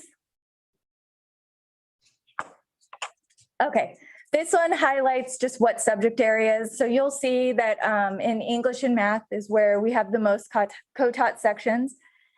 That correlates with the fact that IEPs are primarily driven by English language arts and mathematics goals. We do have increasing numbers of social studies and science because our students are still taking and we're needing to pass those courses, and we just are continuing to increase that. Luckily, through AB 86, we reserve some funds to continue to support this model. Our teachers are learning, they're teaching each other. We actually have some coaches internally that will be helping build this. And the most important thing is outcomes, which is the next slide, please. This is reflective of pass rates in the high school and co-taught courses. So of those number of students that I presented to you earlier in math, 83% of them are passing those classes.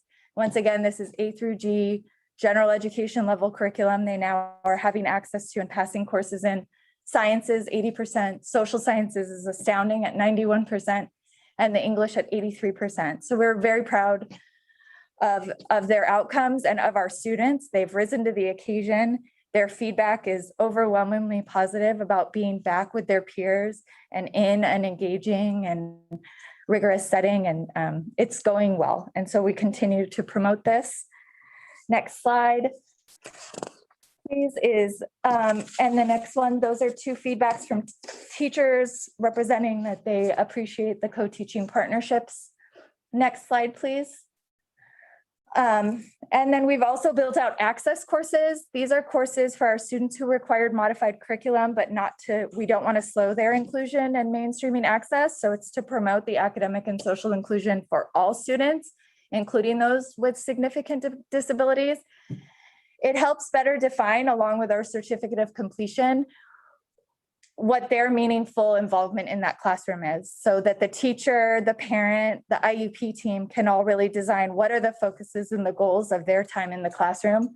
That middle part is the course description that's within areas for these classes. And through CAC, which is our SELPA Community Advisory Committee, we're going to continue to have focus on this and how we assist teams in building out meaningful plans with the general education teachers so that our students who can't necessarily access the curriculum can continue to access the course. I hope that makes sense. It's a big topic. Next slide, please. Next slide. And then accountability and oversight. This is our strategic plan parent forum. Our coordinator, Melissa Marovich, helps run this, and our program supervisors, Jesse Minlin, has spent a lot of time participating in this and presenting. We meet 4 times a year. Again, every school site is represented with a site administrator and a parent rep. The site administrator and the parent rep are asked to meet regularly. We encourage families on that campus to contact the parent representative to share information so that their voice represents the school site. They have so openly shared their contact information and emails. Those are all posted on our website. So if any parents need to know who their representative is, it is posted. We also have the Community Advisory Committee, which are a few parents who volunteer to be part of that and work with us at the SELPA. We set goals. We come together with the SELPA and maintain priority. A lot of it aligns with our strategic plan. Just a little, NIXI is our North Coastal Consortium of Special Ed is, we have 13 schools in that, Lucille? I think Yes. it's 14 is, I guess you 14 know that districts. Mhm. I talked to the director I was on NIXI for a long time, and Encinitas is, she said to me, it's very difficult to be parent of the year, and you were nominated twice. Yes, I think it. Yes, she said it hardly ever happens. Any parent ever gets once, but twice is amazing. So thank you for your service to our district.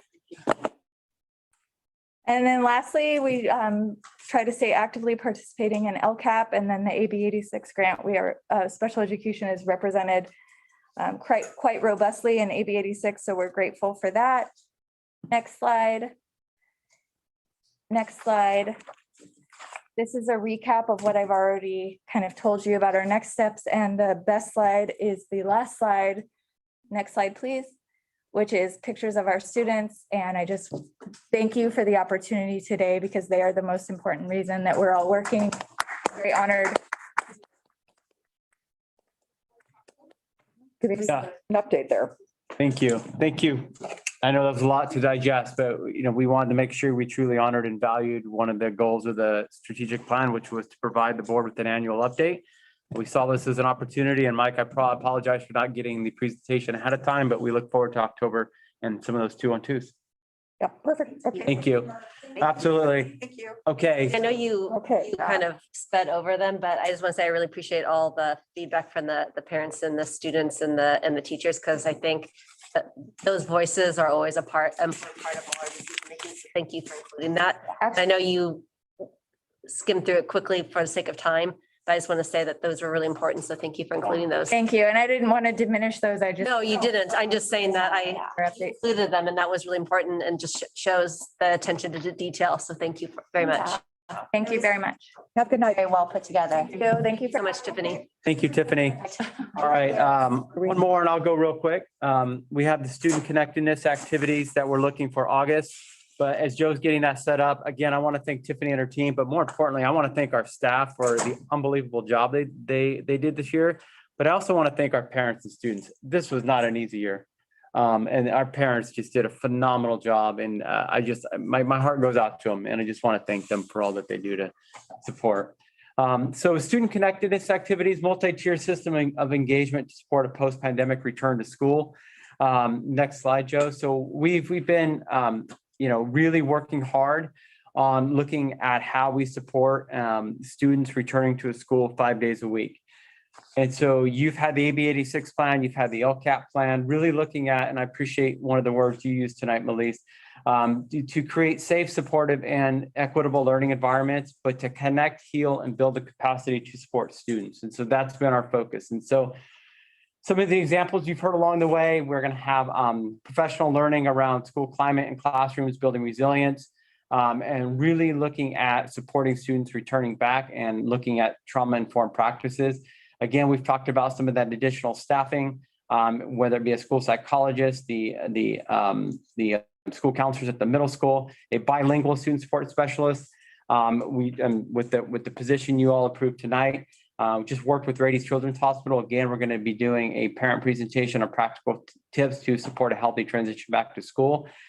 And then what school sites have done is they've taken this AB 86 and the LCAP and their own student data around healthy kids, co-vitality, Hanover, and they've also done some of their own student surveys as they develop their own unique plans. And so I do apologize. There's a lot of information on each one of these slides, but you're going to see some general themes. So if you go next, we can just kind of start with the sample of Carmel Valley because they're all pretty similar. So Carmel Valley, looking at school-wide connection events, looking at new student and family orientations, looking at back-to-school barbecues.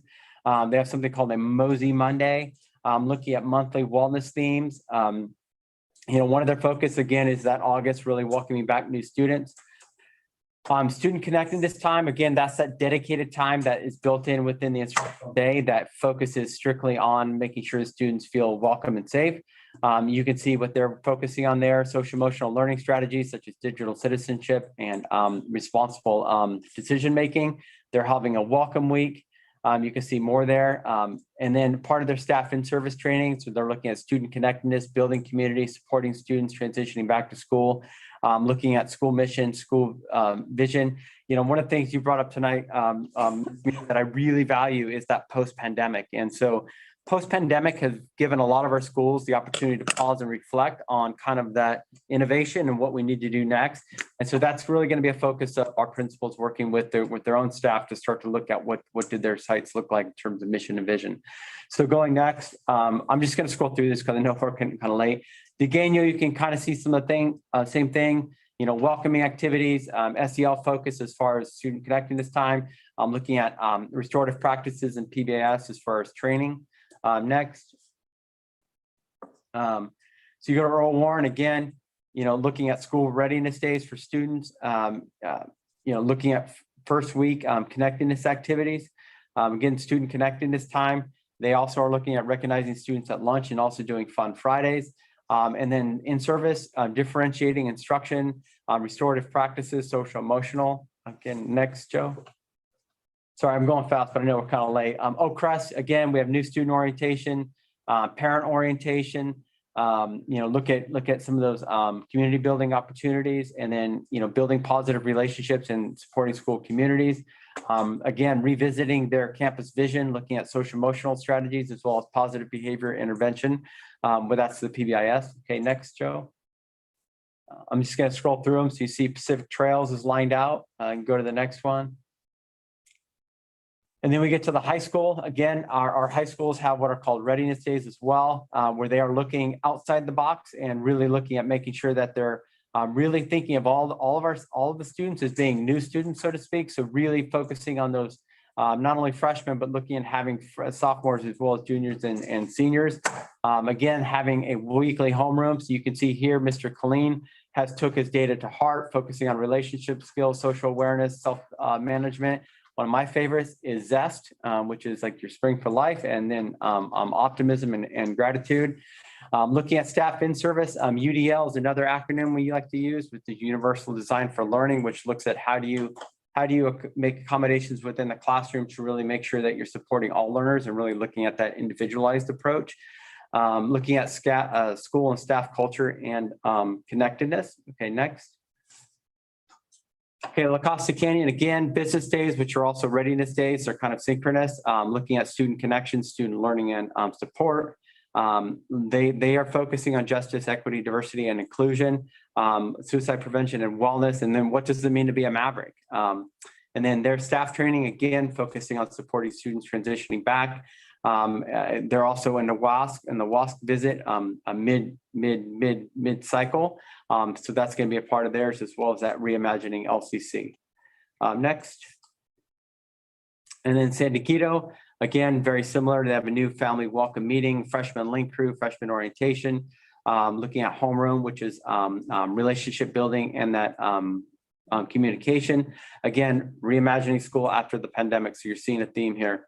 And then next, Torrey Pines, Sunset. Sunset in itself is designed to be smaller, right? So there's a little more opportunities there. But again, they're looking at their student support group and their pals. They also have a WASC visit coming up, so looking at their WASC focus groups. Or maybe did they just do that, Brian? Or no, they're coming up. Sunset is coming up. Yeah, it's coming up. Yeah.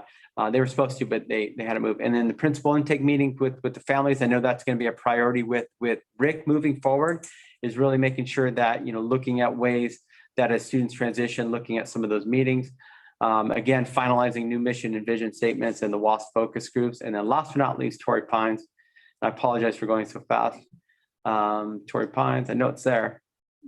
There we go. Again, readiness days. Since the freshmen who are now sophomores, some of them may not have been on campus, again, making sure sophomores are a priority and welcoming those students, really utilizing their link crew. Student voices is going to be part of their student connectors time. Mr. Copo really wants to establish TV as part of the school culture and really start to message and brand stuff throughout the school, make sure that they can push out information. And then as far as staff in service, SEL best practices, developing a new mission and vision, and then creating school learning outcomes, which are SLOs. And I apologize for all the acronyms tonight. I will make sure I provide the board with an update of the most up-to-date acronyms. And I might even make an acronym for that document. So, and then MTSS resources. So those are some of the things, high level. But I want the community to know that we are planning, we are thinking, and we are looking forward to welcoming all students back in August. Next time, Mark, again, like Mike said, if we could get it on the website and then we could get parent input on this, Perfect. is that, we see this, but then the parents don't get to see it because it's not in our packet. And that's unfortunate. Yeah, and I'm not finished yet, is that if you could also put the phone numbers of the foundation and any phone numbers they need, next time it goes on, so the parents can just look and go, oh, okay, I'm gonna get involved. That would be great. Thanks. absolutely, I appreciate that, Miss Vera. And so one of the things you bring up that I really want to emphasize, that if they have a question about their student coming back to campus, to please reach out to their site administrator, because their site administrator will have much more detail than I provided you tonight. That would be my number one recommendation. Okay, thank you. So quick question. Sure, go ahead. Because this is an extra special welcome back experience in year for our students, is there a budget for us to provide like a DJ or I don't know, like balloon arch or whatever?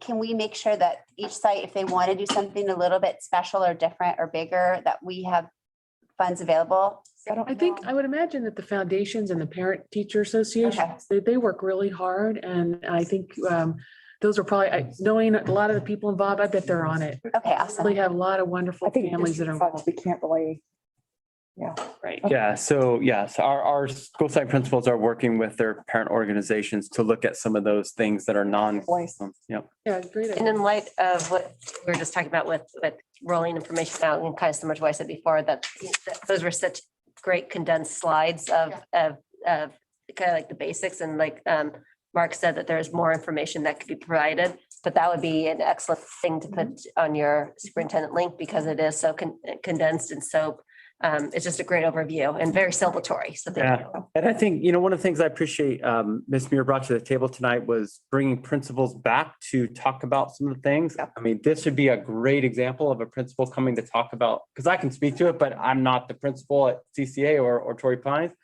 And as well as like special education, I think it would be great to, so I really appreciate that comment tonight, because I think that would be important so we can see how it's being implemented at sites.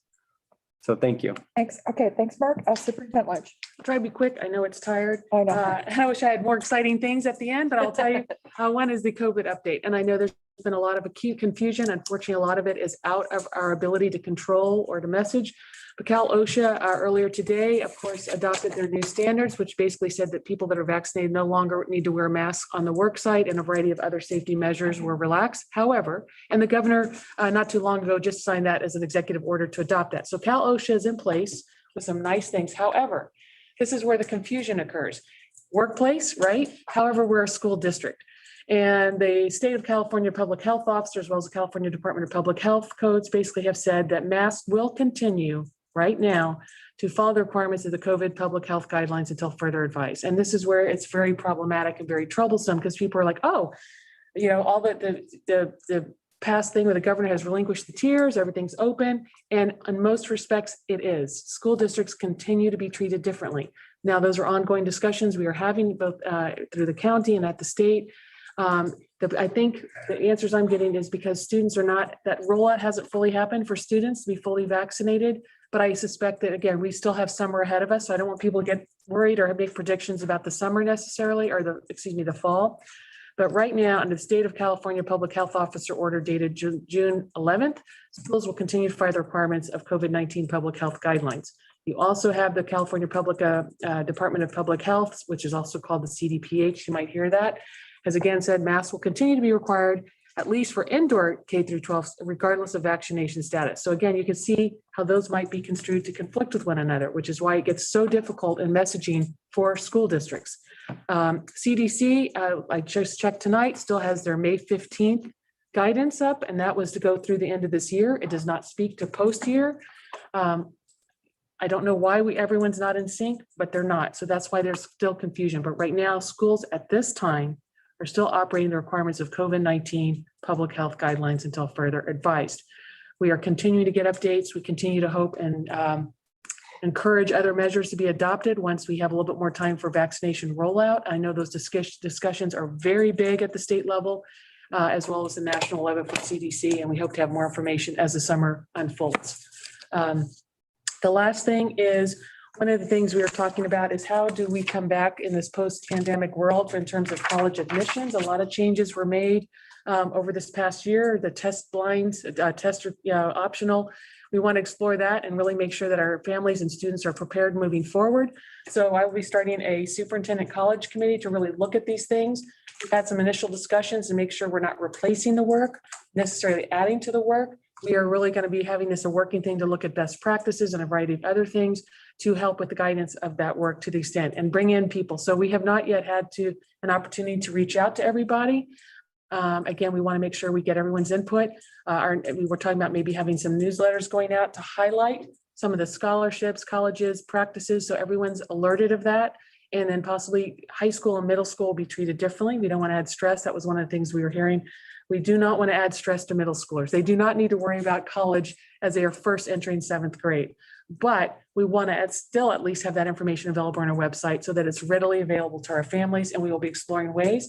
We've already made some initial contacts with the UC Regent representative and others to bring their expertise and share some of the developments and best practices so we can take a look at those.